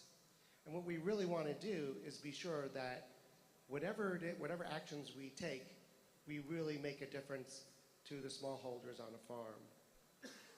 Some of you know that before I came to ICAC, I was involved in implementing a fairly large project in Niger. It's not a cotton country, but it is in the Sahel region. And one of the things we discovered as we designed and implemented this project was that there are ways of adjusting the land following traditional practices like digging demi-lunes, for example, that actually dramatically increased accessibility to water. And in that project, that worked on 100,000 hectares and yields doubled. So this is very important because if we didn't really understand the problem, we wouldn't understand that part of the solution would be working with demi-lunes, for example. So I'm going to end with an invitation. Please talk to us. We want to understand how we can help. And then hopefully we can design programs that can make a difference together. Can I? Eric, can I? Oh, sorry. Thank you. I was not sure because you were also talking about Madam, so I take the liberty to also jump in with 2 or 3 aspects that you have raised.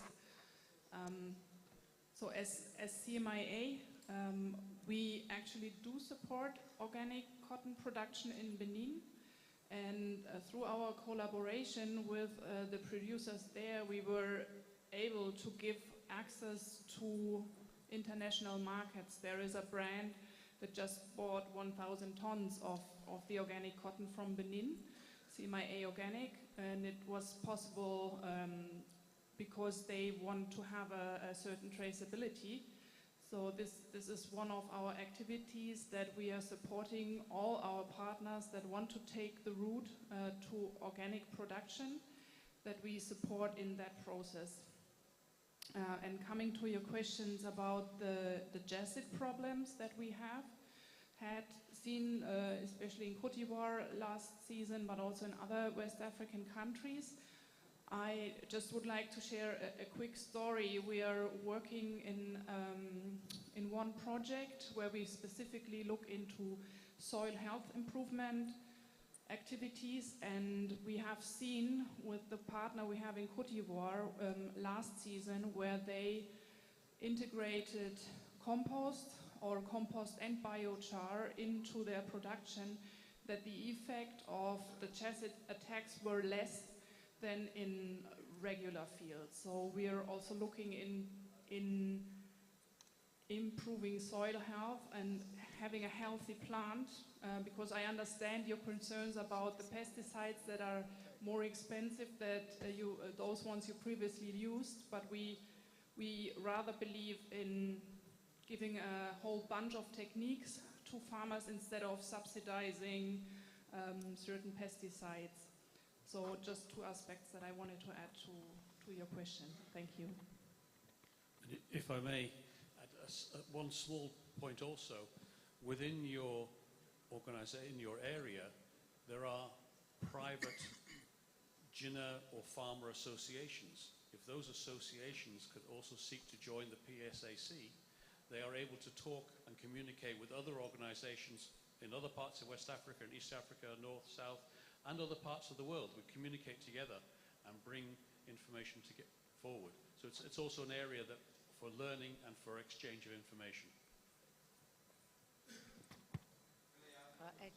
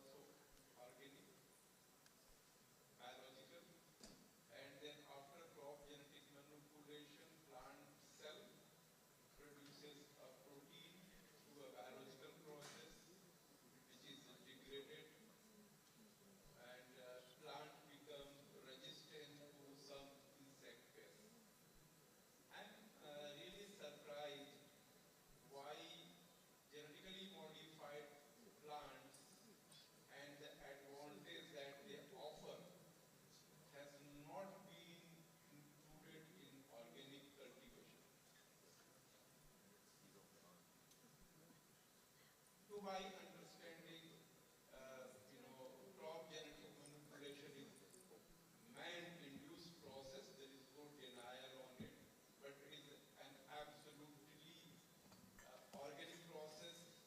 No way it is an inorganic process.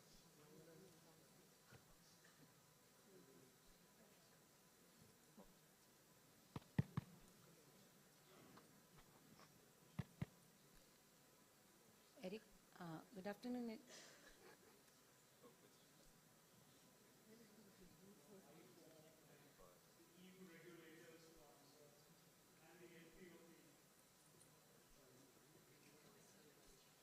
Yeah, I think in the market you see lots of different definitions of organic. You see, and I think they test all to different standards. I think the question is, and this is one of the reasons why we're bringing brands and retail into our processes, because we really need to understand and connect better with the market about, in some ways it's how organic you want to be. It's sort of like in some ways, to use another metaphor, it's distinguishing between vegan and vegetarian is, and I think there are different market segments that have different levels of interest and how far they want to go down that road. But I think the PSAC process, I think bringing in brands and retail and connecting, and again, thinking of it as a system all the way from farm to closet. I think that's where the markets will tell us where we need to go, and hopefully we as a sector, we as a cotton industry, can actually meet the market. And in terms of where ICAC is, we are agnostic. We favor all cotton everywhere. And so we hope to find whatever returns will be the best for a healthy global economy. So the real answer is it depends, but at least I wanted to sketch out about what it might depend on. Eric?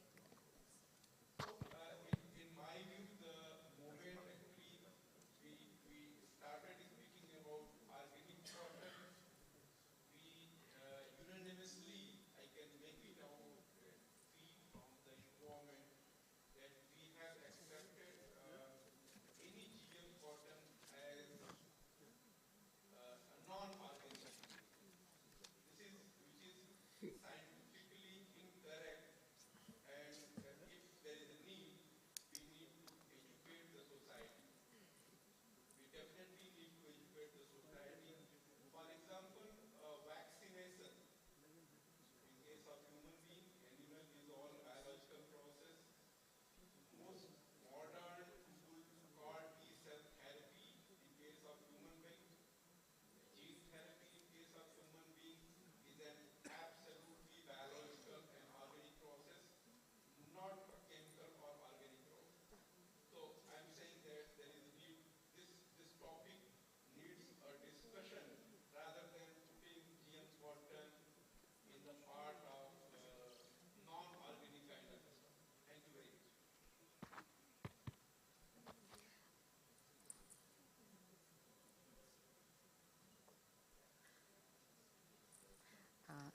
Eric, on this request by our friend regarding the Africa small cotton farmers and the support one is looking at, that is what we are now looking at, trying to, when we redesign the World Cafe format, we have 2 tables specifically looking at in terms of where do we have certain solutions or technologies, as well as where there could be a need. Could we try to bring them together in terms of a collaboration? So I invite all of you tomorrow to join World Cafe sessions on respective tables. If you have an interest, we will try to develop a collaborative intent on the respective topic. So it shouldn't just remain in the realm of idea that A should help B. We should know if A can help B, we bring them together. Thank you.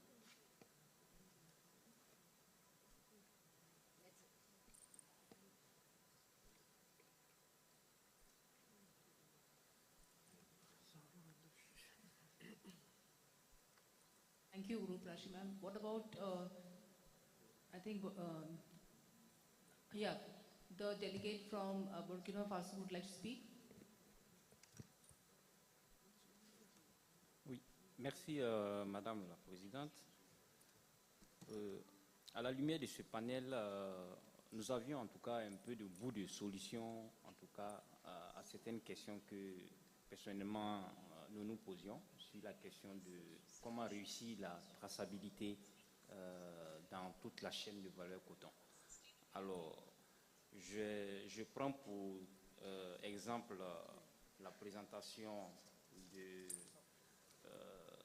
Monsieur Colin Lalbé, voilà, de Arvin Mumbai, et qui a un peu développé l'expérience de la blockchain dans la chaîne de valeur.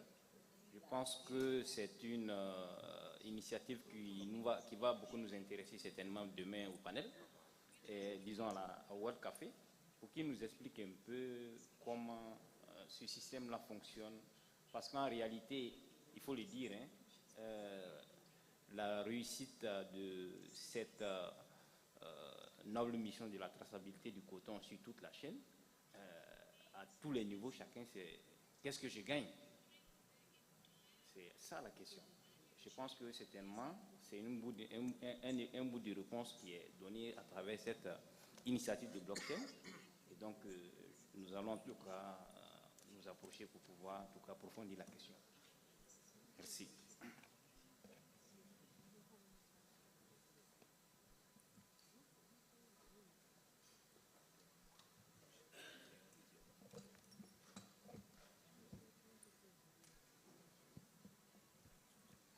Yes, thank you for your question. I think perhaps if on one of the days one could even do a demonstration of the software for the gentleman who is asking the question. But it's a digital portal that has been developed for the value chain, wherein right from the ginning process onwards, you know, the cotton specifications will be done as per the Kasturi standard. And then as the cotton gets developed, there will be transaction certificates which will be also uploaded on the blockchain as it goes through the value addition.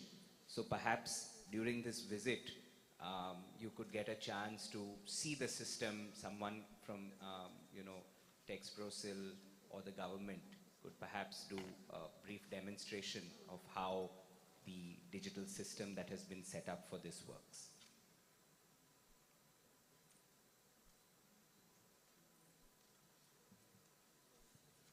And then to add from our experience at Cotton Connect in traceability, we found that a commercial partner has been really important, because then you're getting a commercial buy-in to the transactions in that supply chain, and that really drives the ginners and spinners in terms of how they're interacting. We've been able to, we started with the farmers and farm groups, so we didn't start at a garment level.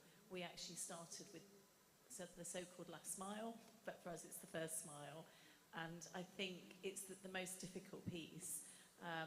But actually from there we have really built a system upwards into the supply chain, We've also been looking at DNA markers to give additional credibility in that system, so working with Alexa to actually then provide additional tracking and tracing as validation into that system, because obviously, as we know, there's always somebody who's looking for a shortcut or perhaps has made a mistake if we're being sympathetic. So for us, it's been a commercial partnership, but also really understanding how we can work at a farm level to bring that cotton into global supply chains.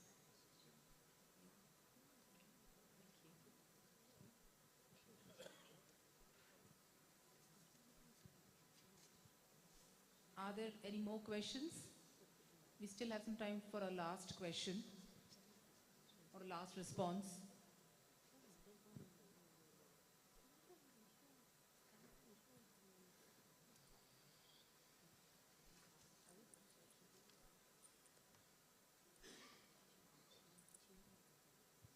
So,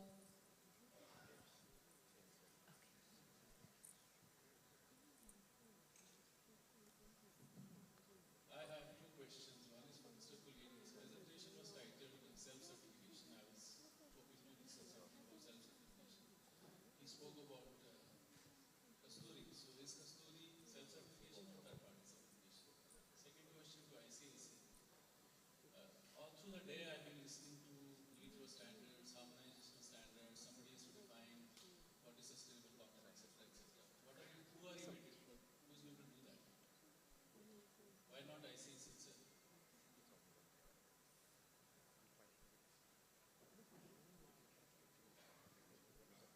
Sorry, the quick answer to the first question was that my presentation was going to be on traceability and Kasturi, which is the branding initiative, and the title was not updated, so apologies. Can I answer the second question?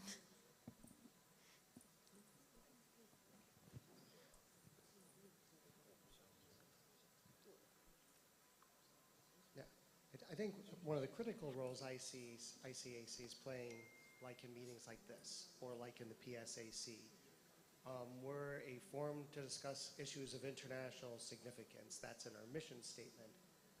And in this case, in terms of standards, we have a private sector advisory council, and we're in the process of trying to figure out what that would be. In some ways, there might be different markets and there might be different standards, and that's just the way the industry is going to be. That may be where it settles. But also may be that there are interests of common interest, there are issues of common interest amongst our member countries and our private sector counterparts and other stakeholders, and we may be able to set some sort of international, maybe it won't be standards, but international principles. The advantage of ICAC is, as an international organization, we represent all members equally. And in terms of the PSAC, we have more than 65 entities participating along all parts of the value chain. So if we can come to a consensus, I'm not saying we can, if we can, there may be a basis by which we can agree. Or if we don't agree, there may be a basis on which we have common values, or we can set different kinds of standards. So in some ways, if ICAC didn't exist, we would have to reinvent it, because this is the only forum in which everybody gets a seat at the table. So I can't tell you what it looks like, but I can tell you it's under discussion. Eric?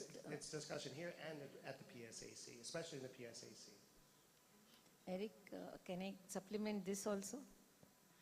This is again on that. World Cafe also, we have kept a topic on this so that we can have better understanding of this kind of a request. How to take this request forward, considering we have all stakeholders here. What should be the mechanism? Is PSAC enough, or do we need to work out little more with little more granularity under the aegis of ICAC? So it can come out from that table. You know, there is a table in World Cafe which is going to deliberate on this whole issue also. If I may, on behalf of the PSAC, again I'll state, the PSAC is made of private organizations from across the entire value chain, so we can listen and hear suggestions, ideas, and discuss them together during our meetings during the year.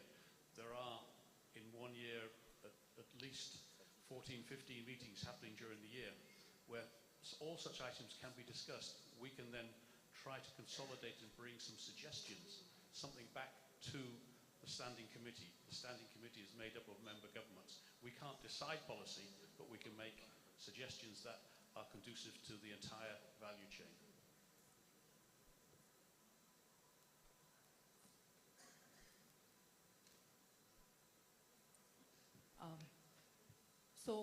Here we come to the end of the fourth open session, which was on the global efforts in branding, sustainability and quality assurance.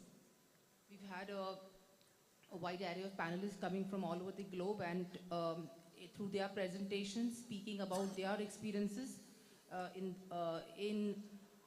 this area. And I think the overarching narrative that has really emerged is that the harmonizing of standards is not just for efficiency, but it also needs to understand that we are a very diverse, it's a very diverse landscape, and inclusivity, so that we make everybody effective partners is one of the overarching themes that has emerged. We all began with the presentation by Mr. Peter Wakefield, and he spoke about the contrast between these large mechanized farms and these smallholder farms, and about how we need to incorporate the diversity of these smallholders so that there is equitable participation. And I think the answers to some of these questions also came through various presentations, where we heard how the CEO of Cotton Connect, Alison Ward, mentioned about the CEO of a particular brand coming to meet a farmer and trying to see the visibility of the supply chain and the change in the business operations because of the requirement of traceability and transparency in the supply chain. We also had Alexandra from the Cotton Made in Africa and the head of the Standards and Outreach, who spoke about decent engagements within the entire supply chain, the model where smallholder farmers, they are working with, but it is also funded by the license fees of private sector, an excellent example of collaboration. Further on, we discussed about the Kasturi Cotton Initiative. Mr. Kulin Lalbhai spoke about the use of technology and digitization and how we have made a small beginning, but we attempt to bring right from the farmers to the retailers in the supply chain and bringing the visibility for the entire value chain. It was followed by a presentation by Mr. Khalid, the Executive Director of the Cotton Egypt Association, where they are into traceability and transparency throughout the Egyptian cotton supply chain, and they have built partnerships with Cotton Connect, Better Cotton initiatives. Finally, we had Mr. Mukesh Matta, who is heading the ESG at Pratibha Syntex, speak about the urgency of transitioning into sustainable fiber solutions and bridging the innovation divide. The lively question and answer sessions which complemented these discussions ideally sums up this session. And as we see that tomorrow at the World Cafe session also, some of the requirements of taking the initiative for these unified standards, how we can actually develop these requirements, we can always deliberate it in the next day's World Cafe session. Thank you.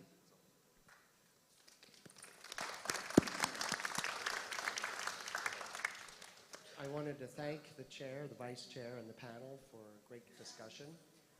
We will reconvene at 4 o'clock to hear the presentations from our member countries. Thank you.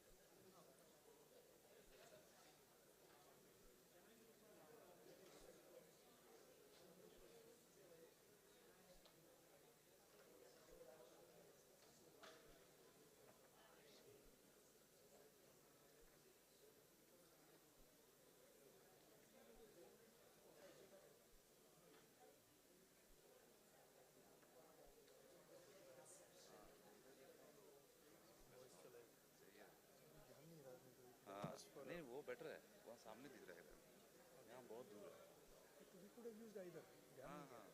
If it was to come from there.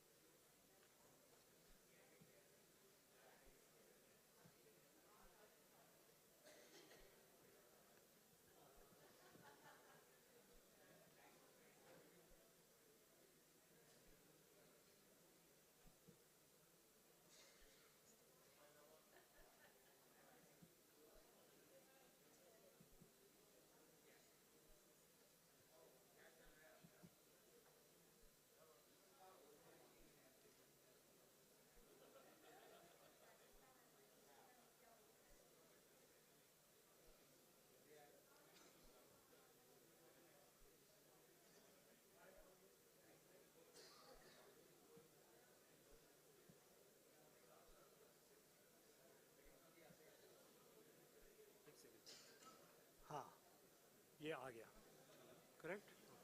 एक second, let me just check once again. अच्छा, उधर नहीं आ रहा था. आप उसको करिए, presenter view.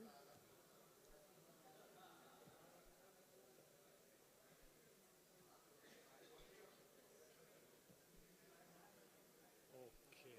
अब इधर क्या आ रहा है? आ गया?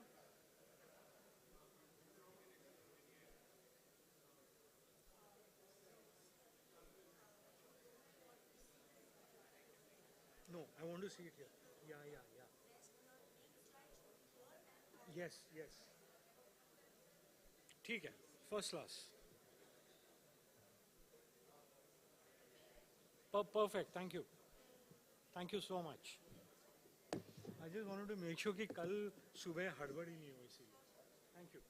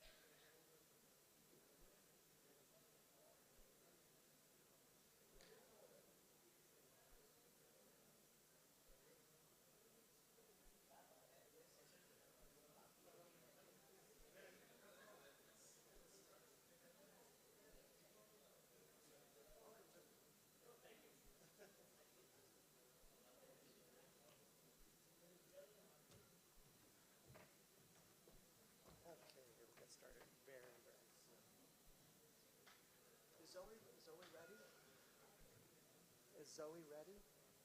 Okay. We'll go right.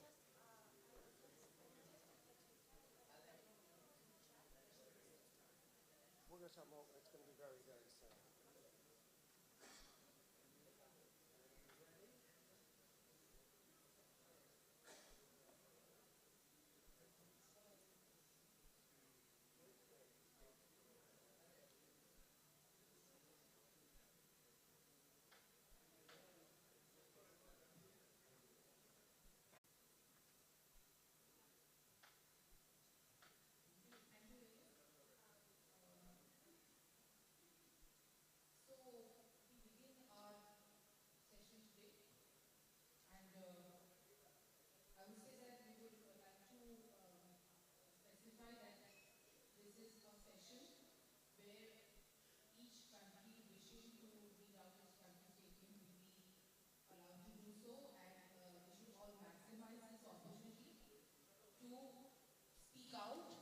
In an open and free and frank manner and give suggestions on various issues that they think their country is grappling with.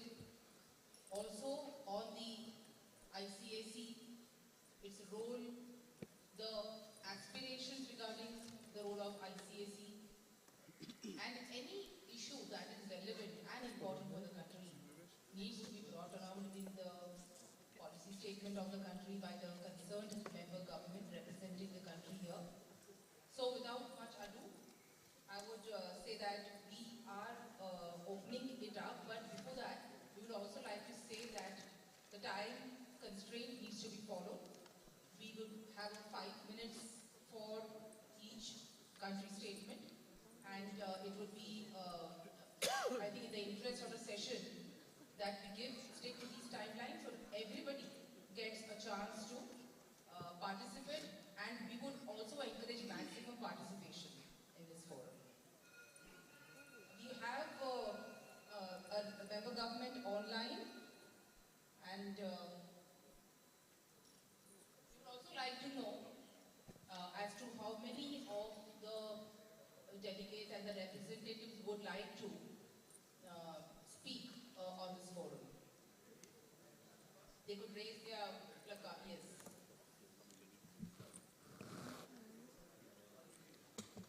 Can you just place it vertical so we... أنا مش عارف هل التحكيم داخله أونلاين ولا لأ؟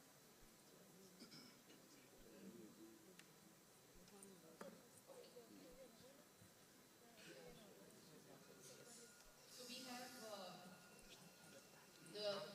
the United States of America, who would begin their country statement.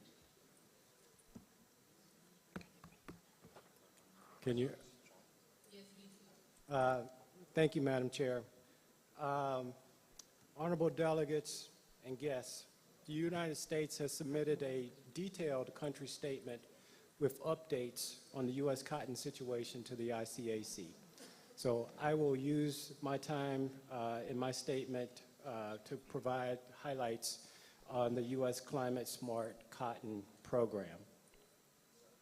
As part of the USDA Partnership for Climate Smart Commodities, $90 million of funding was allocated to the U.S. Climate Smart Cotton Program.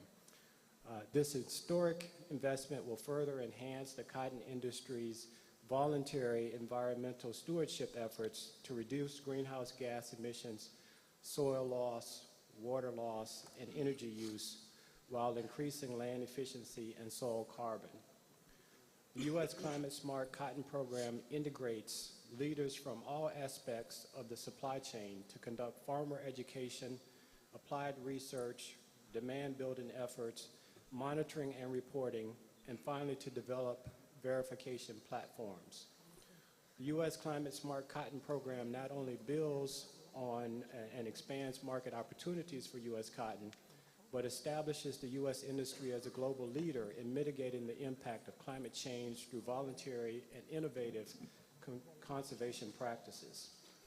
The program is a multi-stakeholder initiative that involves the National Cotton Council and its export arm, Cotton Council International, Cotton Incorporated, and it's the Soil Health Institute, the Soil and Water Outcomes Fund, Texas A&M AgriLife Research, Agri Center International, Alabama A&M, and North Carolina's A&T State University. Bringing together the private sector's U.S. Cotton Trust Protocol and the U.S. Climate Smart Commodity Program into a public-private partnership establishes a framework with resources to help realize key objectives for a sustainable cotton and textile sector. The U.S. Cotton Trust Protocol was launched in 2020 to set a new standard in the sustainable cotton production and currently provides a technical and financial assistance to more than 1,000 U.S. cotton farmers. It is overseen by a multi-stakeholder board of directors comprised of representatives from brands and retailers, civil society, and independent sustainability experts, as well as all segments of the U.S. cotton supply chain. The latest annual report provides results showing an increase in membership across the value chain, completion of 9 successful pilots, and growing international recognition by independent and government bodies. In the 21-22 period, the Trust Protocol was able to provide farm-level data that demonstrated tangible results across 6 key metrics. That's land use efficiency, water use efficiency, reduction in energy use, reduction in greenhouse gases, reduction in soil loss, and a positive soil conservation index for 70% of cotton growers.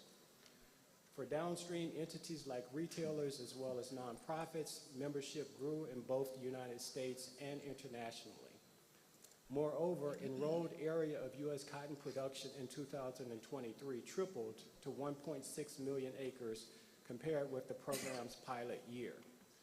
The program currently has more than 1,800 supplier members and over 40 companies and brands, including global brands and retailers such as Ralph Lauren, Gap, Levi Strauss, and J. Crew. It is aligned with the UN Sustainable Development Goals, recognized by the Textile Exchange and Forum for the Future, and part of the Sustainable Apparel Coalition, Cotton 2025, Sustainable Cotton Challenge, Cotton 2040, and Cotton Up initiatives. The U.S. Cotton Trust Protocol is also the world's first sustainable cotton fiber program to offer apparel-level supply chain transparency. Utilizing blockchain and other digital technologies, the protocol's consumption management solution records consumption of U.S. cotton within all stages of manufacturing, creating a digital chain of custody that provides brands and retailers with unparalleled visibility into where their products are made. The journey and all of the stops along the way are visualized for brands and retailers in a traceability map that shows the names and locations of all participants in the specific product's production processes. Thank you very much.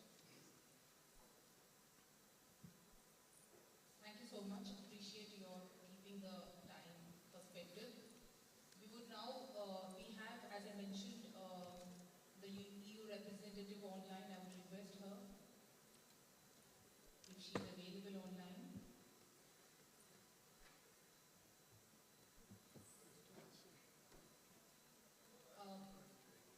We've lost her, I suppose, for some time. So I will continue with the clockwise direction from Turkey.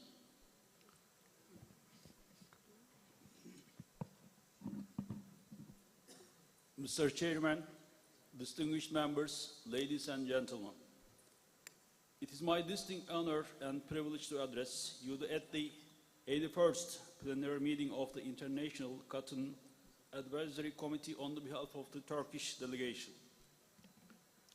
I am convinced that this plenary meeting will provide a special opportunity for us to discuss cotton supply chain and new approaches to new challenges about cotton industry. As a start, I would like to briefly touch upon recent developments in the Turkish cotton market. Turkey is one of the few countries in the world that carry out all production stages of the textile and apparel sectors, from cotton production to apparel production. Turkey is a traditional cotton producer and uses this advantage in the textile and apparel sector. Cotton, as one of the most important raw material of the textile. I want to paint a picture of the South African cotton industry. First, I'd like to indicate that we've got commercial farmers and also small-scale farmers. In terms of numbers, we've got the plus minus 200 commercial farmers, which produce cotton under the farm size of approximately, let's say, 300 hectares. While the emerging farmers or small-scale farmers, they produce the cotton under the size of between 10 and 20 hectares. That is the picture of South Africa. And what I'm trying to say in terms of the position of the country, where we work closely with the industry, led by the Cotton South Africa, which is an established organization or non-profit organization in terms of the legislation, where we've delegated authority to assist in moving the sector forward. And I would like to indicate that from the total length bales expected is around 80,000 bales, of which around 10,000 is a contribution by small-scale farmers. And the weighted average for the national group crop of cotton planted under irrigation, we're looking at plus minus 4.5 thousand kg, while under dryland is around 1.3 thousand kg of seed cotton per hectare. And as I've indicated, that the key role players in the sector is the established organization called Cotton South Africa. It is a non-profit organization, as I've indicated, which was founded in 1998 in terms of the provision of the Marketing of Agricultural Product Act.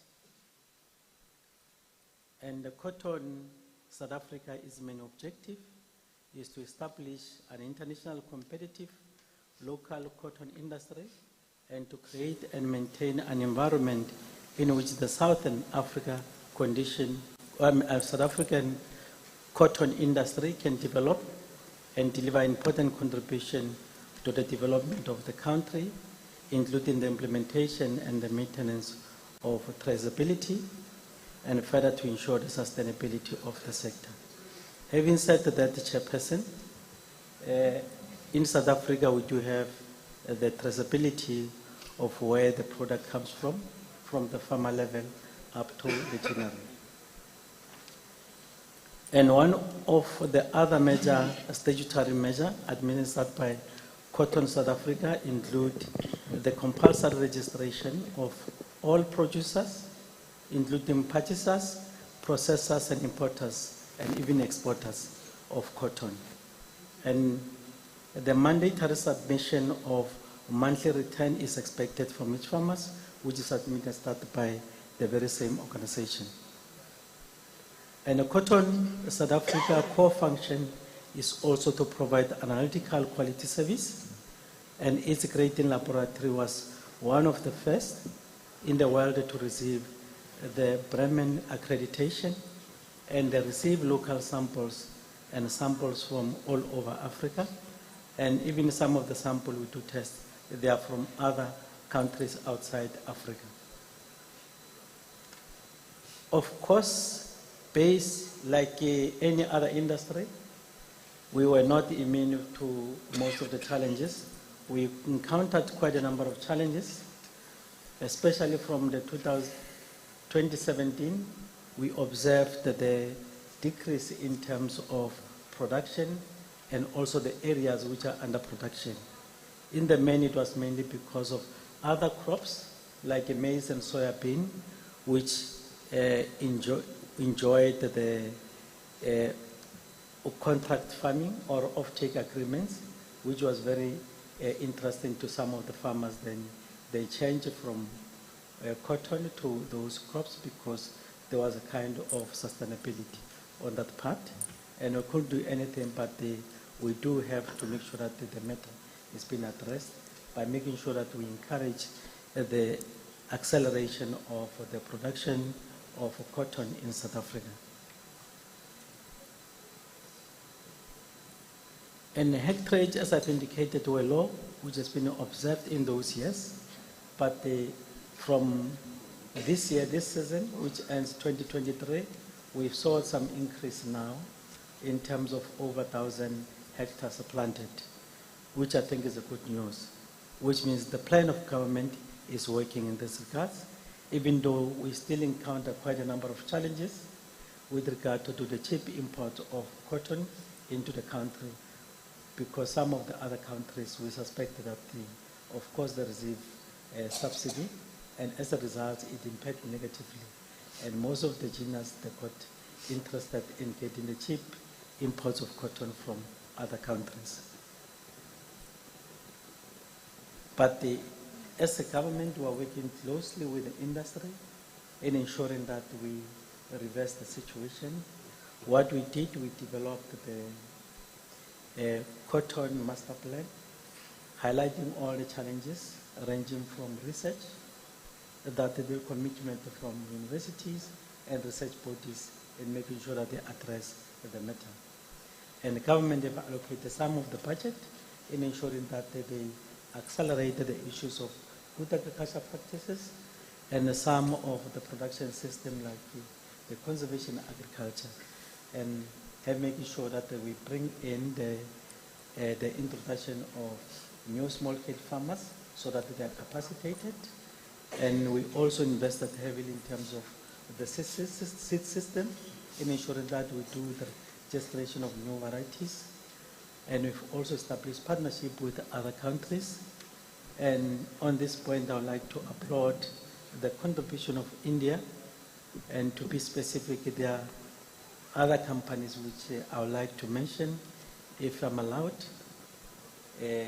One of them is Maharashtra hybrid seed, and also micro. They contribute immensely in making sure that we bring in the sustainability of production of cotton in the industry up to the reasonable level. Even though those are the challenges, but I'd like to indicate that in terms of technical support, which has been provided to our farmers, is very much immense. And I'm just highlighting these challenges without dwelling much into the successes of the industry. But I'd like to indicate that we contribute heavily in terms of the export of whatever produce from the GINA. In the main, that is a report from South Africa, and we're looking forward in making sure that we turn the wheel. Thank you very much, Chairperson. Thank you so much. And now we invite the virtual member.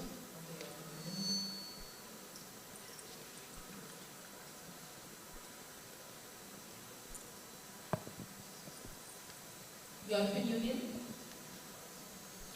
Hello. Yes, I'm sorry, I couldn't hear you.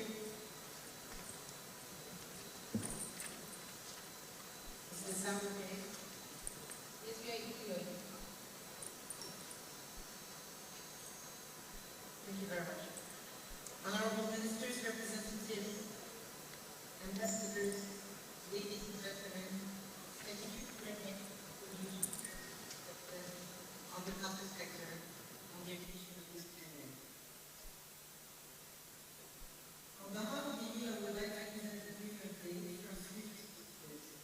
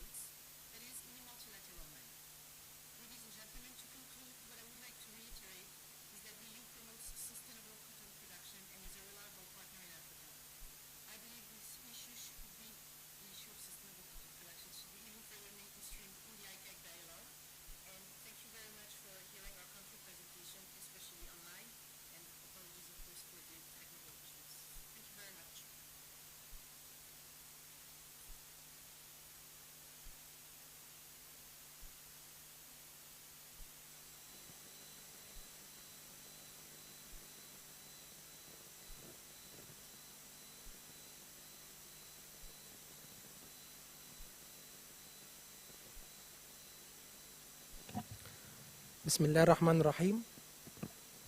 السادة رؤساء الجلسة، السيدات والسادة رؤساء الوفود، باسم حكومة بلادي أتقدم بخالص الشكر والتقدير لدولة الهند على دعوتها الكريمة وتنظيمها الرائع للاجتماع الدوري 81 للجنة الاستشارية الدولية للقطن.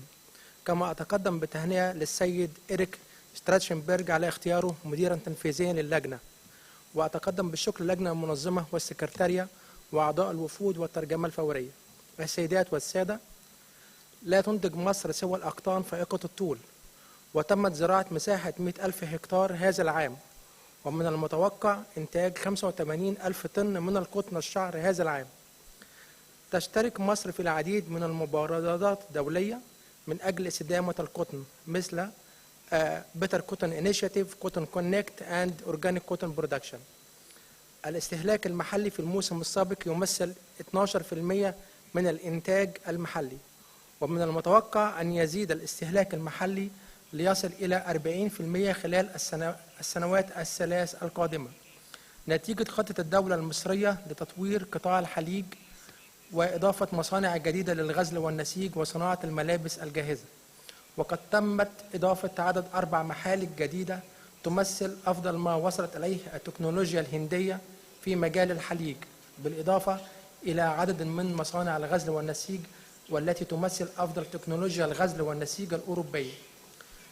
بلغت صادرات مصر في الموسم السابق نحو 92,000 طن، وتحتل دولة الهند النصيب الأعظم من صادرات القطن المصري بنسبة تقترب من 50%، ثم باكستان بنسبة 16%، والصين بنسبة 15%، وبنجلاديش. ومن الجدير بالذكر أن القطن المصري يصدر إلى 21 دولة، وتستورد مصر نحو 140,000 طن من الأقطان متوسطة الطول.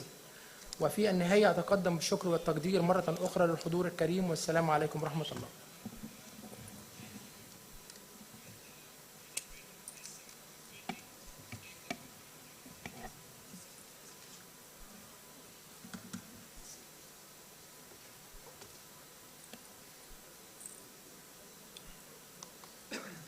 Thank you so much. I would now request Dr. the Ivory representative to please present their country statement.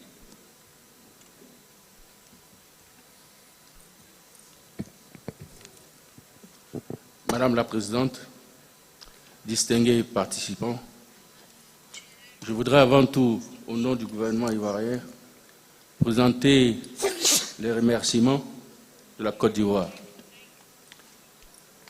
Notre intervention portera sur la situation de la production de coton en Côte d'Ivoire, les changements structurels et les défis du secteur. La situation de la production en Côte d'Ivoire. Le coton tient toujours une place importante dans l'économie de la Côte d'Ivoire. Il est le 5e produit agricole d'exportation en termes de valeur après le cacao, le caoutchouc naturel, la noix de cajou et l'huile de palme. Il occupe plus de 100 000 cotonculteurs et leurs familles dans les régions centre et nord de la Côte d'Ivoire. La campagne 2017-2018 a marqué la mise en œuvre effective du zonage agro-industriel du bassin cotonnier qui a consisté en l'attribution de zones exclusives d'encadrement aux 6 sociétés d'égrenage en place.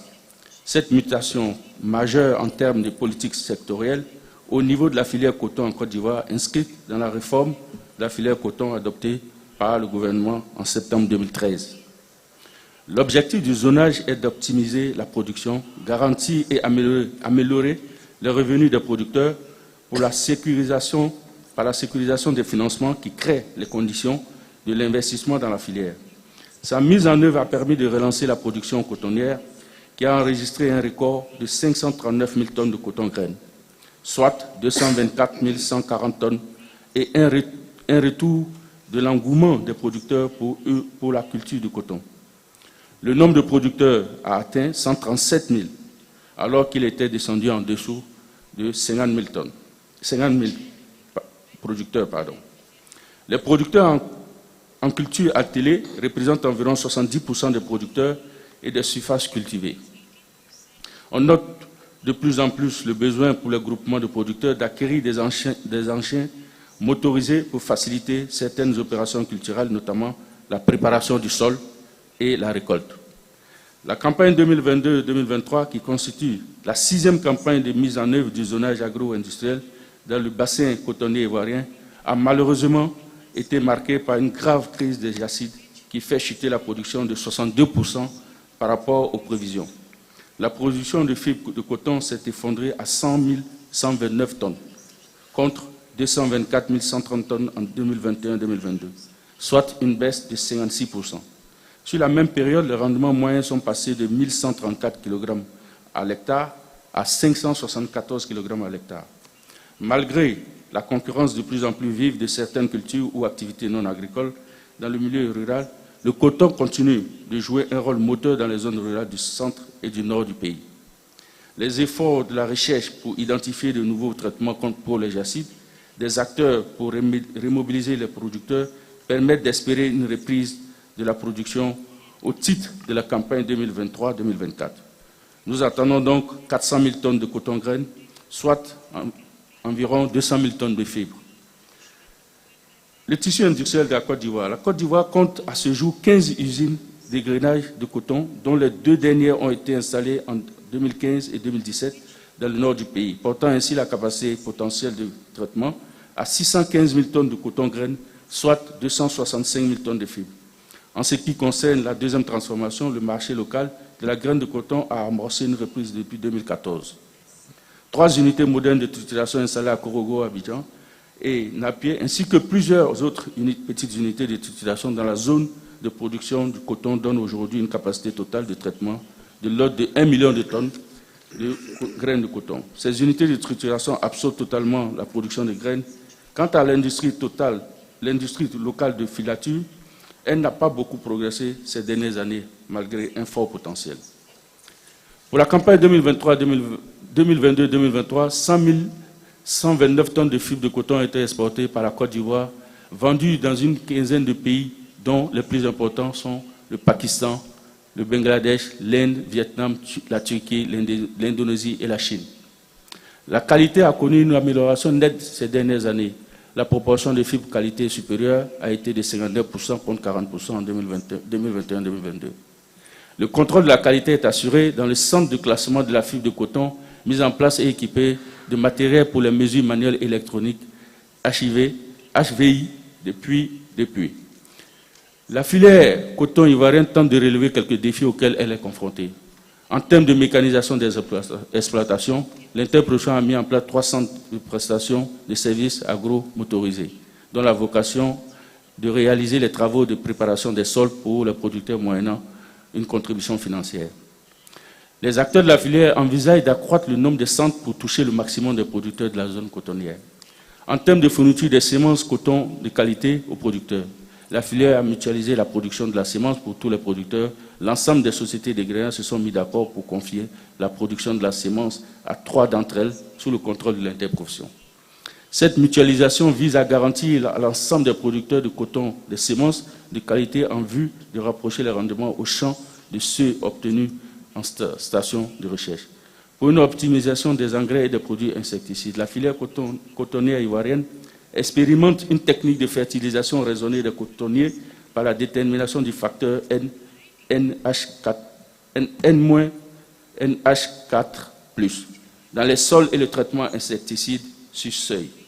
Ces techniques déjà en application chez un petit nombre de producteurs devront être étendues à un plus grand nombre. À côté de ces mesures déjà en cours pour assurer la pérennité de la culture cotonnière en Côte d'Ivoire, la filière fait face à d'autres challenges tout aussi importants. Les changements climatiques, avec des effets de plus en plus visibles au fil des campagnes, menacent les efforts des acteurs visant à accroître la production cotonnière par un accroissement des rendements agricoles en vue de satisfaire la capacité d'égrenage installée et créer plus de richesses. La mise en place d'un mécanisme périn et mutualisé de financement des intrants agricoles pour les producteurs en vue de réduire les coûts d'acquisition de ces intrants et contribuer ainsi à la réduction des coûts de production.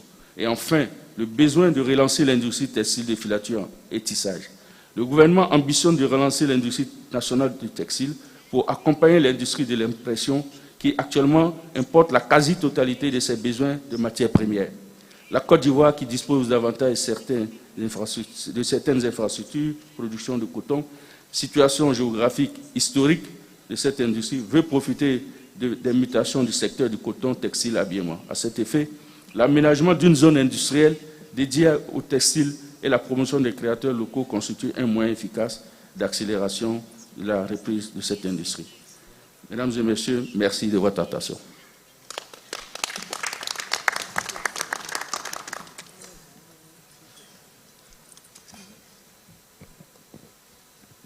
Burkina Faso.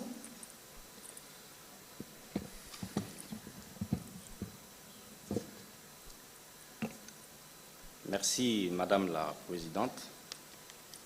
Avant de poursuivre dans la déclaration, je voudrais juste signaler que le Burkina Faso a transmis des éléments à travers son Country Report 2023 qui nous permettra de faire l'économie de certaines données importantes qui apparaissent dans ce Country Report, tant sur le niveau de la production que des réformes structurelles entreprises par le gouvernement du Burkina Faso. Alors, Madame la Présidente, chers délégués, le Burkina Faso voudrait tout d'abord saluer le peuple et le gouvernement indien pour l'accueil et l'organisation de la 81e session plénière du Comité consultatif international du coton, après ces 3 années de suspension de rencontres en présentiel dues à la pandémie de la Covid-19. Réunis ici dans cette belle ville de Mumbai, il paraît important de relever la pertinence du thème de la présente session qui mettra un accent sur les innovations locales à développer, la chaîne de valeur du coton mondial afin d'améliorer in fine la valeur ajoutée au profit des producteurs en particulier. Le Burkina Faso, grand pays producteur de coton africain, attend de cette présente session plénière des résultats concrets à même d'impacter positivement et durablement la chaîne de valeur du coton. Il convient de rappeler que le secteur coton africain sort petit à petit des effets négatifs issus du choc mondial de la pandémie du Covid-19 qui a fortement perturbé les exportations et la chaîne d'approvisionnement des matières premières essentielles, notamment les fertilisants nécessaires pour la production conventionnelle du coton. Cette situation a entraîné des pertes économiques considérables pour le secteur coton, notamment les producteurs, les braves producteurs qui ont vu leur coût de production flamber et une forte baisse de leurs revenus nets. Tirant leçon de ces chocs exogènes qui affectent le secteur coton africain et celui du Burkina Faso en particulier, il s'avère nécessaire de changer de paradigme. À cet effet, le Burkina Faso, dont la production moyenne annuelle de fibres se situe à environ 250 000 tonnes de coton fibre, je disais, met en œuvre une politique incitative pour la transformation locale du coton afin de tirer plus de richesses du coton et trouver ainsi des réponses durables en termes d'emploi décent pour les jeunes et les femmes. La transformation industrielle et artisanale sont donc soutenues à travers des réformes politiques audacieuses et une prise de conscience patriotique des populations sur la nécessité de consommer ce que nous produisons. Madame la Présidente, chers délégués, des grands défis relatifs à la durabilité se présentent constamment à nous, tant au niveau de la production que de la transformation du coton. Ainsi, importe-t-il qu'un accent particulier soit mis sur la prise en charge concrète de ces défis, à travers notamment le partage de bonnes pratiques en matière de recherche et développement et l'adoption d'innovations technologiques appropriées et accessibles pour tous. Le CCIC ici devrait ainsi être un canal privilégié pour faciliter l'atteinte de ces objectifs pour ses membres.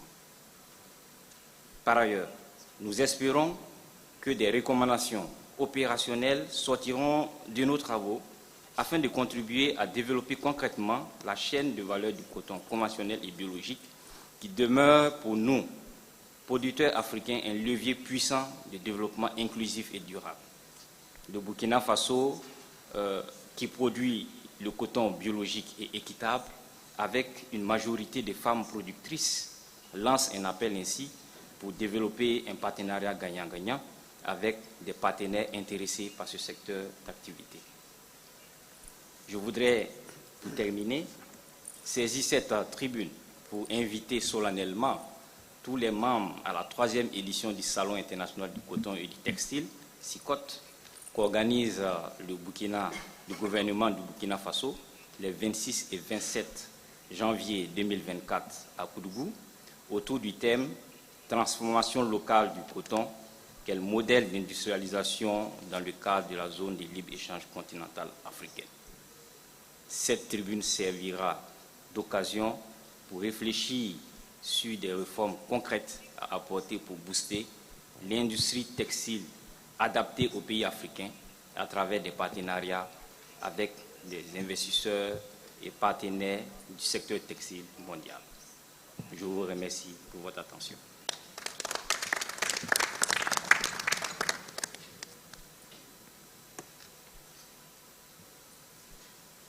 Thank you so much. I would now request Bangladesh to present its statement.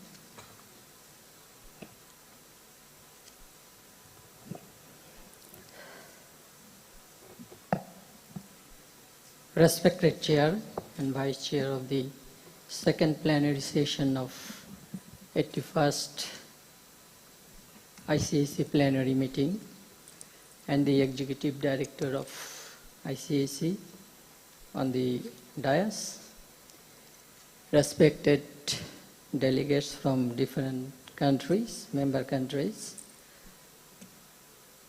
honorable ladies and gentlemen. I am Dr. Fakhri Alam Ibn Tabik, representing Bangladesh in the meeting. Bangladesh is the second largest cotton importer in the world. Bangladesh economy is mainly driven by the textile and clothing industry. The share of this sector is about 13% of the national GDP. And the 84% of the export earnings. This sector is mostly depends on imported cotton now. About 8.5 million bales of cotton are needed every year to meet the demand of the sector. About 529 spinning industries and 4,114 ready-made and garments industries are currently working in the country. Total $15 billion primary investment in this sector. Most of the cotton for this sector are imported from India, United States, Brazil, and many African countries. And this costing about $3 billion every year. Yearly total business in this sector for the last 2022 was about $42 billion. But the domestic cotton production is not sufficient to meet the demand. Only 3% of the total demand is met from the domestic production. Cotton production in Bangladesh is facing huge competition with many other crops, mainly food crops, fruit crops, and other crops, due to scarcity of the arable lands. But the government of Bangladesh currently emphasizes on increase cotton production domestically to meet the demand of the industry. In recent years, government has taken many initiatives to increase cotton production domestically, introduce hybrids and increase the area of the hybrid. And recently government has introduced BT cotton. It is from the some Indian company has introduces this BT cotton in Bangladesh. Government has taken some subsidy program to the farmers, mainly the poor farmers. They are providing free seeds and fertilizers to the farmers to promote cotton production. And many other initiatives have been taken by the government to increase cotton production domestically. And also the areas where the less intensive area, mainly the shoreline areas, hilly areas, saline areas and drought-prone areas where cropping intensity is less, government has taken initiatives to increase or to expansion cotton in these areas. Recently, we have revived our muslin, our glorious history of our Bengal, glorious Bengal history muslin. We revived this muslin fabric, and the variety that was used for this muslin, Futi Karpas, also we developed and we invented this variety for for weaving this muslin fabric. And this is all about the report from the Bangladesh. Thank you. Thank you for your patience hearing. Thank you.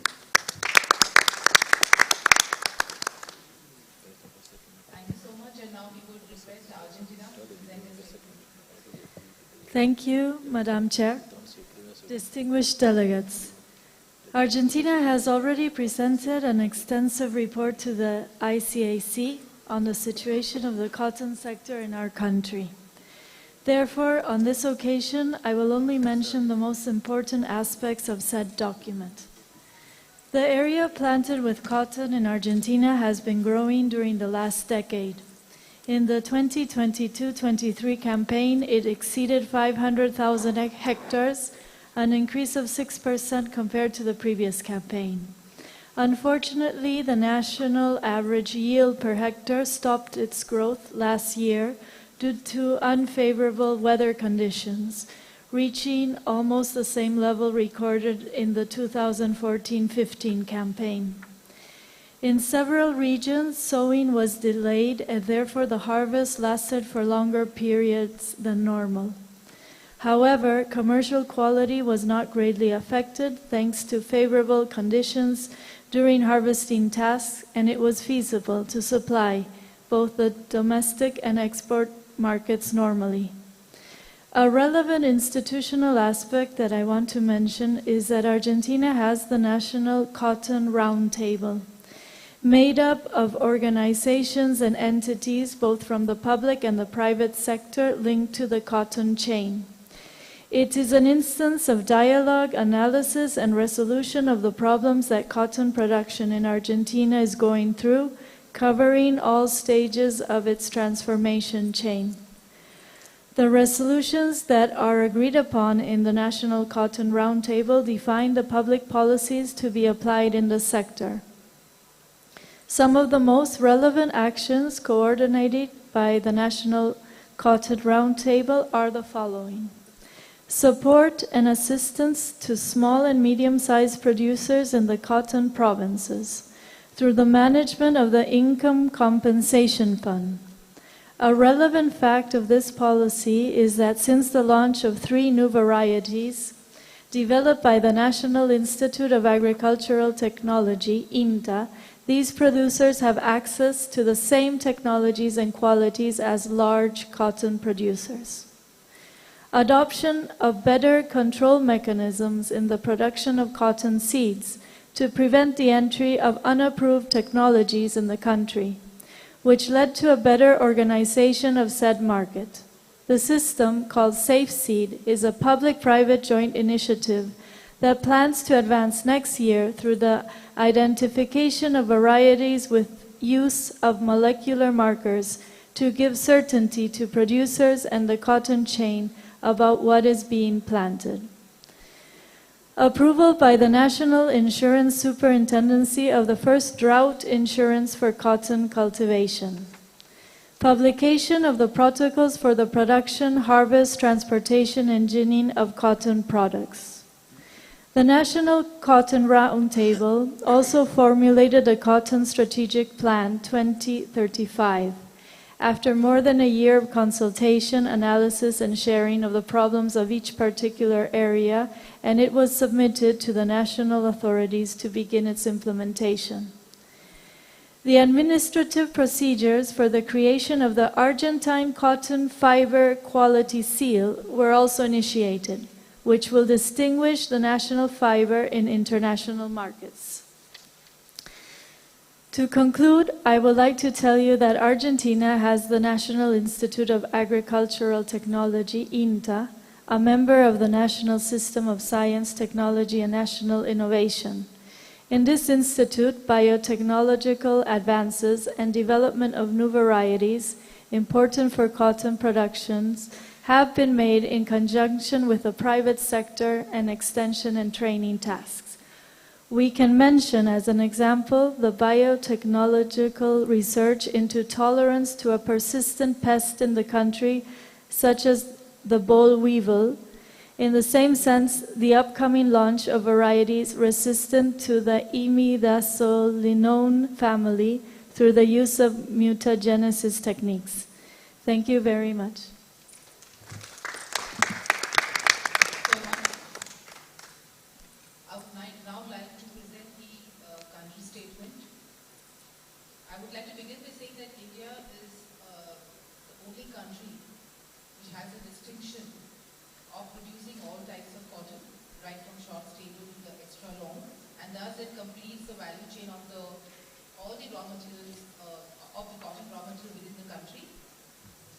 Also, in terms of acreage, we cover about 40% of the acreage of the world.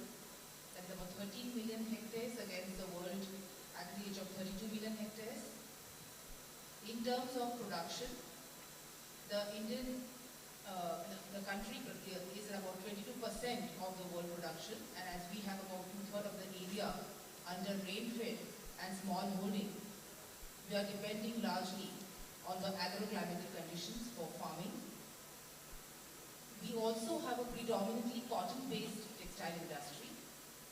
As you all know, that the Indian textile industry consumes a diverse range of fibers and yarns, and the ratio of the use of cotton to non-cotton fibers in India is around 60 to 40, whereas it is 30 to 70 in the rest of the world. We are also the largest consumer of the extra long staple. We would consume about 10 lakh bales of ELS. Another important point which we would like to highlight is that whatever we produce, we also consume within the country, except the requirement of certain specialized cotton like ELS. Cotton is a freely exportable commodity from India, and exports have been mainly to Bangladesh, China, Vietnam. The export of raw cotton is about 5% of the total cotton produced in India. We have yesterday, in your August presence, launched the products of the Kasturi Cotton Bharat, and we would like to speak about it. The launch of the Kasturi Cotton Bharat brand marks the country's foray in providing complete end-to-end traceability and transparency solutions using blockchain technology across the cotton textile value chain to deliver softer, stronger and purer cotton. Advancing good agricultural practices will provide fair economic benefits for farmers, encouraging circularity in the local economy and building the foundation of sustainable living for future generations. With convergence being the hallmark of our governance, a joint initiative of the Ministry of Agriculture and Farmers Welfare and Ministry of Textiles was launched in the 2023 Kharif cropping season for increasing cotton productivity. A special project on cotton entitled Targeting Technologies to Agroecological Zones, large-scale demonstrations of best practices to enhance cotton productivity in public-private partnership mode is being implemented by the CICR in 8 cotton-growing states, covering 61 districts, covering 9,000 hectares and 15,000 farmers.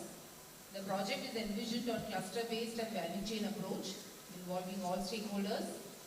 Technologies identified for scaling up include high-density planting system in shallow rain-fed soils, closer spacing in rain-fed, irrigated medium-deep soils, and extra long stable in niche areas. Technology assistance to farmers is provided for seed, growth regulators, and pest management. Since 2018, Government of India is working on the program Insect Resistance Management, dissemination of pink bollworm management strategies. In 2023, the program was operational in 125 villages in 41 districts of 11 cotton-growing states of India. A pilot project on awareness and extension services on best farm practices for cotton farmers to improve quality, yield, and sustainability is supported by the Cotton Corporation of India and is being implemented in 11 cotton-growing states. We would like to highlight that we have the Cotton app and also the Cot Allied app, which disseminates information on cotton improvement, production, and protection, and provides information on quality cotton, prices, and market information, and it is available in 18 vernacular languages. Multi-stakeholder collaborative approach is being followed for development of the cotton economy. An important advancement in this direction is the Textile Advisory Group, which has been formed with ministries and major industry stakeholders to deliberate and recommend suitable measures on the issues pertaining to the entire cotton value chain. Government of India has introduced various development schemes covering the entire textile value chain, such as PM Mitra, Technology Upgradation Fund, National Technical Textile Mission. I would like to conclude by saying that I would like to express my sincere thanks to ICAC for extending the opportunity to present cotton and cotton industry scenario in India to the stakeholders of the world. We look forward for collaborations of knowledge resources and leveraging of local innovations for global prosperity through these deliberations under the aegis of ICAC 2023. Thank you.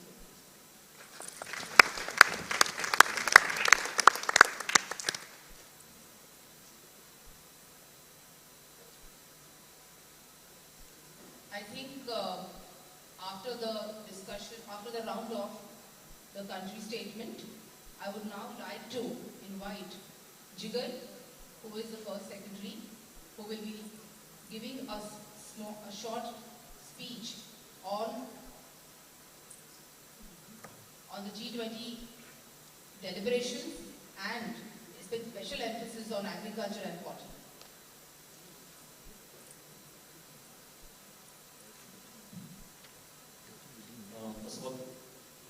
First of all, thank you very much.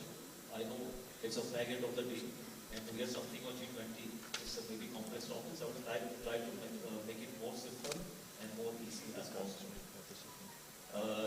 Dear friends, first of all, Namaste. Namaste is the greeting of India. By holding your hand, thank you.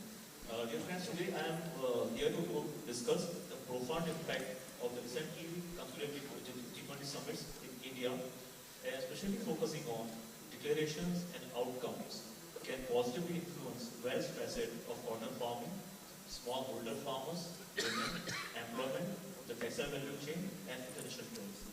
Just imagine that you are part of a big Bharat Mandapam and just surrounded by the various world leaders, and India is trying to do that how this presidency of G20 can be helpful. This summit hosted successfully at the Bharat Mandapam in New Delhi and in a various cities across India like Ahmedabad, Jaipur, Kolkata. It was a culmination of a year-long processes involving ministers, senior officials, and civil society. It was a very mammoth exercise involving various sectors, stakeholders, and into the combinations into various documents, working groups, outcomes. It's a very complex but very important outcomes of a G20. The summit operated under the theme of One Earth, One Family, One Future. It means Vasudhaiva Kutumbakam. It's a line from a very old Sanskrit scriptures called Maha-Upanishad. It means the world is one family. That was the theme of the event. Again, one more theme was lifestyle. Our Honorable Prime Minister Narendra Modi emphasis on the world lifestyle, which highlights the importance of environmentally sustainable and responsible lifestyle choices, both at the personal level and at the national level, in creating a cleaner, greener, and clearer outcome for the futures. Just imagine in the middle of the war crisis, in the middle of the economic downturns, to hold the summits and try to make it successful. This is one of the most important achievements of the presidency held by India.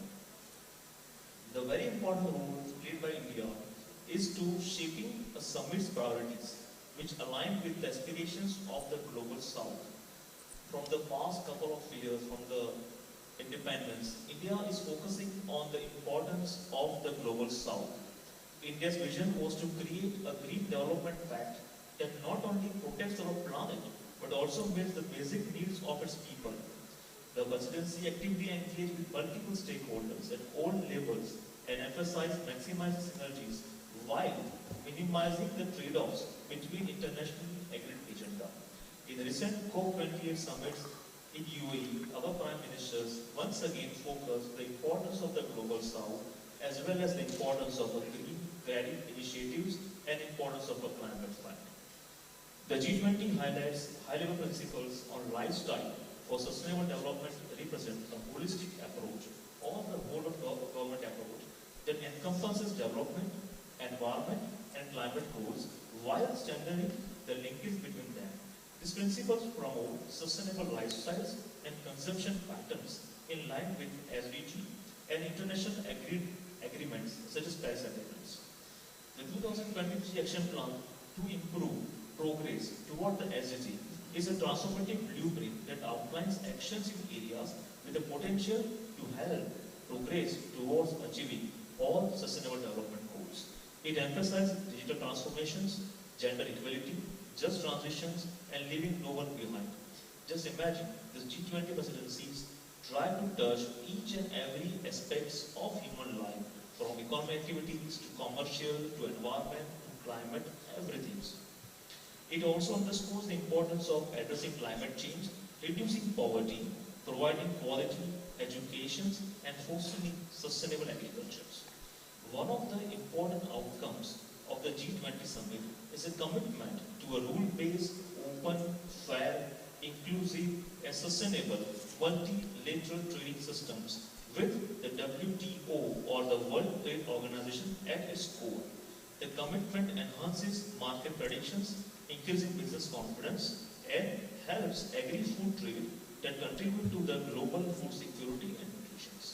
The agriculture ministers also highlighted the importance or the significance of climate resilient technologies, nature-based solutions, and ecosystem-based approaches in the field of agriculture.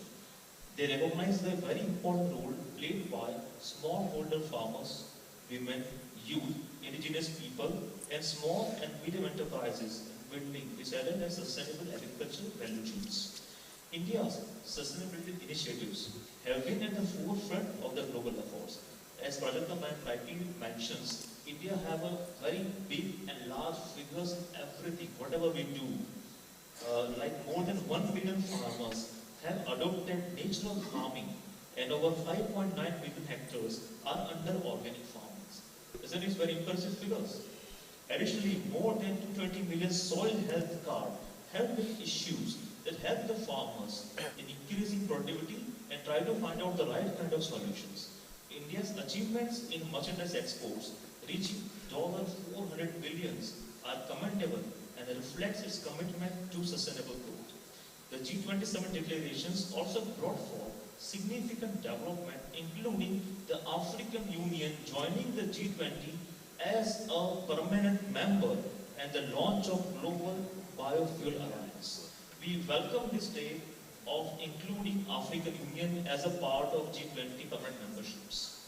This initiative aims to promote sustainable biofuels, set relevant standards, and enhance sustainability in energy and every sectors as possible. Furthermore, the establishment of the India-Middle East-Europe Economic Corridor underscores the importance of regional connectivities and economic growth. This is the future of growth what India is aiming at.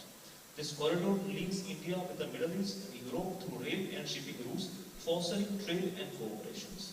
In conclusions, the outcomes of the G20 summit declarations have the potential to catalyze positive change in cotton farming, empower smallholder farmers, promote gender equality, enhance employment opportunities, strengthen the textile value chain, and facilitate fair and sustainable trade. This development aligns with our shared vision of a prosperous and sustainable future for all. Thank you very much for your kind attentions, and I look forward to engaging in fruitful questions, if any, on this critical issues. Once again, thank you very much. Thanks a lot.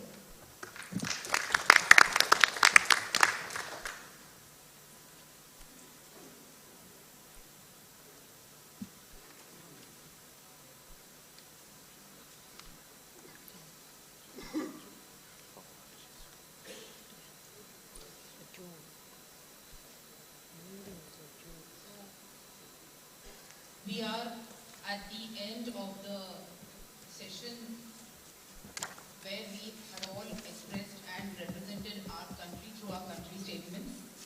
And as I appealed to everybody in the beginning of the session, everybody has wholeheartedly participated and presented their views in a free and frank manner.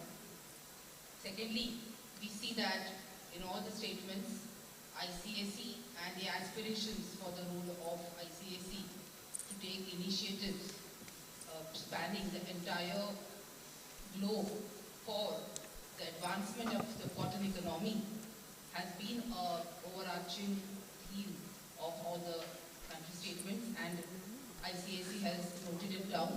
We also appreciate your views and all the development that each country is taking in its own country, which is focusing on the local innovations and engagement with the small cotton growers, small holders and the cotton growers in their country. All these statements with the efforts that every country is taking, and their challenges have been highlighted and they have been noted. I look forward to further discussions tomorrow and the day after, where there will be more deep dive sessions on the various challenges that have been spoken about and would provide a beacon light for all our problems and the challenges. Also, it will provide us more opportunities for collaboration, and I hope that this forum develops such collaborations for dealing with the problems and the challenges ahead. Thank you so much. By thanking everyone, I wanted to thank our chair and our vice chair, but also I really wanted to thank our member countries, because ultimately you are one of the critical backbones of ICAC. We are an intergovernmental organization, and as your plans roll forward, we want to stay in touch and see how we can help you and your other stakeholders achieve your goals. With that, I'd like to conclude the session. There'll be dinner later tonight, and I look forward to seeing everybody both tonight and tomorrow. Thank you. Thank you.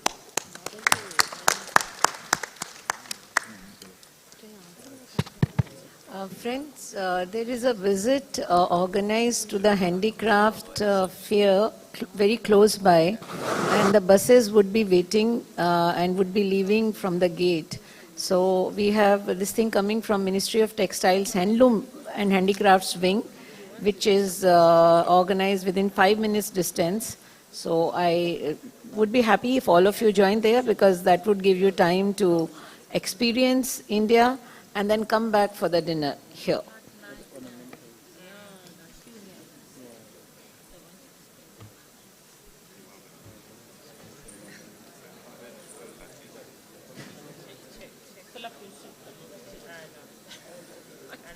unless you buy another one.